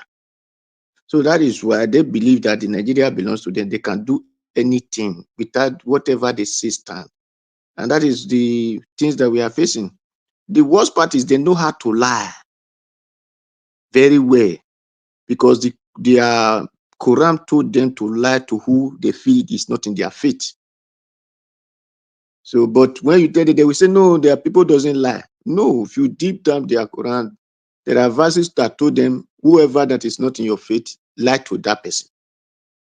So that is why Tinubu Mr. Adua, please, I sir? still need to come in there. I don't think that was how it was explicitly put, that whoever is not in their faith, they should lie to him. It is there. It's there. No, it No. is no the way Odua, it is. it's lie. You are lying. It's lie. It's No, not true. It's no, the not way there. it is. Abdul Malik, wait, the way it is. I think it's about if you have to do anything, to propagate Islam, I think it's something like that. It's not just that whoever is not in Islam, you lie to the person. This particular Okay. thing, it has been Okay. a progressive. They have right to lie to those who they call Ifide. Mr. Chris, can you give me 1 minute? Yeah, Abdul I'm Malik, coming. you will have the 1 If I minute, but finish, let you me will say. finish. Yes. They said those who they call Ifide, you have right to lie to them. So it's in their Quran. I'm not. If a person have sent it to me before, it's just because that phone has spoiled. If not, I will put it before you. So, and that is why there are some of the Senegal people here, when me and them, whenever something happens, they will just start to be happy. The moment they see you challenge them, they will say, no, the people that do those things, they are not the really Muslim. But when I did not challenge you, you were happy over the things. So that is for that. For Nigerian to expect something, we need to take drastic actions against this their so-called mentality that they owns right of everything. That is the only way that can change Nigeria. And that is why we said Sowore can do that. Thank God that Peter Obi, I even know that Peter Obi will do, but not the kind of actions that Sowore will do. Even yesterday, I still said it that Peter Obi said there is no need of going forward, going to back what happened before. What matter is what we meet today. Let's start from there. Correct the next error that not to happen again. Peter Obi said that, and he still stand on in the ground that you don't need to blame those that pass. We know that those things have passed already. So where you meet, you start your good work from that place. That is why. And that is who Peter Obi. Peter Obi are ready to take actions. But from the moment you meet, from that time, let everybody do what is right. And don't disturb those who pass. That's Peter Obi for you. And I love what he said. The problem we have in that country, it is religion. I will not call it whether Christianity or Muslimism. All religions is the problem we have. That is why I'm saying the time our father were believing on their God way, you don't mess up. You don't steal and say and come and clean your mouth. You are in trouble. What they give to you to go and work for people, if you did not use to work for people, you are in trouble. But this time they start to bring and say, if you go to court, they will say the person is stand on oath and say, help me God. Help me God. Is that oath? You that want to do something, say, hey, God, give me the ability to say the truth. Is it God that give you your ability? Don't you know that you want to lie or you want to say the truth? Then after you say that, say, God, help me, God. Then you start lying. No, come and state that to those our fathers own, that our great grandfathers own, and see if not from that court, your children will start crying. So these are the problem we have. This so-called business that in the name of if you buy in this life, you have a place you are going to enjoy in heaven, is what caused this our brainwash. Like Jehovah Witness now, we tell you that don't go and vote. Election is for wayward people. So Jehovah Witness now, and then is it not the same Christianity or whatever group you call them religionism? that they don't come out to choose who will be their leader, but they want to buy fuel. Fuel is not worldly owned. They want to pass road that it was tied. It is not worldly owned. They want to buy trade that was sold with money. They want to buy things. You go to market and buy food. Those things we are not worldly owned. But when you want to choose a government who will give you right directions of life, it is worldly owned. Like this, some Pentecostals will tell you, no, election is for the how do they call it? That it's not for good people or something like that. That politics, politics is evil. Politics is not for good people. I said, wow, politics is defined for showing good judgment. The meaning of politics, although people now explain for the people by people, no, it's a showing good judgment. That is the meaning of politics. When I hear people say it's a politician, when person is doing bad, they say it's a politician. No, it's bad explanation of a politics. Politics is showing good judgment. Whoever that have brain to do what is good is a politician. Whether you join a party, 1 minute, sir, sir. Domo, and 1 whether you minute. join a party or you did not join a party, doing what is good is the Christianity is what matter, is where we the Satanate has problem, while the Muslimism is where the Northern has their problem. So all these things problem we face that make the country not to go forward rely on the religion that we are practicing in the land. The time you're supposed to go to work here now in Italy, come and be praying when you're supposed to work, they will sack you. You will go and stay hungry. But Nigeria on, before you start work, you say, let's pray. 1 hour, you will pray instead of when you are working. On the Muslim on, they will leave work 3 times or 4 times a day. They'll go and be praying. How will people not hungry? How will people not suffering when you leave your rightful time supposed to do something and you are saying the name of prayer? Did you not pray when you leave home? Did God not know that you are going to work? Did God not dare to say, I will protect you back home? Now, when you get to a job that you're supposed to work, you will leave it and start saying you are praying. So this, let us not deceive ourselves. This religion has really caused damage in our life, and that is why we are not productive. The religion deceives us not to be productive. Those who are in the affair of the religion deceive us not to be productive. And whereas Jesus Christ, which they talk, was a carpenter, was a workman, and all his disciples, they work with their bare hands. So they were fishermen and officers, what's the different groups of activities they were doing. But the so-called pastors now, they will tell you, come to church in the morning, come to church in the afternoon, come to church in the evening. The 7 days of the week, you will be in the church. Then how will you work? How will you do anything? So thank you, Mr. Chris. Thank you, everybody. Thank you, Mr. Dua. Your final conclusion reminds me of the popular, is it a Italian saying? No, it's a Latin saying, laborare et orare, which actually means to walk is to pray. We just move on broadcast, and good evening. It's still the YouTube arm of Nigeria Watch Media station, and we are here to uplust, that is a Danish word. We are here to give information to Nigerians and every other person listening to us from everywhere in the world. And we just want to tell you development of our country and give everybody the opportunity to be part of the show, irrespective of your religious, ethnic, or whatever background you may possess. We'll just move on, and we want to call on. Please give me 1 minute, please. Yeah, I'm coming to you, Abdul Malik. I didn't forget.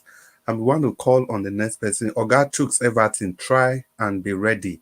And so, Abdul Malik, you have 1 minute to make Okay, your thank you intervention. very much, Mr. Chris. Thank you, sir. You see, Quran did not tell you to lie. There is nowhere written in Quran. When you lie to people, it's haram. It's forbidden. You cannot lie. How can you lie to people? Quran, there is nowhere written in Quran. And that 5 daily prayer you are saying, 5 daily prayer in a Muslim, even though you are at war, you cannot pray that particular time, doesn't mean you can pray in your house. And it's not up to 5 minutes, you pray one prayer. Even though you cannot pray, you cannot leave your work, you do your work. After your work, you can go to your house and pray. It's not compulsory you must pray that particular time. Thank you very much. Yes, and thank you so much, Abdul Malik, for that clarification and the boldness to make the clarification. You see, because if it comes to issues of religion, people are just so scared, so skeptical. Look at His Excellency, Peter Obi. When he was talking about religion, the damage religion have done to the country, just kind of focus on the Christian. because any attempts to just extend it, they are just going to leave the message and start attacking the messenger. And again, we need to also understand when we talk about Al Quran, there is what they call the hadith. The hadiths are not directly the words of Muhammad, peace be unto him, and they are words of people maybe around him or people, just like we have the things that Jesus said from the Acts of the Apostle, and different from what the prophets like the book of Obadiah and all those other books, So the Hadith is distinct. These are people that we are Muslim per se, but they are not the words of Muhammad. May peace be unto him. So we need to make that distinction at every point in time. So we just continue on the. Okay, let the last person speak so that because I wanted to contribute, making a Okay. make a Yeah, comment, Mr. but I think it is fair to allow the Yeah, first person to make a Mr. submission. Jonathan, thank you for your kind consideration. So we just move on. Oga Chooks Everton. Wow. Chooks Everton is missing in action. I think maybe the network kicked him out. Is it back? Yeah. No, he's on the backstage, but he needs to be To be, yeah. confirmed again. Yeah, but his camera is not on yet. He was kicked out and he came back. Mr. Everton, if you can hear us, turn on your camera. I need to be sure that is you. Could not see Okay. you. While we continue I to think it's indulge. that. Okay, Everton, speak. Now you be that. Okay, Everton, speak now. Where they join us from now? Yugoslavia, now you dey. I know there was a challenge with his network yesterday. I remember Okay, that clearly. I think you have a network problem right now.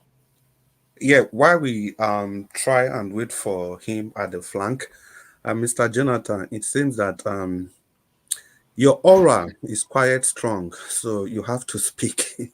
You have to still Yeah. make that your interjection. Yeah. Yeah, I wanted to say that this idea that I asked Black Panther a specific question, but he was kind of dancing around the question that should we just forget it, look beyond it, and move on. All the people that have looted Nigerians, we should just move on. And he said in his response, he said, now trying to defend PO because it is PO that is involved here now, which I know his response will be different when it comes to other individuals. He said that the institution will take care of those things. The institution, okay, Peter Obi will come in eventually. I'm an optimist. He will come in and then he will redefine the broken institutions. Okay, but you have to know that without the political will, there will be no success. It is the political will that is important. Otherwise, it will be a game of 2 steps forward and 4 steps backward. On this particular subject, on this particular issue, as far as Nigeria is concerned, it is so crucial that to the extent that Mr. Peter Obi must shift on this position. He has to shift. Otherwise, this will continue, and he will continue to shoot himself in the foot, and people, the likes of Showore, will take advantage of this because they will see it as, they will continue to see it as a political weakness on his part. The political will is there, and that is what is needed. You must take it. It is there. I want to believe that you have it, regardless who or those that are involved, that if you have the opportunity to superintend over the affairs of Nigeria, those that have looted Nigeria, because people will say that, oh, you have to be diplomatic about it, and then when you get there, it doesn't work like that in politics. If you take And midway, let me chip in there. Yeah. One of the things that destroyed Jonathan is lack of the political will. It will be pandering. Yeah. Yes, and that was why they looted so much. I believe that Mr. Peter Obi will have to shift on this position. So He must if shift. Mr. Obi will not shift, it is the same thing that happened to Goodluck Jonathan that will happen. Yeah, We he are can dealing change. with monsters here. Good evening, everybody. Please, can I say something? Yeah. Please. Do I have the time? Yes, just talk to us for 1 minute, but we're going to call you back again. So just make your interjection. Yeah. Okay. All this still boils back to religion. Do you know why I said this? Because most of the religions, I would say the two main religions in Nigeria now, they've taken off from the altar, from the pulpit, righteousness. Now they've brainwashed everybody with you need to be wealthy. In the sense that everybody wants to bring good tithes. Everybody wants to bring good offering. Everybody wants to be part of what is going on. But how do they really want to achieve this? It's all by embezzlement. These people that we call our politicians, Tinubu's wife, she's a pastor. Our past vice president is a pastor. A lot of them like that in the system. So who are we really talking about? The religious leaders. Mr. Chris, good evening. Thank you. Yes, thank you so much for that interjection. Yeah, Madam Olufunmilayo, thank you so much. And Chooks Everton, we've been Yes, sir. waiting for you. Please talk to us Sorry, so that I got we don't indulge you further. Talk to us now. All right. Good evening, everyone. Good evening, Mr. Chris and Major Watch and the rest. I truly salute. Sorry for the earlier network problem I have. First and foremost, I don't think the need for observing protocol is there again because those that have spoken, they really hit on the point, and I respect everyone's wish or the opinion of everyone towards the discussion. I want to ask a question, and I would like the panelists to answer me and convince me beyond any reasonable doubt. You and I, we say that Nigerians are one of the most intelligent individuals in the world. But I think I have a contrary view towards that. Why am I saying this? Because Nigeria or Nigerians having, parading themselves or ourselves as if we are one of the most intelligent individuals on earth. We have failed to navigate the problem facing us.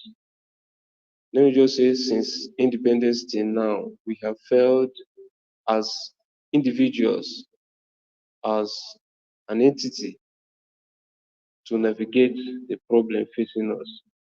And it's a shameful thing. With the number of individuals we have, the population of Nigeria, I get submerged by emotion. I sometimes feel speechless each time I think about Nigeria. I ask myself, so upon the number of individuals, those that have won award both home and abroad, no group of individuals are able to navigate or pull us out of this mess we are into. It's really unfortunate. Anyone that have any contrary view or believe that yes, Nigerians are the most, educated, most intelligent individuals on the earth, let the person prove it. Away from that, the deal has been done. It's almost 2 years of Tinubu's regime. I just want to advise him. And I hope this message will get to him. Let him look towards other region. Let him look towards other region. You see, the special status that they have given Lagos has made Lagos what Lagos is today. There's no how the nation will be in peace or work together if one particular region is being neglected. For example, the southeast and south-south. There is no tangible thing in that region. And these are the main region where the source of the income is coming from. If we are coming back to Nigeria today, it must be Lagos. In fact, the white men knew Lagos. They know Lagos than Abuja being the capital. Some people mistake it to be the capital of Nigeria. Yes, it was once a capital. Why is it that Lagos State is being given some level of privilege or high level of privilege, and tomorrow some group of individuals, they will come out and tell you that you should go back to your states? It's laughable. I'm not here to bring back a dead issue, but I know that one day, someday, this issue of go back to your region will still arise. Yesterday, I was just pondering, I was thinking about, and I've come up to the extent that for Nigeria to move forward, one, we need forgiveness. We need to forgive each other. Two, we need to sacrifice a lot of things. Three, we need to go back to the civil war, bring back the issue, what happened or what caused the civil war. We need to discuss it. The issue of the civil war need to be discussed on a round table. Amendment need to be done.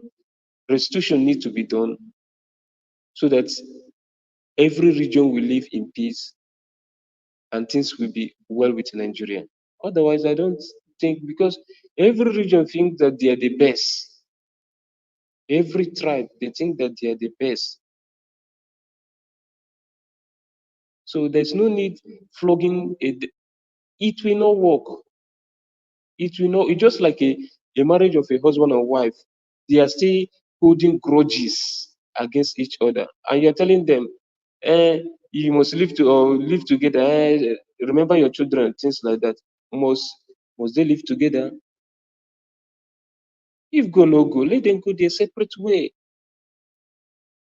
So if Nigeria, those that are preaching or calling for one Nigeria, they are wasting their time. They are wasting. For me, that is my own thinking. They are wasting their time. I have reasoned it yesterday, and I have come to a conclusion that anybody telling you one Nigeria, let's come together. I don't think Nigeria is far away from coming together.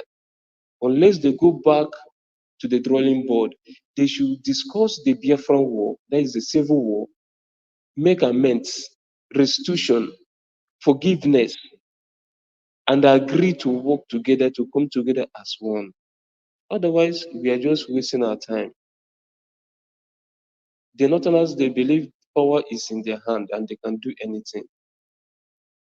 The Westerners from the Southwest, they believe that we are more educated.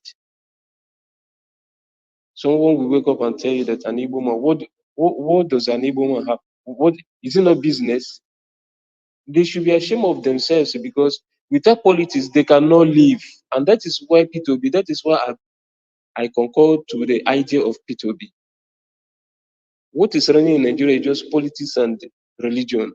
The only way that P2B do not put it on, I know, to him, he knows the right thing, but he tried to shy away from some certain thing. You should make it public, religion and politics.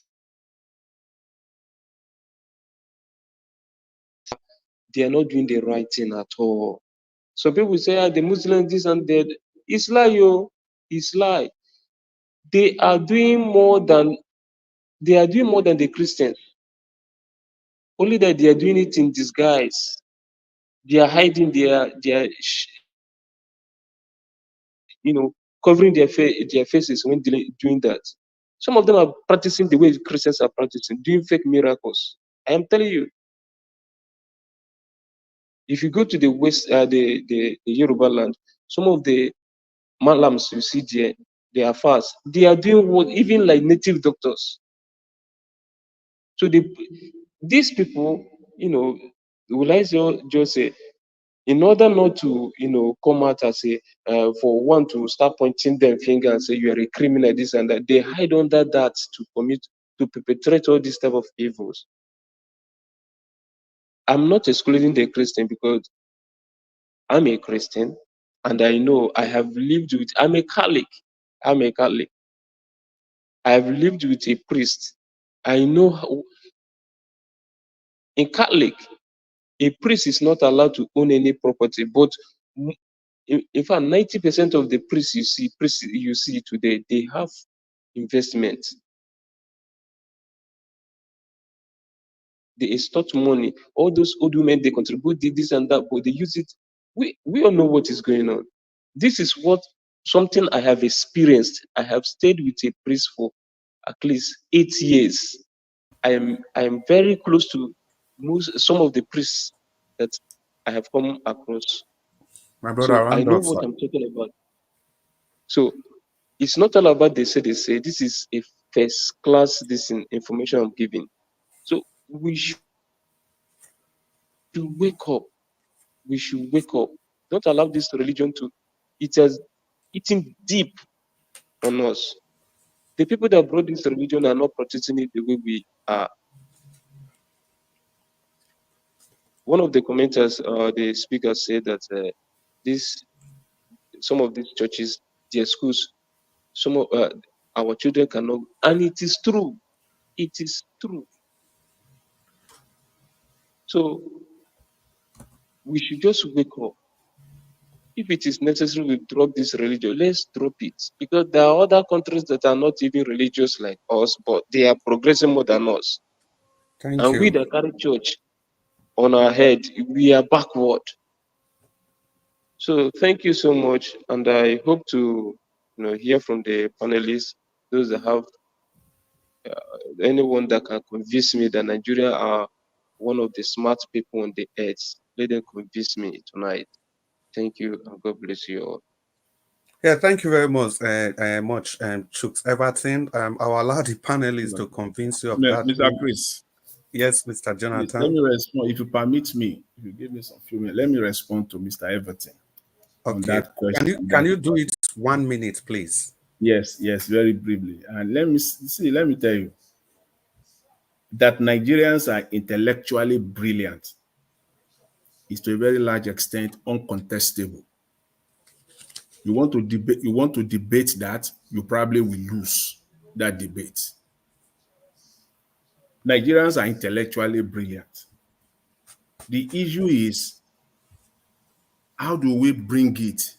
How do we bring that intellectualism to the benefit of Nigerians overall?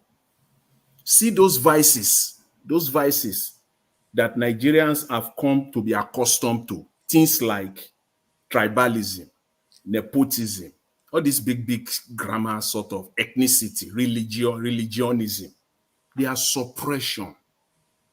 These are the things that are not allowing Nigerians to come forward. It's a country where mediocrity is placed over excellence, for crying out loud. Can you tell me those 48 ministers that Mr. Tinubu put together, a bloated cabinet that he put together? Please tell me if that is not a mediocre cabinet. Or can you tell me that is the best Nigeria can offer in this 21st century, 2024, at this age and time, when Nigeria is facing serious problems economically, in fact, politically, that those 48 are the best that Nigerians can offer globally? We can do more than that. There are Nigerians, but the question is, even you yourself, if you have anything to offer Nigeria today, if they call you to come and work for Mr. Tinubu, most likely you will say no because you have something to protect. Thank you. Yes, and thank you, Mr. Jonathan. Like I was trying to say, every other person on the panel, if you want to respond to that, if it gets to your turn, and you can do that. But Oga Chooks, I will say I don't want to talk for that matter, but make I put my voice. You see, take for example, you see Professor Wole Soyinka. I want to use that one as an example because now Nobel Prize winner, you know what that one mean. As that's the pinnacle of it all. But yet, see what tribalism do that man because of Tinubu. Just look at what tribalism reduced him to. Look at his contributions to national polity since the coming of Tinubu to power. So that goes to tell you that no matter how intelligent a group of people could be, when it comes to issues of ethnicity, religion, tribalism, if you are not able to use your intelligence to suppress these primordial sentiments, my brothers and sisters, that intelligence amounts to nothing. And the second thing you raised, and talking about Lagos being the only developed city in Nigeria in terms of people coming from overseas and stuff like that, I don't think that was, how will I say, that was deliberate. And you're trying to say Lagos and Abuja. Yes, I remember now that people don't even know if Abuja is the capital. I don't think that was actually deliberate because most countries in the world, you know, they just have these two big cities, like one administrative capital and one like the political capital. For example, if you take Turkey, there is Istanbul, there's Ankara. Even in South Africa, there's Pretoria, there's Cape Town, and even a third one, I think that's Bloemfontein. The US, you have New York. Everybody knows New York. And Washington. Johannesburg. I had Johannesburg also in South Africa, Joburg. In the US, the one where everybody talk about New York, in short, NYPD, New York Police Department, you know, New York, but there's Washington, D.C., the District of Columbia. In Bolivia, if you take and go countries whenever I want to develop, you have, what was that, Sucre and La Paz, if I remember, yeah. And also, if you come Africa here, what about Benin Republic? We have Porto Novo and Cotonou, where everybody know. And Netherlands, we have Amsterdam and we have Den Haag. Yeah, The Hague. Even Germany. Yeah, you have Berlin. You have Munich. Yeah, you have Berlin and you have Munich. Yes, thank you, Mr. Jonathan. So now, so it just be somehow. But for Nigeria, we even supposed to have 5, apart from Lagos. However, that will not mean say they not deliberately keep some other places where they for fit develop. For example, I don't see any reason why places like Port Harcourt will not have a functioning airport, seaport like what we have in Lagos, so that Lagos can be decongested. And I don't see any reason why Enugu will not also have a very functional international airport. And if you go to the northwest, I can't find anywhere in the Northeast that can accommodate that level of business activity. Northwest, you have Kaduna there, excuse me, and even Kanu that can easily pass for those. And somehow, apart from Port Harcourt, of course, Benin, Warri, plenty of these places, they can also pass for one of those. So that's the political angle to it. With 220 million people and still counting, and you tell me that it's only Lagos that you have that kind of international business center in quotes.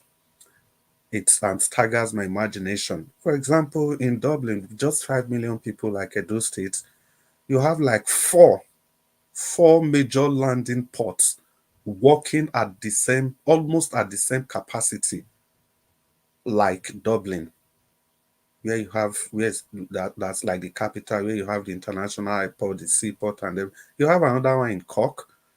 There's another one I think in Limerick and Galway or something like that. But you have all of them scattered around a country with just 5 million people. You see, this is where ethnicity and tribalism kicks in again.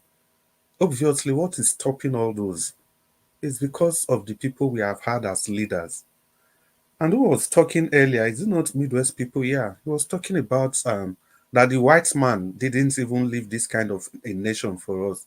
Yeah, because if you look at constitutional developments that they even superintended over, it's better than what we are giving to ourselves. Is it the Clifford Constitution, the McPherson Constitution? Which other one again? I can't remember. The Richardson Constitution. They are all there. Go and look at those constitutions, better than what we are operating today, the one where we give ourselves.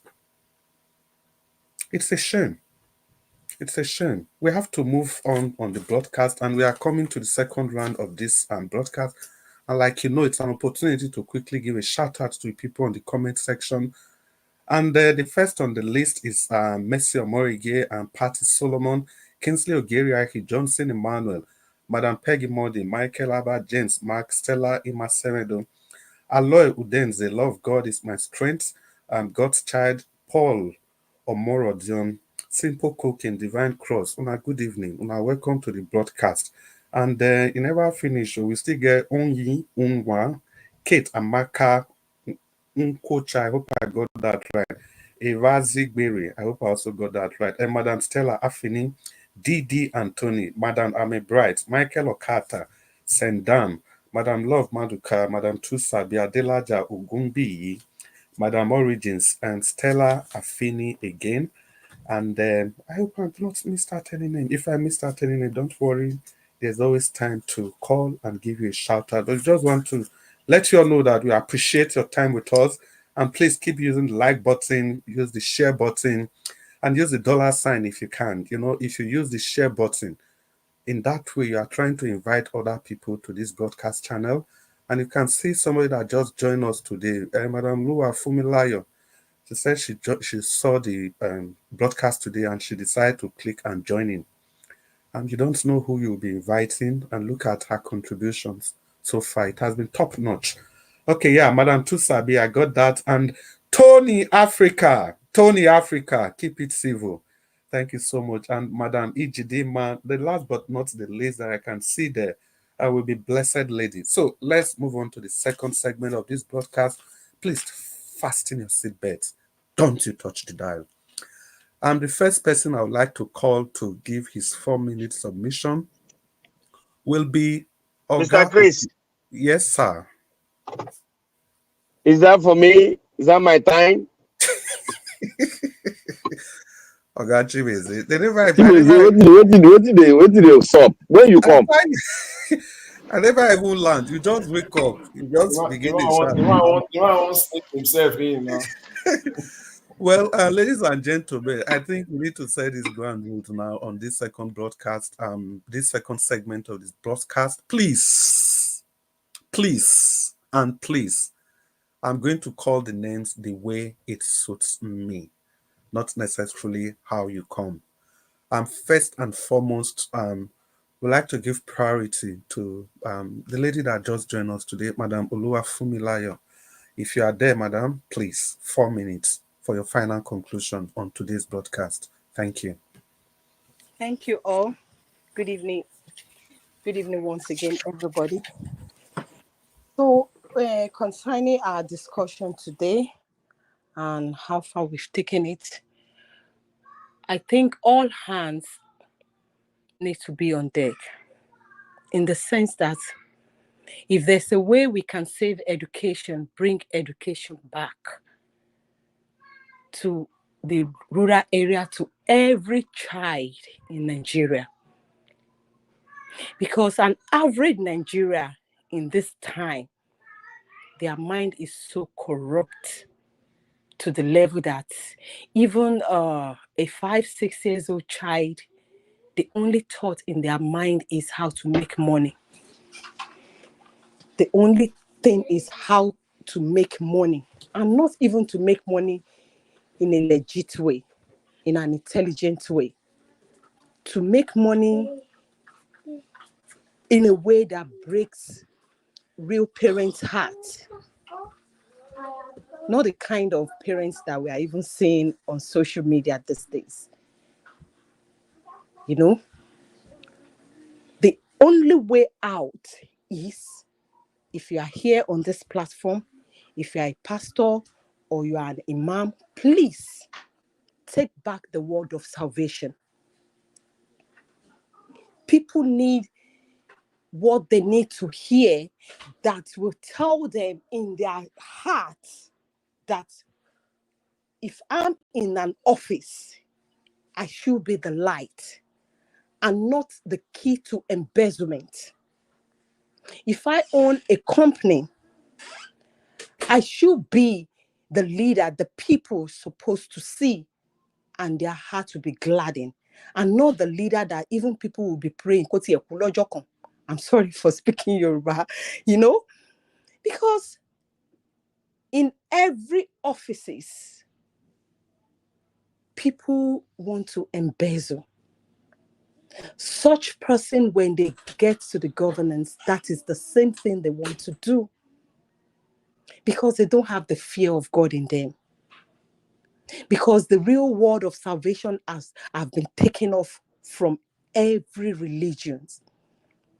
And there is no educated. The children are not being educated because most of the private schools, they are scared of really giving the children what they need, what is being needed, moral. They can't give it because they need the money. But in a situation whereby the public school is giving them, and we all come together to give those children what they need to become a better Nigeria.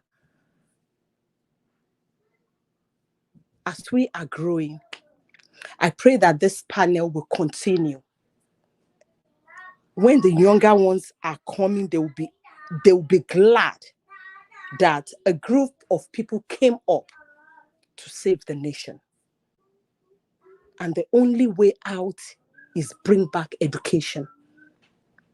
And another way out is, if really we call ourselves Christian, I'm not a pastor.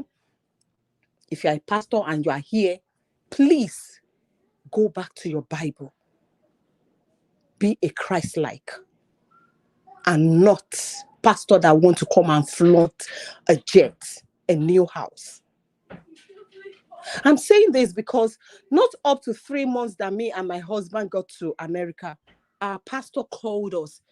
I just built a new house. It's bigger than the one that I was living before, but the Holy Spirit, as he was saying the Holy Spirit at the other side, I was giving a signal to my husband there, but you're not baby, cut it off, cut her, may you cut her immediately, cut her. Because I knew what he was going to say. And really, by the time he said it, he said the Holy Spirit said, we are the ones that are going to paint the house, and we are going to paint the house for 700,000. As at this time, 700,000 here in America was almost, I think, 1,800. And then it was only my husband that was working. I told my husband immediately, I said, cut this call, please. Cut this call, please. When he cut the call, I told him, I said, the Holy Spirit does not lie, but we human beings lies. And they will come to the pulpit to come and lie. They are not scared. That I wish it was the God of Old Testament that will strike the person down immediately. I'm telling you, a lot of people will be running away from the church for becoming a pastor. But now, Jesus died. He showed mercy. So you can call yourself a leader of a particular religion, and you come to the pulpit and you lie to the people, and you embezzle the people, you rob the people, and you walk away with it. Nothing happened.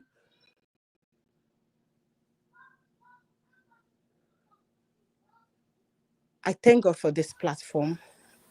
I've been looking forward for such group to join, and I pray that our voice, our effort will be heard, and we will be able to work towards something to bring Nigeria to that dream, to that nation that we look forward to see, a better place to call a home whereby you will not be scared to go home. thinking of somebody will come and kidnap you and start asking for ransom. A home whereby bandits will not enter into school, into church to go and kidnap people, and the government, and the shocking aspect of it is that the government, the Senate, some of them are the sponsors of all this evil. Yes, they are.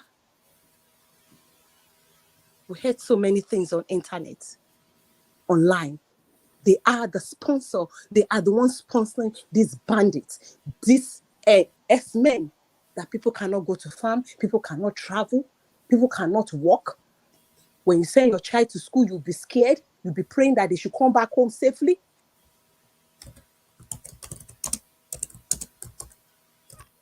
I pray we will be able to do something. And that thing will be able to go far. And people will be able to say a set of people came up to come and change this whole story. So please, if you're a pastor here, if you're a man here, please, I beg you with the name of God, bring back the word of salvation.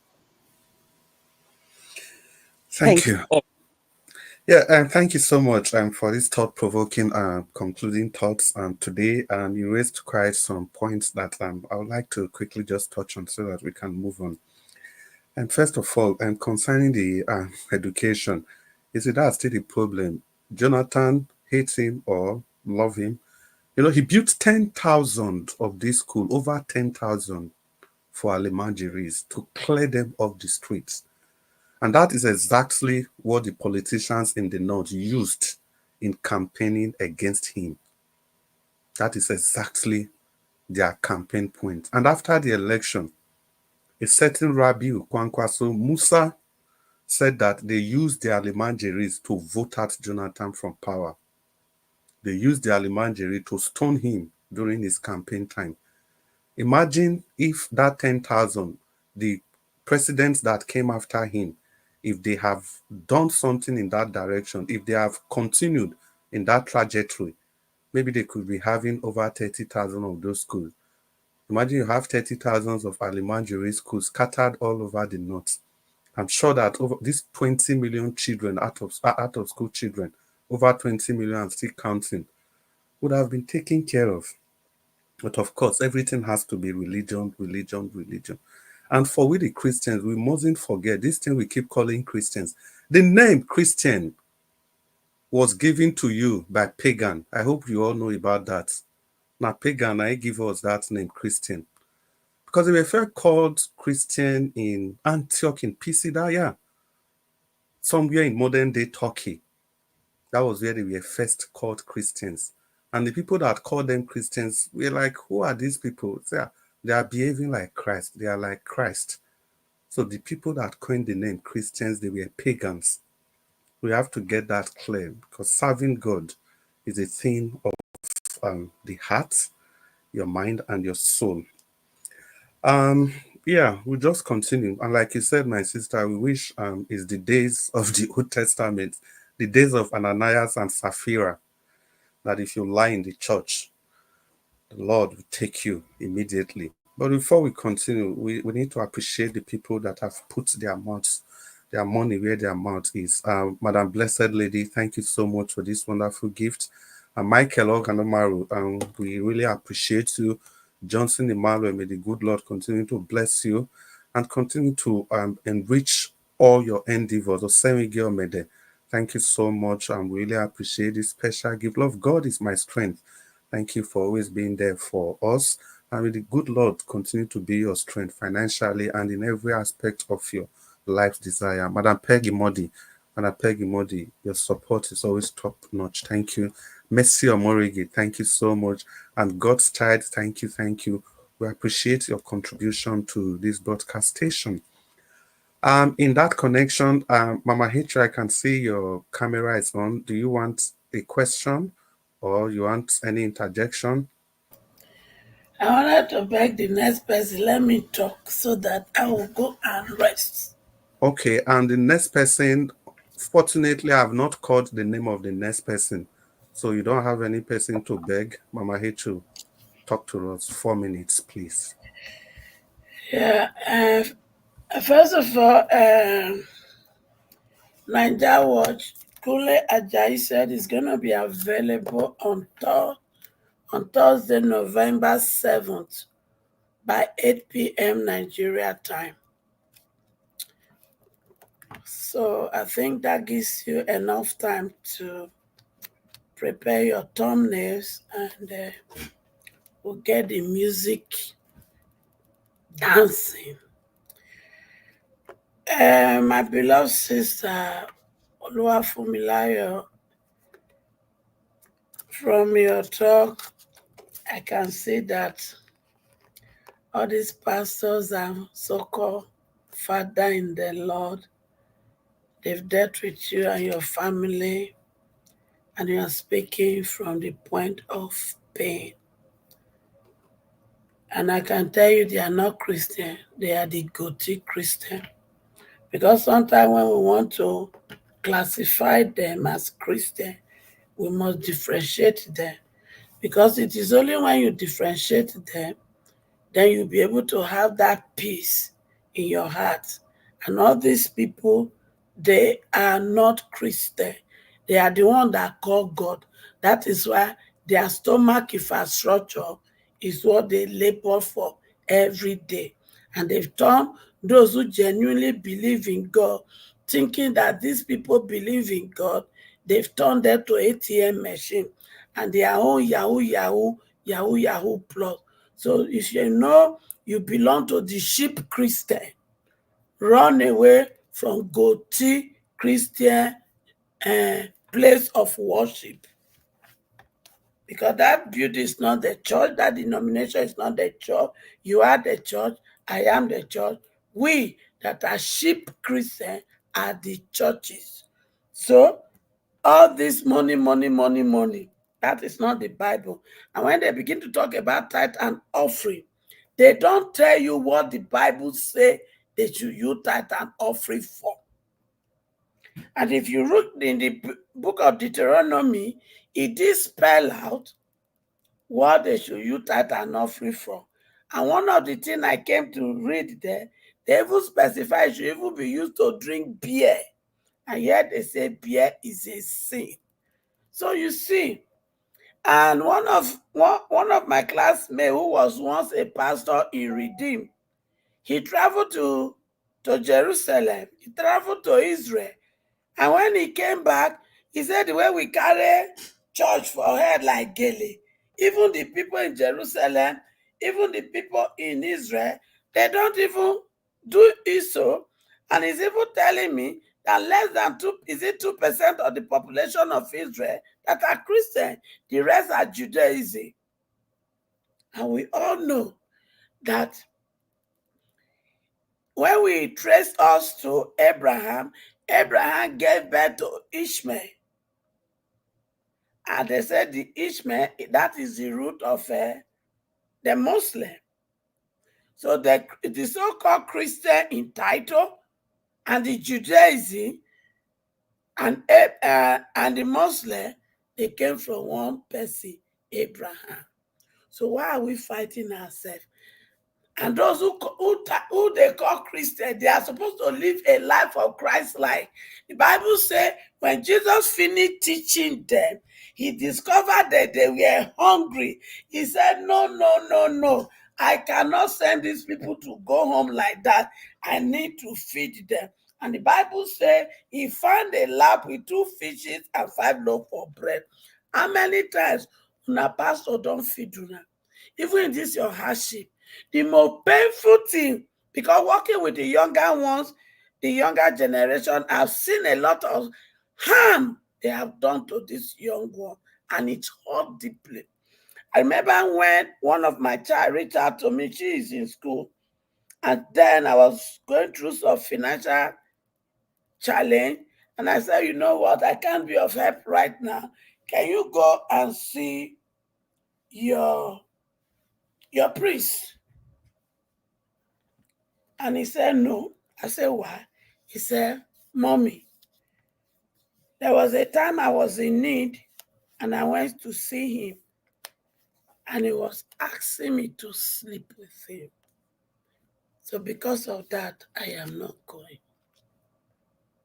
You see, this is also applicable to some pastors, some GO, some reverends, all the bishop, all the prophet.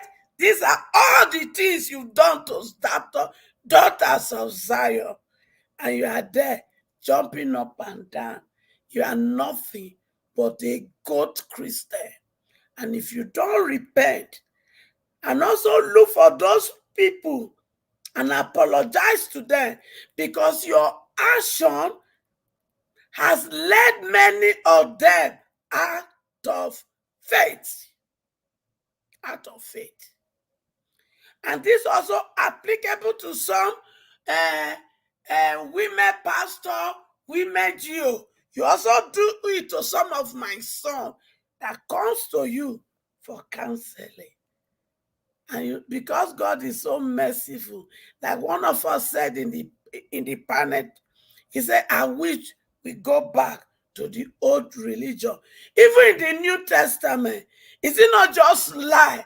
Ananias and Sapphira lie, and they both buy. If I want to ask God, I will ask him to take us to that era where we will buy on the spot when we do this rubbish. But because Christ is always there, pleading for us, we take his blood on the cross of Calvary for granted. Mama If Ichu. you do not repent, you will perish. Mama Yes. Ichu, 30 seconds, please. So, to those of you out there that all this goatee, pastor, G, or whatever you call them, has bruised, please go back to your father, reconcile. And finally, that the Adeboye, those children in that jail, I am going to hold you people accountable. That the Oyedepo, Rat, Remi Tinubu, they say they give you pastor. So as a pastor, tell your husband, my children in your custody in the prison did not commit any treasonable offense. If not, your Senate president is a treasonable person. He does not supposed to be there. Even your boo-boo Chief Tinubu, he also commit treason, because all the forging and everything he take to enter into power, they are also treasonable offense. Your INEC chairman is also committing treasonable offense for cooking figures that he cannot define till today how he come about it in the general election of 2022-23, even in the current Edo election. So all these people, including Oshomole parading himself, they are all treasonable offense.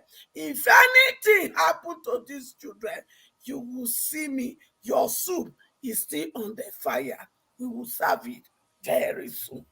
Thank you, and God bless us. Yeah, thank you very much for that voice for us and submission. And we'll just move on to the next person, and that will be Mr. Odua. But not until we have said hello to the two guys that are just joining us, Osamudame Okosun and Fred O481. Welcome to the broadcast. Mr. Odua, please, if you are there. Mr. Odua. Mr. Odua is not immediately available. I would like to call on my brother Chimeze Umejiaku. Oga Chimeze, if you did there, may you talk to us.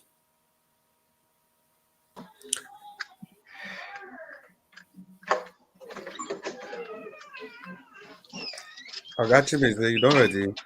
Yeah, I'm here. Okay, please talk to us. Yes, And just before you talk, so that people are not taking on our words, Oga Chimeze, after you will be Abdul Malik. After Abdul Malik, Black Panther. After Black Panther, Madam Rita. After Madam Rita, and Oga Jonathan Kingsley.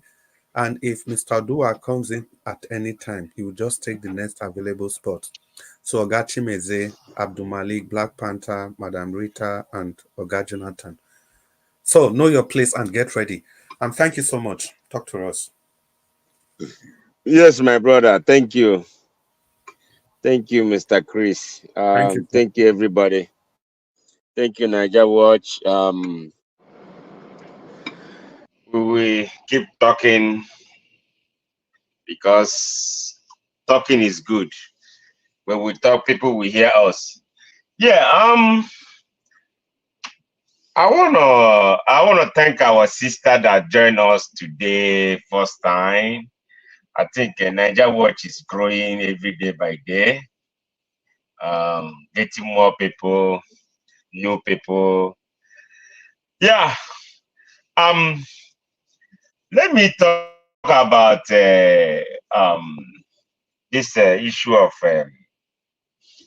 they say the women's that love their or likes their daddy GO more than their husbands or whatever. See, what I will say that in that aspect is, it depends the way you see it. But for me, if you have respect for your husband, no matter how your husband is, if you have respect for him, nobody, he can't tell me you like your daddy GO or your pastor or whatever or your prophetess more than your husband. You see, that is whoever that doing that, I think you're not doing good thing. Let me tell you, your husband is the God you see on this on this earth. If you marry and you have a husband, that man there is your God. You have to worship him the way you worship that your daddy GO. Because if you don't give him that respect, that's how family break up. That's husband and wife break up. In Africa, I know those things is easy here. It's easy in Africa, I mean to say. Because you choose another person because he preaches you, he will brainwash you, he brainwash you so that you even the food you cook, he can cook nice food. You cook nice, better soup.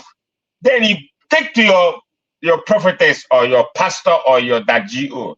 And your husband, you stab your husband because maybe he didn't provide. Now, because you see, this thing is very, very common. It's very, very common in Nigeria. So you now your husband he will eat bone. Then your prophetess and your prophet will eat the best food ever.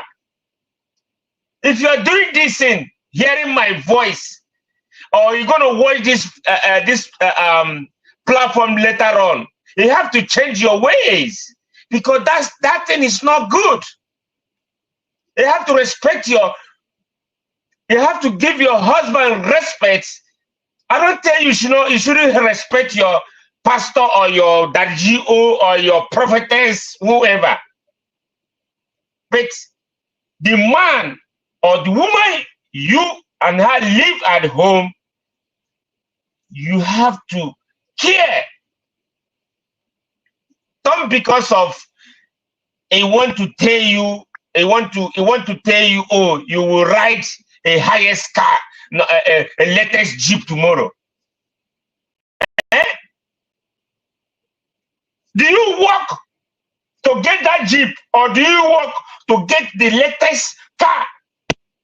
Or when they preach you and prophesy for you, you believe, and you're not working, you sit down there telling me, oh, manna will come from heaven and give it, maybe and dove will go capture money somewhere and come and drop it on your house. Then you say, oh, our prophet is working.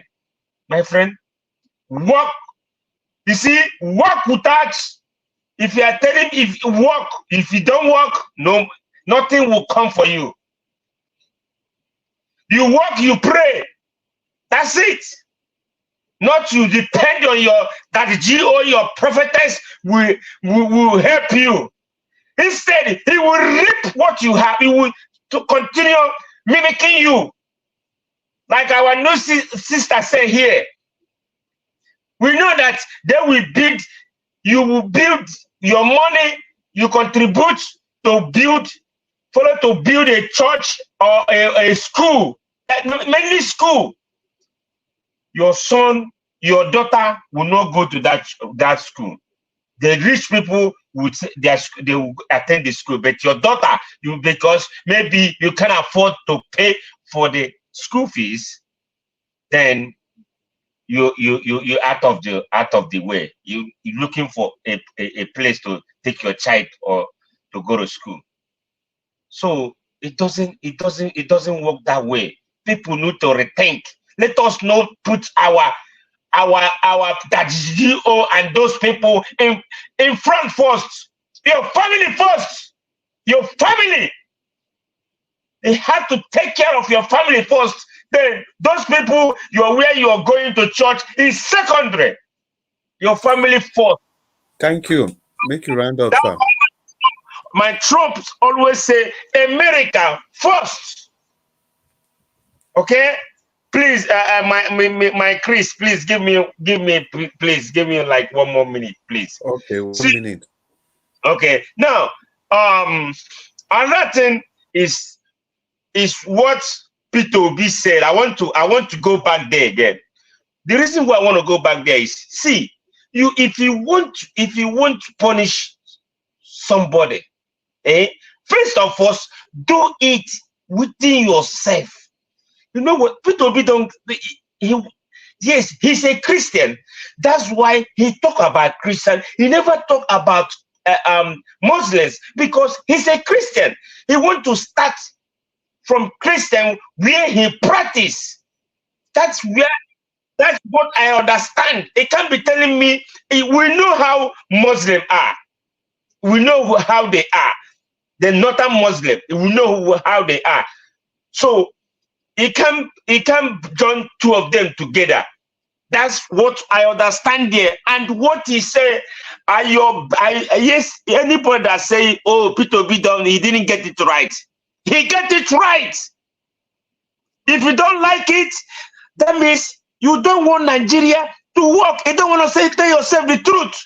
If you say you are disagreeing with Peter Obi, that means what you are saying here, you are not telling us the truth.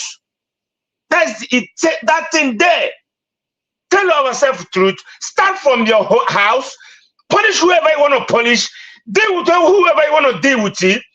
Then, if you go outside there, then you deal with other people. And another thing, a president or somebody that see, a president don't open his mouth, start talking what he want to do. Like what Showore say, hey, I will jail them. It don't work that way. If what actually want to do, put it to your mind until when you get there. If you get to the office, you start your work. Don't say something that, oh, maybe you won't do it.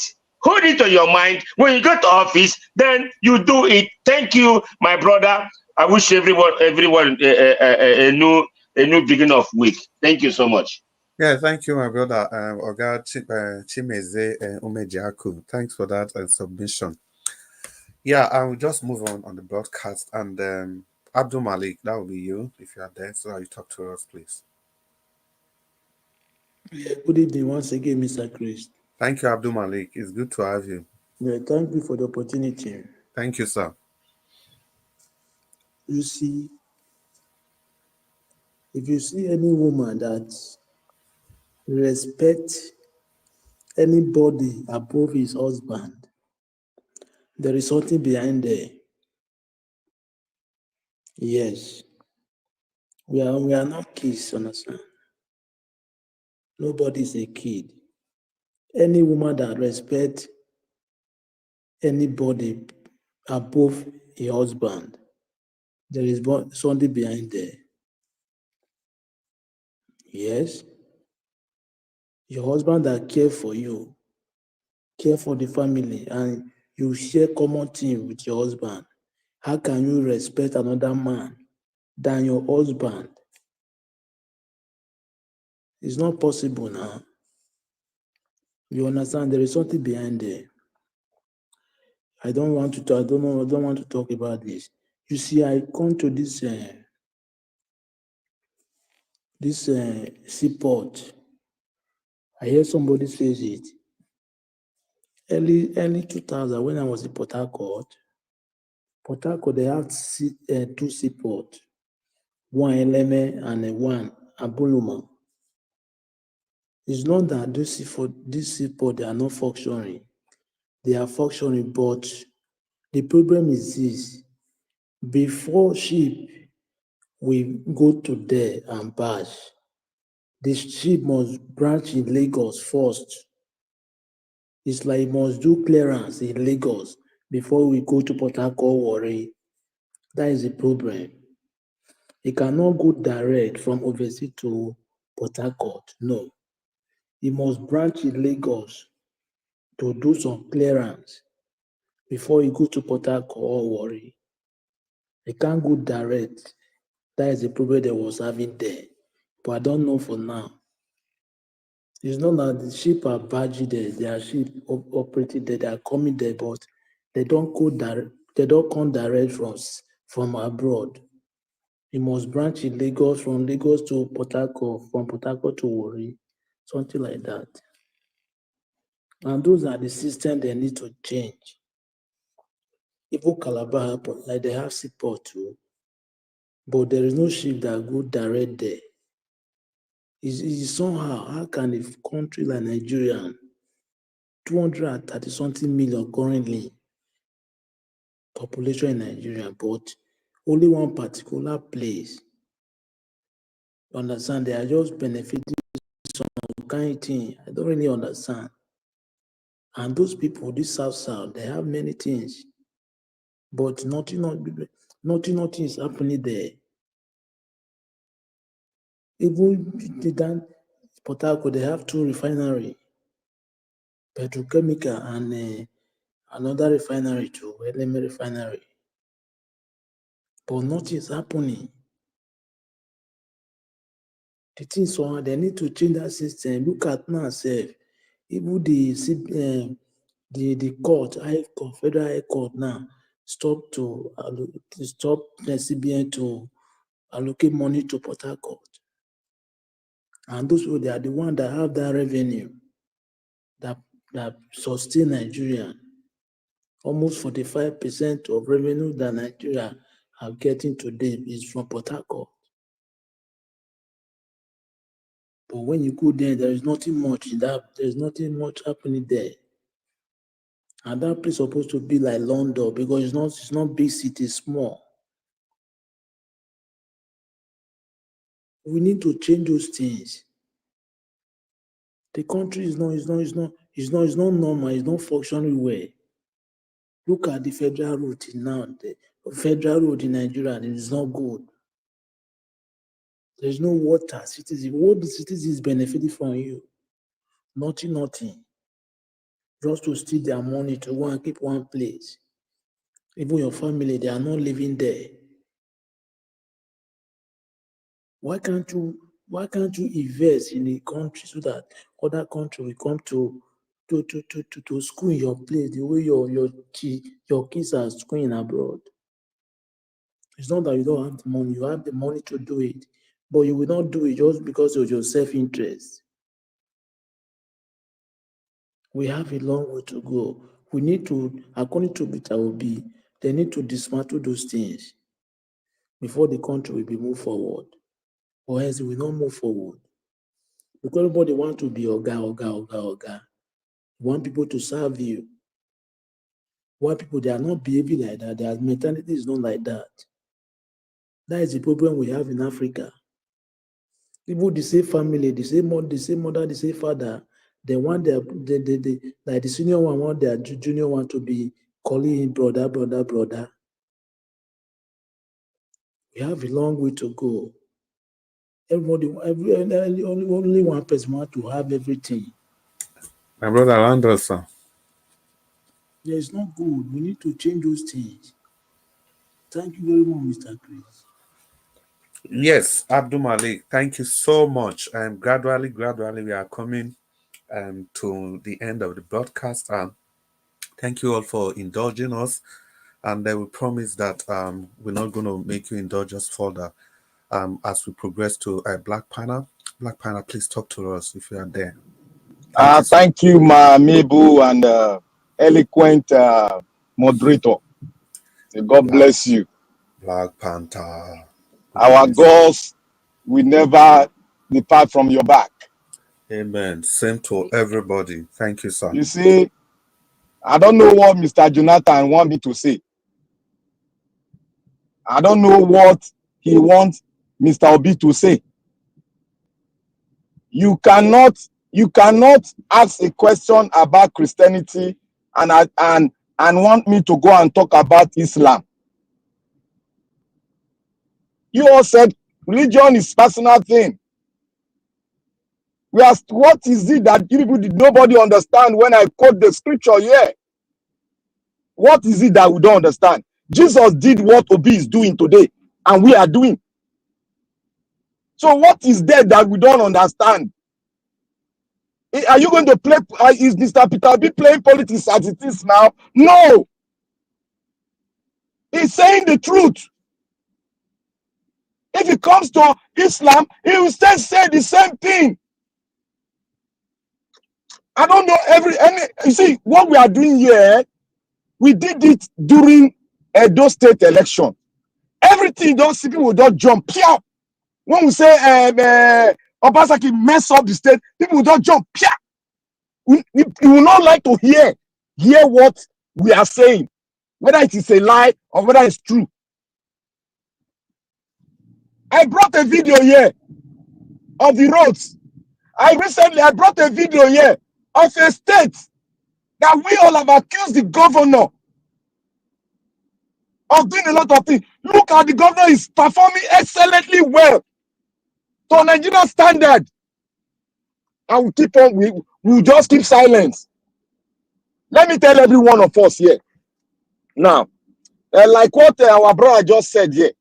You see, my brother, Peter Obi is a quiet person. And if you have not stayed with people that are quiet, you have not dealt with them before, you don't even have a clue about them. A clue you don't have about them. As you see Peter Obi, so Peter Obi has shown himself a little bit when he was governor of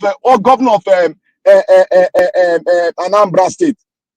And the way he dealt with some people in Anambra State, when they catch you in doing this, he bring down your house, your property. He doesn't care. I don't know what you want Peter Obi to come and do, to behave like another person. It is not possible. Yeah, Black Panther, I need to interject. That's stuff you just mentioned about Peter Obi. Are you referring to Bakassi and the Sakaba people? Those people that, yes. It's Sakaba, yeah. That were bringing down the people. Yeah, he said, make the law down. So what do you want Mr. Obi to say? Oh, if I enter the position of president, I will carry everybody and throw inside jail. I said it here. There's a process you will undergo. If you like, you cannot change my perspective about democracy. You cannot lure me by saying you are going to bring all the politicians, you are going to send them to jail, then I will not give you my vote. That is stupid. To me, it's stupid to me. If I do that, I'm very stupid. Somebody spoke here. Oh, I should go to his website and go and see what he wrote there about economy. A man that writes a word about economy of a nation should be ready to speak it out. It's like the scripture. When you hear, practicalize. Don't put it in tablet and you want me to go and could go and quote everything you've written that you cannot explain to us. I'm not a damn fool. You got to come out and explain what your economic term. It is not only bringing people to jail. The process is there. You cannot be autocratic. The process is right there. That will not make me vote for you if you cannot solve the economic issue of the nation. Or there you look at the constitution. That will not make me to vote for you, no matter how eloquent you are. If you cannot explain yourself about the economy, you are telling me that you're going to bring down everybody. Go and look at Senegal. I explained it yesterday here. And most of you are not ready to cool down and listen and exercise patience and go in there to investigate yourself so that you know what I am talking about. When Black Panther say one thing, all of you don't look at, oh, it's Peter Obi person. I've told you, I am not enslaved to Peter Obi, but I believe in what he's saying. I told you people here that if Peter Obi go for this next election, I no go support him because of what I did. Enough is enough. I'm speaking here, I'm not speaking politics, I'm not speaking Spanish. You cannot lock people with just one reason that you're going to take them to the prison, that you're active. Give us an example where you have been active on. Simple. If you want to go for an election in politics, there's what we call harmonization. There's what we call give and take. Just give me 1 minute, I beg. 1 minute, I beg. Let me finish it up. If Nigeria was ring bell like this, maybe it has a very important announcement to make. Mr. Nigeria, sir. I was listening to Black Panther. I understand the frustration which is affecting all of us who are here. But my question to Black Panther is that do you have a solution to this whole thing? What is your solution? My solution has been on the tablet for long, and people are not understanding it. We need to coerce and bring down the system, and we have said it here. The electoral law is very important. We need the Constitution? The electoral law first. Okay. Let us go there and iron it. Let us start speaking with the same tone so that people can join us. They are hearing us all over the world. They are listening to us. The senators are listening to us. By the time we apply pressure, the pressure will get to Aso Rock and the Senate. Let us tell our people to go to their senatorial district and apply pressure on their senators and House of Rep.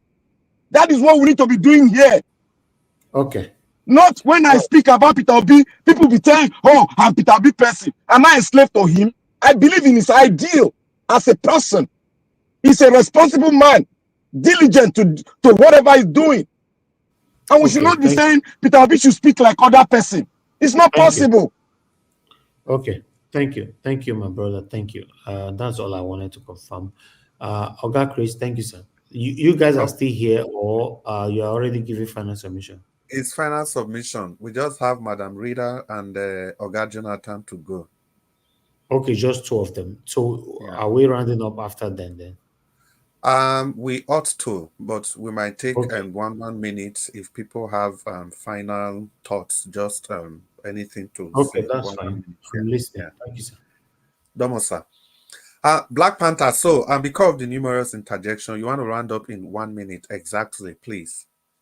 I want to thank our new sister that came in here, and I want to thank him. And thank God he met us today and he spoke what is in our mind. Sir. But in some other time, in some other broadcasts, we might be hot like fire here, but don't take it to the other side. But what we are trying to do is to sort out the problem we have in the country. Simple. Thank you. Oh, Black Panther. Black Panther, you quick show yourself. Madam. No, yes, the Nigeria problem not be rose now. It's not the rose of bed, not be bed now. You know why Black Panther they confess now in advance. When they confess in advance, saying that be the Agberangbere of this platform. Not the matter of that. Say I go tell her in advance. Say you know the bed of rose. So Nigeria problem now wahala. So when we are going left, some people are going right. In case our sister get to know, say first way they break the the everything we did this platform, na him. So may he quick confess himself. So you are excluding yourself, Abi. Oba Tokpe. He swear. You know, Madam Rita will see there, so he hot past me. They exclude him. They exclude everybody. He don't do.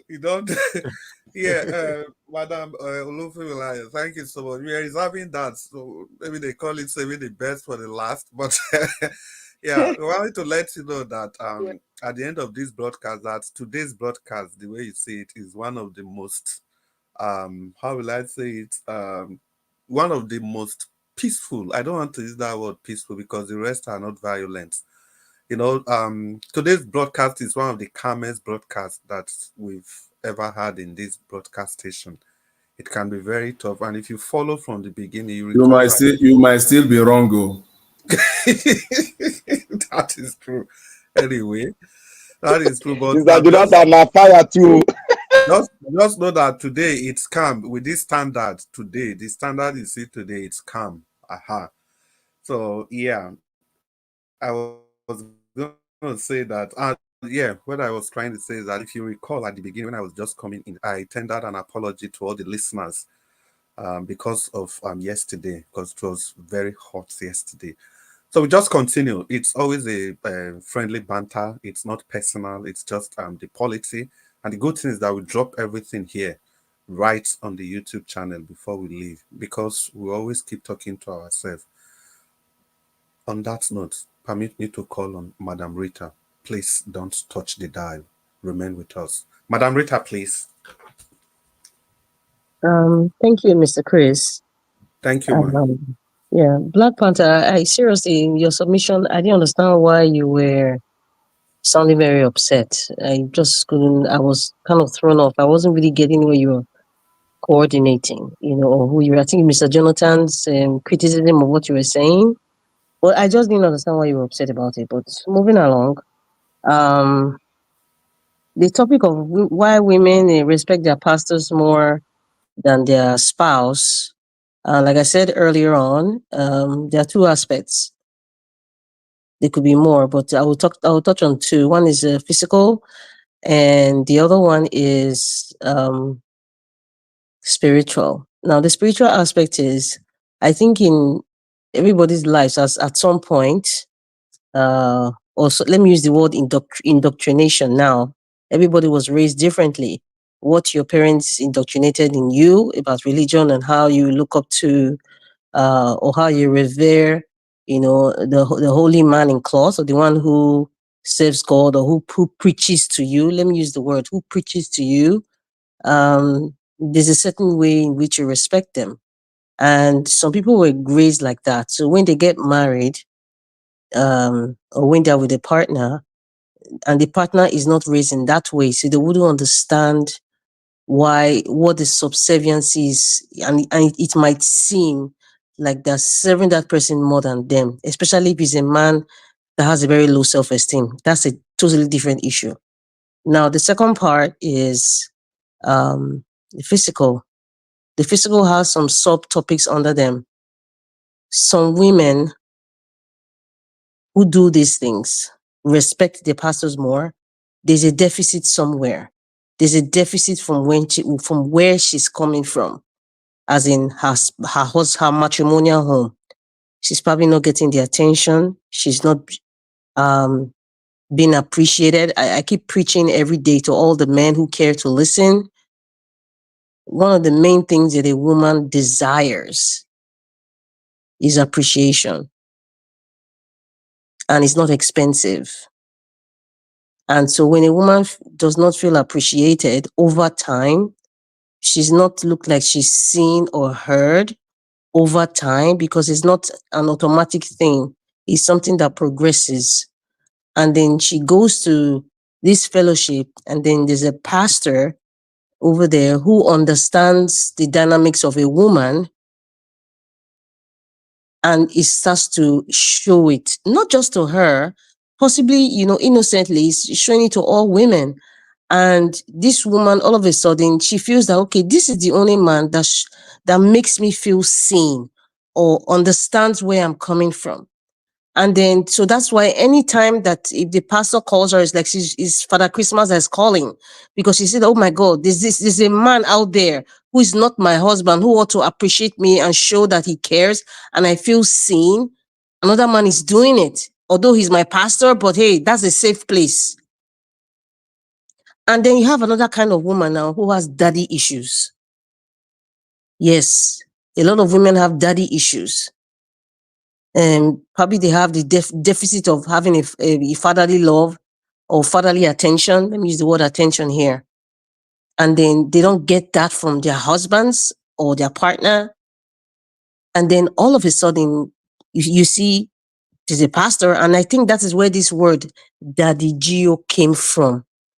Because many people are looking for who to call daddy, who can be a father figure to them. That's why those of you men who have daughters, please be present in your daughter's lives. Because when she grows into a young lady, to an adult, how she relates to men or the kinds of men she relates to will show the deficits that she didn't get from you. So most women are experiencing that. But the bottom line is, because of this egocentric nature of Nigerian men. Yes, you guys know I'm always talking about Nigerian men. I don't want to talk about Ghana or Igbo. It's Nigeria because I'm a Nigerian. This egocentric nature of the Nigerian man. I love Nigerian men. They wouldn't look at it from those aspects I talked about. I would say it's 1% who are very sensitive and who are very matured in the mind will look back and say, okay, why is this woman behaving this way? There's something underneath there. But the 99% would not look at it that way. Their egocentric nature will be, oh my goodness, she has no respect for me. I give her everything. She just don't get it. Perhaps she's having an affair. You know, all sorts of things come up. And then, God forbid, he has friends, you know, that are not also reasonable like him or are not matured enough to tell him this is their underlying issues. It's not just, you know, for her action. It will skyrocket to something, definitely. So you see, when we are experiencing that, I felt that pastor, and sometimes I watch some of his comments.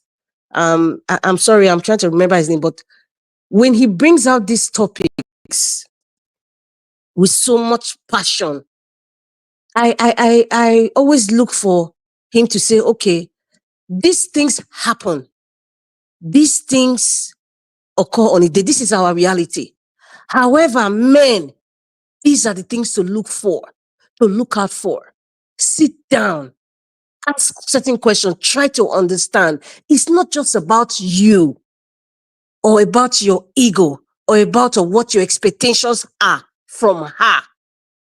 It's beyond that. If you get to understand the problem, I am very, very, very sure you start to look at her behavior with her pastor differently and not like she's kind of pushing you aside or not respecting you enough. But when we have shows or programs where people just come and just talk, oh, this is this, women who do that, women don't do this, don't do that. No, they're not addressing the issue. You're just talking about the surface and what everybody's seeing, and it ends there. And the woman has to reverse. Is either she stopped going to church, or she stopped going to that church, or she sits at home, or she has to choose between her husband or her marriage and her pastor or her church. It always boils down to that.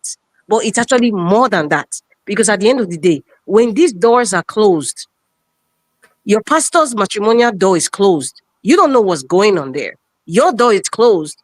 You don't know what's going on, but the work that you have to do is to make sure that when that door is closed, it's peace and happiness that's happening inside that house. Yes, that's your duty. When your door is closed and the pastor is not there, what are the duties you perform to make sure that there's peace and tranquility in that home? It's not just about respecting pastor, because you know what? If you tell her not to go to that church anymore, trust me, there's another man that will see something that she's having some deficit in the home. So you see, it's more than just the pastor. And most pastors, not all, don't go in depth to actually explain. And these little snippets that we get, a lot of men who are ignorant. I'm not insulting, I'm just saying it the way it is, because it's ignorance that make people behave in certain ways or think certain ways. Most men who just listen to that snippet of what that pastor says, they grab it and say, hey, we said it, and then you lose the purpose. Thank you. Randall, okay. I'm rounding up now if I start talking now. If I start talking now, I'm rounding up now. Thank you very much. Madam Rita, thank you. Madam Rita, before we come to Oga Jonathan, I have one or two questions for you. Does this to say that in this picture, this scenario you painted, which I completely agree with, but I think there are some missing parts. That's from my own perspective. Is there to say that there's nothing you can, that the woman cannot take responsibility in any way, in any of these things that's what we are describing, as in giving more respect to your pastor than to your husband? You want to say that there's no deliberate character deficit in a woman that does that? There's always something responsible for it? Mr. Chris, let me tell you something. Any way we treat somebody, good or bad, disrespectful in a way, is as a result of something underneath. Yes. So it's not, listen, I know what you're trying to say. Every woman should take responsibility for their action. No, I didn't say every woman, Madam Rita. Or women who are practicing that. Madam Rita, what I said is this. One, I said I completely agree with you. Then secondly, I said, are you saying that in all this, we want to say the woman does not have a role, she does not have any responsibility, that there's always something that's making her to disrespect her husband above her, to respect her pastor above her husband? Is that what you are saying? I think your question is unfair and it's skewed, because I'm going to explain, because what you're saying. No. See, okay, maybe I'm using the right term. No, Madam Rita, wait. People are listening. Go ahead. Yeah, you painted scenarios, the causes, the likely causes. Let's look at it. Yes. And you said, okay, daddy issue. And you also said not probably that the woman is lacking attention from home. The man is not appreciating the woman enough. And probably the woman had daddy issue. And if you look at both, a woman that has daddy issue, you couldn't blame that on that woman. It's obviously her upbringing. So we talk about her father and her mother, how they related with each other. That made the father to be absent in her life. You can't tie that to her. Then secondly, if her husband does not respect her or does not value her, like you said, it could also lead to her appreciating other men, not just only the pastor. Those were the two scenarios that you painted. Now, my question is this. Do you want to say that apart from these two scenarios, there is no scenario where the woman herself has a personal character deficit that will make her not to respect her husband? Are you saying that there is always something that is not right, that the woman does not have control over, that is making her to do this? Yes. That's the question. And it applies to everybody. Yes. Any woman who suddenly turns to a Jezebel or a harlot, there's something underneath. There's something underneath that brother, and she's always had it even prior to being married. It's just that there's something that triggers it. Everybody that behaves a certain way, there's something that triggers something. So, and it's not something that nobody talks about. And the only way, listen, sir, the only way somebody can take responsibility for that action is admittance of that you have an issue. Many people, because of our, especially Nigeria now as a case study, or because of our cultural upbringing, we are not allowed, we are suppressed to talk about things that either happened to us when we were kids or middle age, or even as an adult, a certain kind of trauma. So it's something that triggers it. It can go silent. It can go silent even after 30 years or 40 years. But all of a sudden, you see this kind of behavior. It's not that the husband is bad or he's maltreating her, nothing. You see this kind of behavior, there's something that triggers it. So that's when the responsibility comes when, that's why I talk about maturity. and then you bring somebody who is a counselor, and the person has to agree that they have an issue. That's where the responsibility comes from. Agree that you have an issue, and then healing takes place from there. It's a step-by-step thing, but it's that part is never talked about. It's swept under the carpet, and we just talk about the surface only. Please, I feel ask question. Go ahead, sir. Can I add to this? Agreeing that somebody has an issue is already part of the healing process. I think that's even the first Many part. people don't agree. I kid you not. So who will tell you I don't have any problem? Yeah, Madam Rita, do you know? I said agreeing. If you agree, it's already part of the healing process. Baba Christ, There's a reason I use ask the your word simple part of question. the healing process. So yes, you'll talk. When a person has not admitted that I have a problem in the first place, so it means the healing process has not even started. But immediately you agree, they call that insight. It means you understand that there is a problem that needs to be dealt with. So immediately you have that admittance, it means the healing process has kicked in. You get the point? So when you are in a position where you don't even agree there is a problem at all in the first place, then we are not talking about anything. For example, if a madman suddenly realizes that, look, something is wrong with me, then it means the madman is no longer mad. The healing process from that madness has started. So that's the point I'm just making about that. Well, let's continue. Thank you very much, Madam Rita, for that insight. And I hope we are all learning. And if we all have anything to say about this, Madam Rita's submission, vis-a-vis any other thing we've spoken on here, we will still have 1 minute to quickly wrap our heads around that. And Mr. Duasa, you were craving my attention. Mr. Dua. Just this question is, now, if it is daddy problem, why do they still call pastor's wife mommy? Madam, wait, Paul. Mr. Chris. Wait now, he asked Madam Rita a question. I don't know. Oh, Madam Rita is no longer on the, they kicked, maybe network kicked her out. Yeah, Black Panther, you want to say something? You see, Madam Rita is speaking like a counselor. That's how counselors speaks. In realistic, when you are facing realistic, for those of us that are married, we are being realistic. Any woman that honors the pastor above his husband, that woman is promiscuous. Because there's no truth. That woman is bound. No. Wait. Let me. I've had examples. Black Panther, wait now. It's because the Bible says. Let me go this. Let me go the religious way. If 4 minutes of Black Panther, they use so. No, you don't use the Black Panther don't use his 4 minutes. It's Mr. Chris. I don't use my 4 minutes. I just take 30 seconds. 30 seconds so that Oga Jonathan can come in. Yeah. You see why I went blunt on that aspect? Because we're African, we are not Europeans. We should differentiate both sides. You see, if you go to the scripture, it said the wife should submissive to the husband, and the husband love your wife.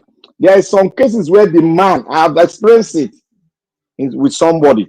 It's a case where the person loved the wife, but the wife choose to honor and dishonor his own husband at home, and the husband later just blank as if there's nothing happening. He later saw that the wife sometimes goes to the pastor's house. So in that scenario, what can we say about that scenario? When the husband loved the wife and the wife dishonor the man just because he's having one kind of affection towards the pastors. Those are the kind of things that I say, if you're a counselor, it's different from when you are in it to experience it. Thank you, Black Panther. Thank you.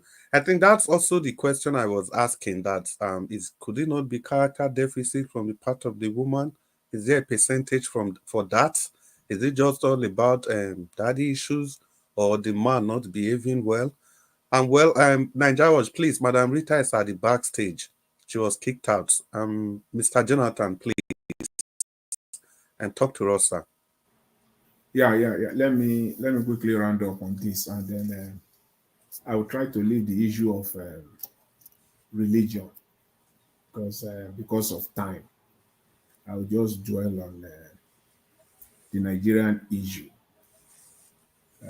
The only part of religion that I would love to say one or two things about was the area that Madam Fumilayo, Fumilayo.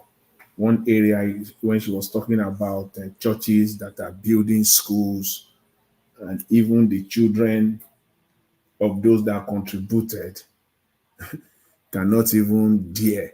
They are not even, they don't even have the capacity to attend the institutions.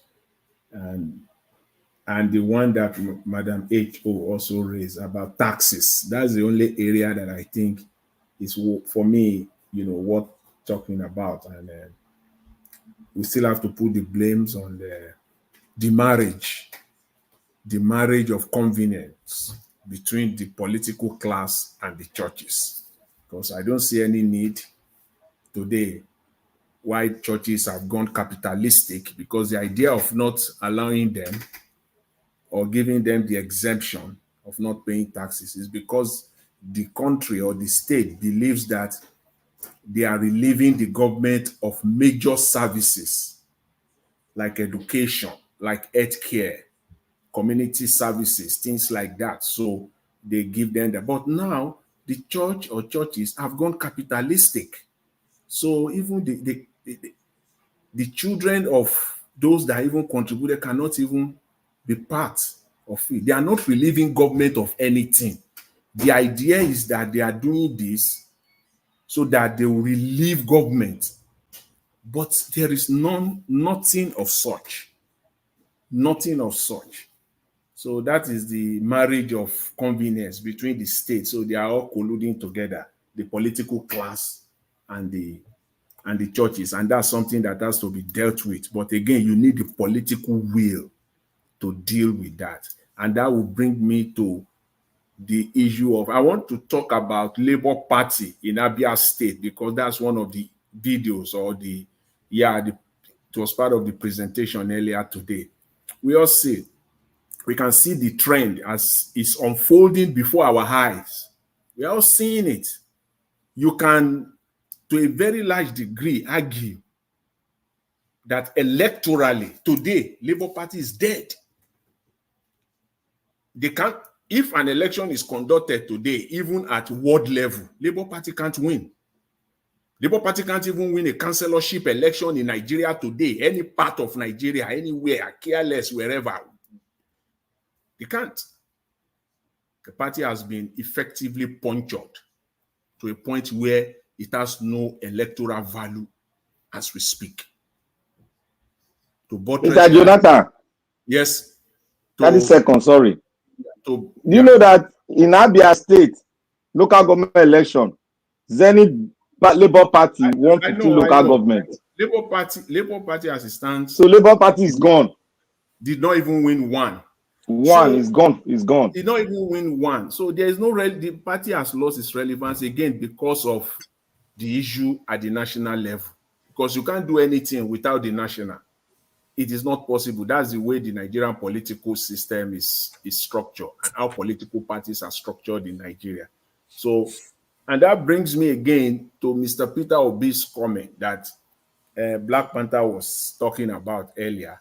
He talked about it in his first submission, and I interjected him, and he kind of buttressed it again. See,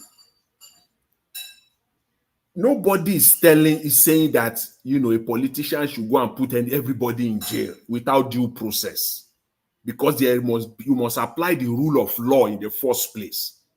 So the idea of just putting people in jail is not what we're talking about, unless we are just talking out of context. Okay, so that's not the point.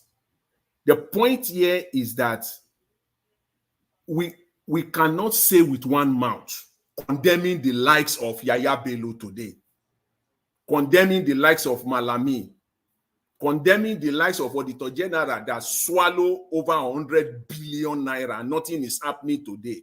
Rather, he has been elevated to a traditional position somewhere in the north today to shield him from prosecution. We can as well just close our eyes on all of that.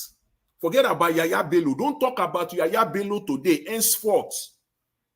Because anytime you talk with Yaya, you open your mouth and you mention the issue of Yaya Bello today, you are going to the past. Yaya Bello is no longer the governor of Kogi State. Let Kogi State move on. Let Kogi State move on. Nigeria is moving on. Let the Auditor General that stole over 100 billion, let him move on. Don't talk about it again. So we are talking about it. It is needless. So if we use one part of our mouth to talk about all those, and then use another part of our mouth to say we don't have to talk about it going forward when it comes to another person, then there is an issue there. There is a serious issue there. So we must be focused. We must stand on what we believe in. Cannot be moving back, right, left, back and forth all over the place. They don't even know where we stand.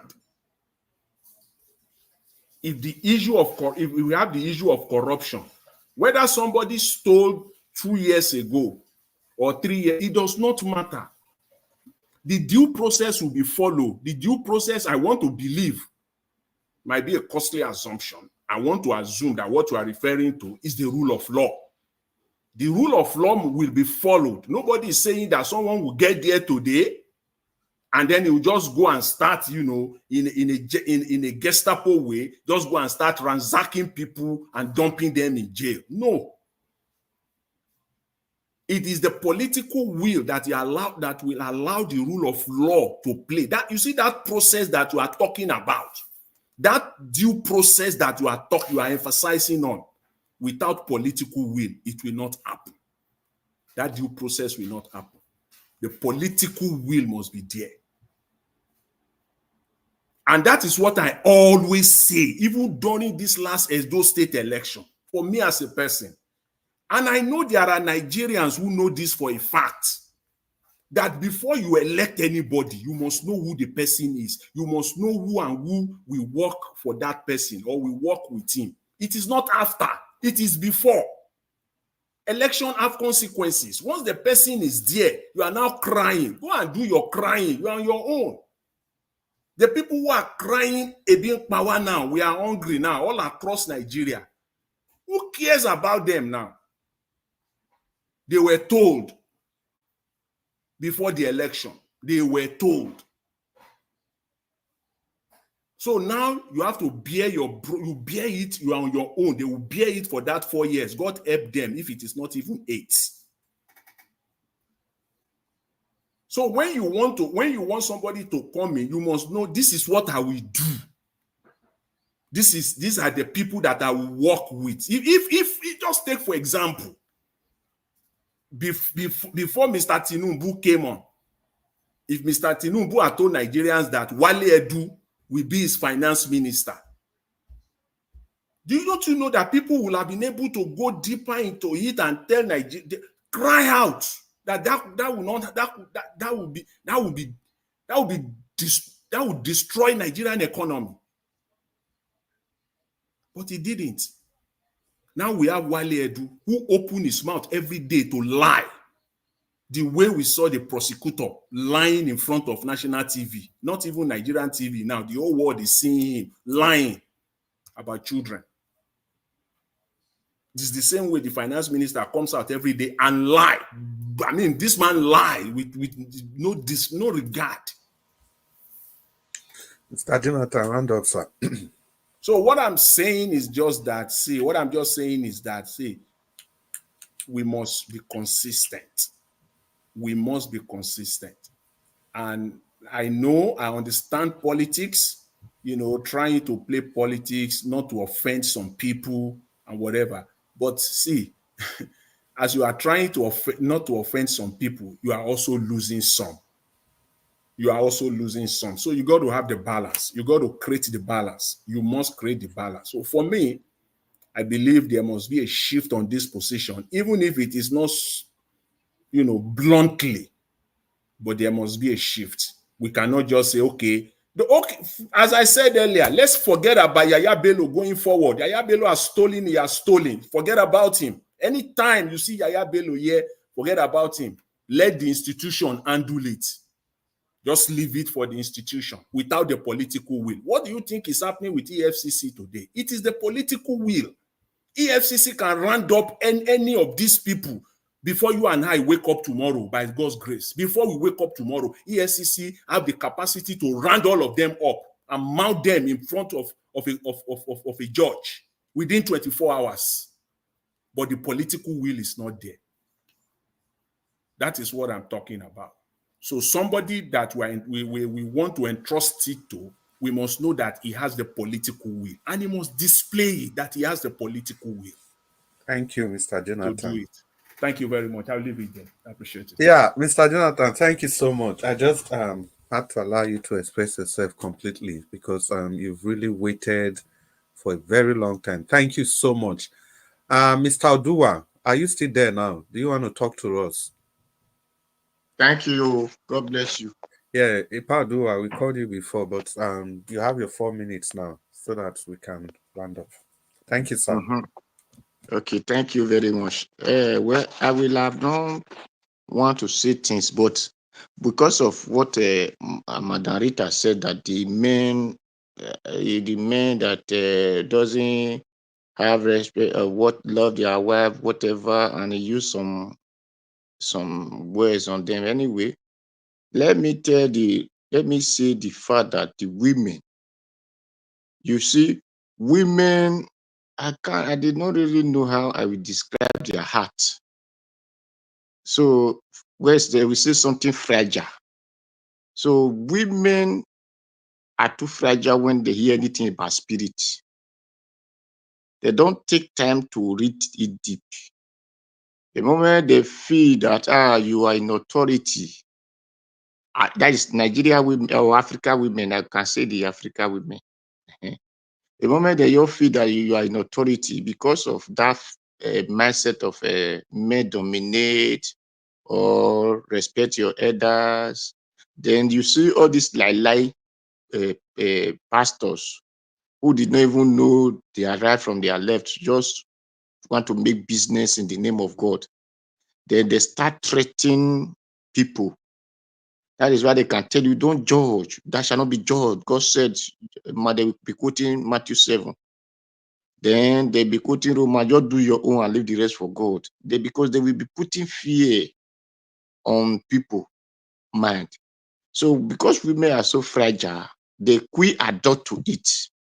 So they see those so-called businessmen, which they call pastors, as second God. That after that God, it is only them. And those pastors put those threats in that it is through them. That is why you hear that person said, he will lay in course, he will do this, he will do that. He don't touch my naked. They will use many things to threaten people. And because of women are so eager and zealous in about things of the spirit, so right from that moment, they are being carried away. They don't take time to digest it. So it takes the few one to digest, but majority of them are gullible to those things. So they don't digest it. They just begin to fear those words that the pastor used and this, that. They right from that time. So whatever the pastor say, it is their right. Because the pastor will still let you know that whenever you and your husband have anything, come and tell me, as if he's telling to God that is the God representative, this, that. So that woman see that man or that pastor as not God representative, as second Moses or Abraham, whatever, Joshua. Then he starts. The woman did not respect the man because women take marriage for I will say business, because African women believe that men just go and labor that the marriage is their right. So whatever you do, it doesn't concern them. What matters is bring to them. So for those who were not well trained at home, they carry that bad character into marriage. Not because their husband doesn't love them, not because their husband doesn't appreciate them. It is because of the bad character they have from home. They carry into their marriage, which they believe that whatever the man says doesn't matter, that what comes out from their heart. Then whatever the pastor now says is now second God that is talking to them.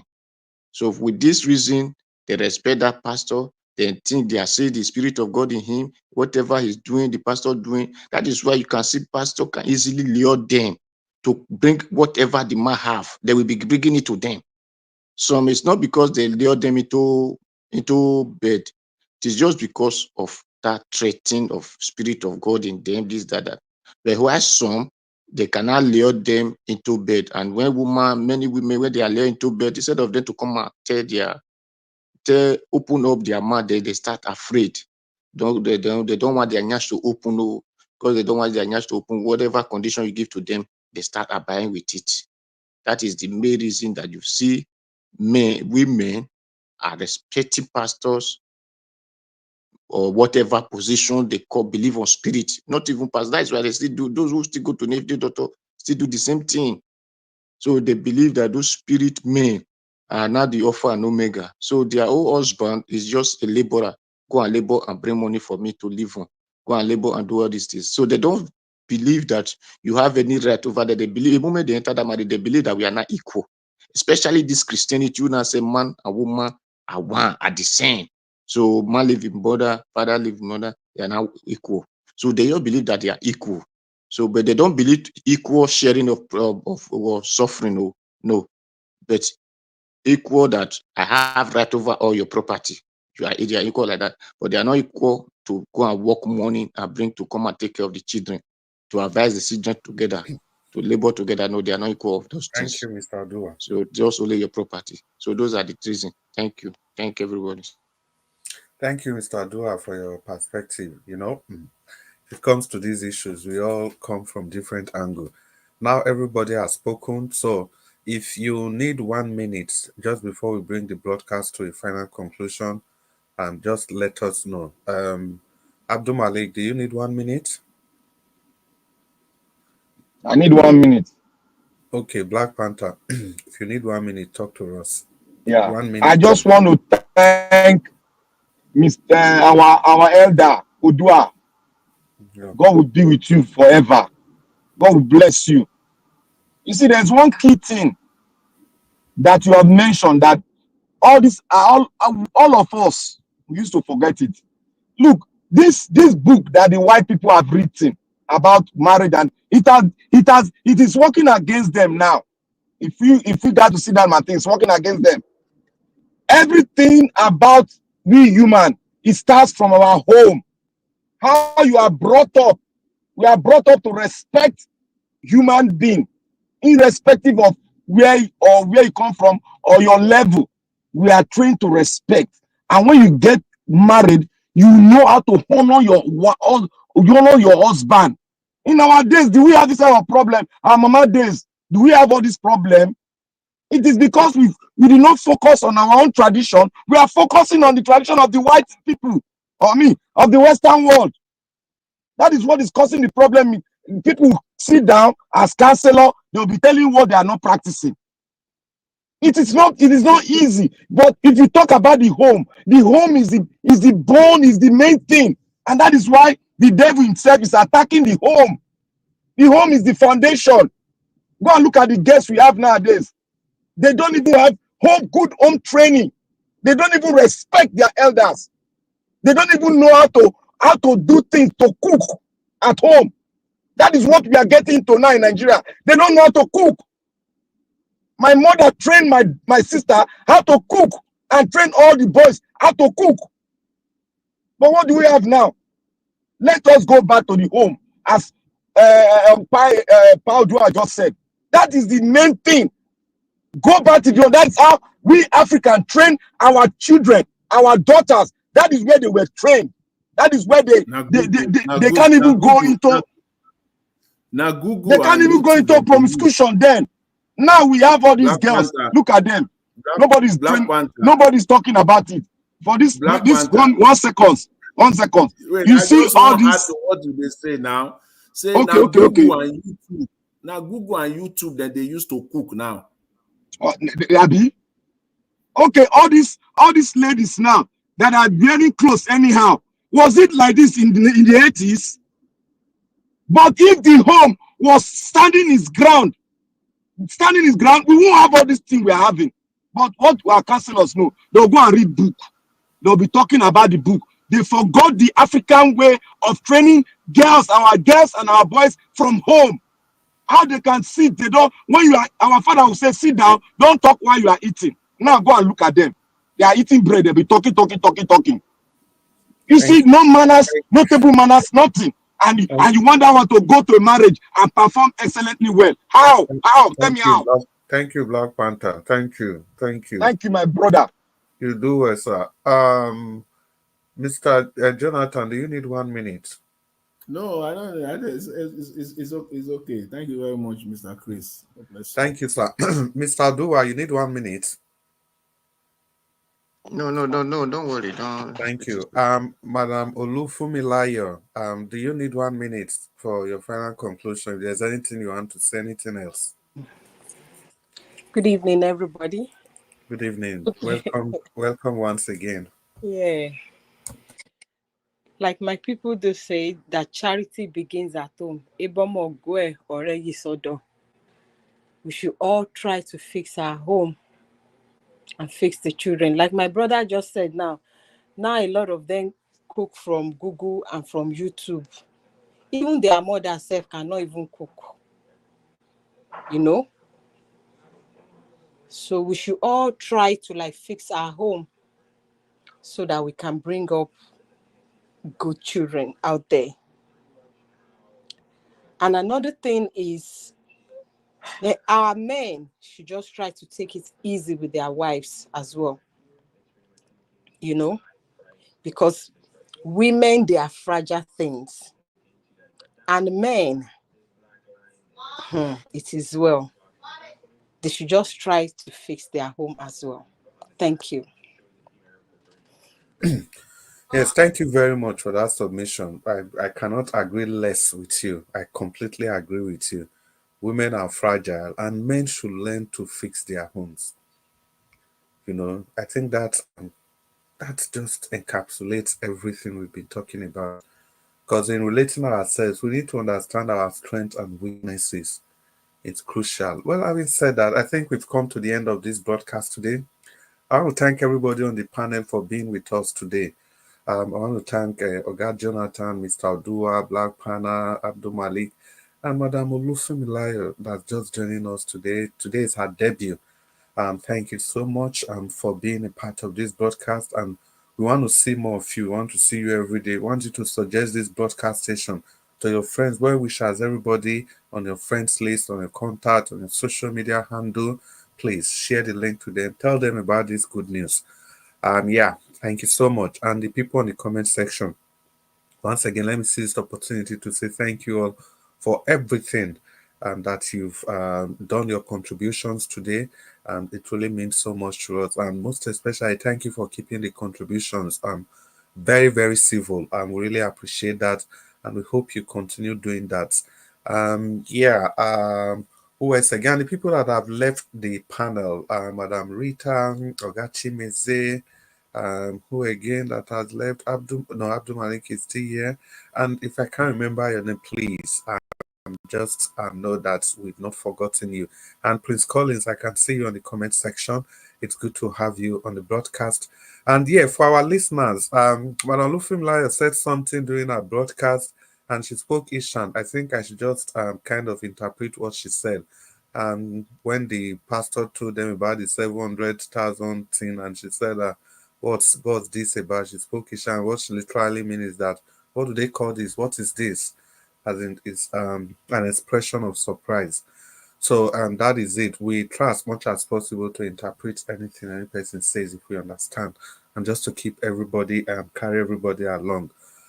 So before we draw a final conclusion, we must thank the admins. I have not mentioned their names since the beginning of this broadcast. I did that for a purpose Today I want to give them a special shout out because today is the last day of the week. The last day of the week.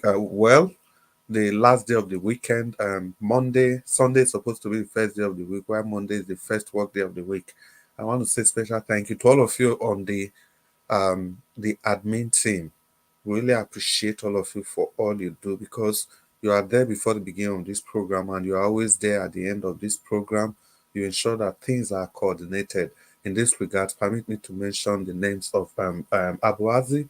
Abuazi, thank you so much. We appreciate you. And Irene, the finest. I call her the finest of them all. And thank you so much. We appreciate all you do.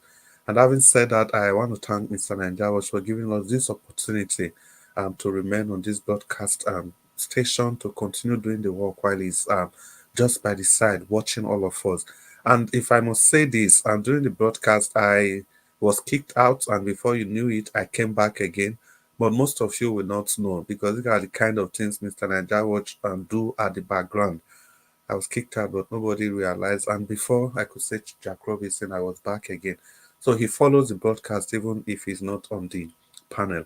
Mr. Nanjawas, thank you so much for the confidence that you pose in us and for believing that we'll do this even while you are not here with us. And lastly, Mommy Diaspora. Mommy Diaspora, special weekend greeting to you. It's another work day. It's Monday. And thank you so much. You check your time anywhere in the world. It's 6 minutes before the hour mark. Mommy Diaspora, we thank you so much. It's been over 6 hours on this broadcast. It's just one of those days that we have very long broadcasts. Thank you, Mommy, for all you do. We appreciate you. The reason I said 6 hours, you've been here before from the beginning of the program to the end. It's been 6 hours coordinating things. We appreciate you from the depth of our heart. And we know you are still going to be with us later today again to continue singing and dancing and making sure we bring Nigeria to fruition, to that place where we expect Nigeria to be. It is our home country. It is the only place that we can claim all forms of entitlement. It is the only place we are truly citizens. Every other one is just, come on, you know it, you know the way it is. So, my people, keep doing what will move your nation forward. Keep saying it the way it is. And let's remember to pray for our nation. For everything you do, remember life first. And thank you so much. And I would like to call on Mr. Nanjawatch and to end the broadcast.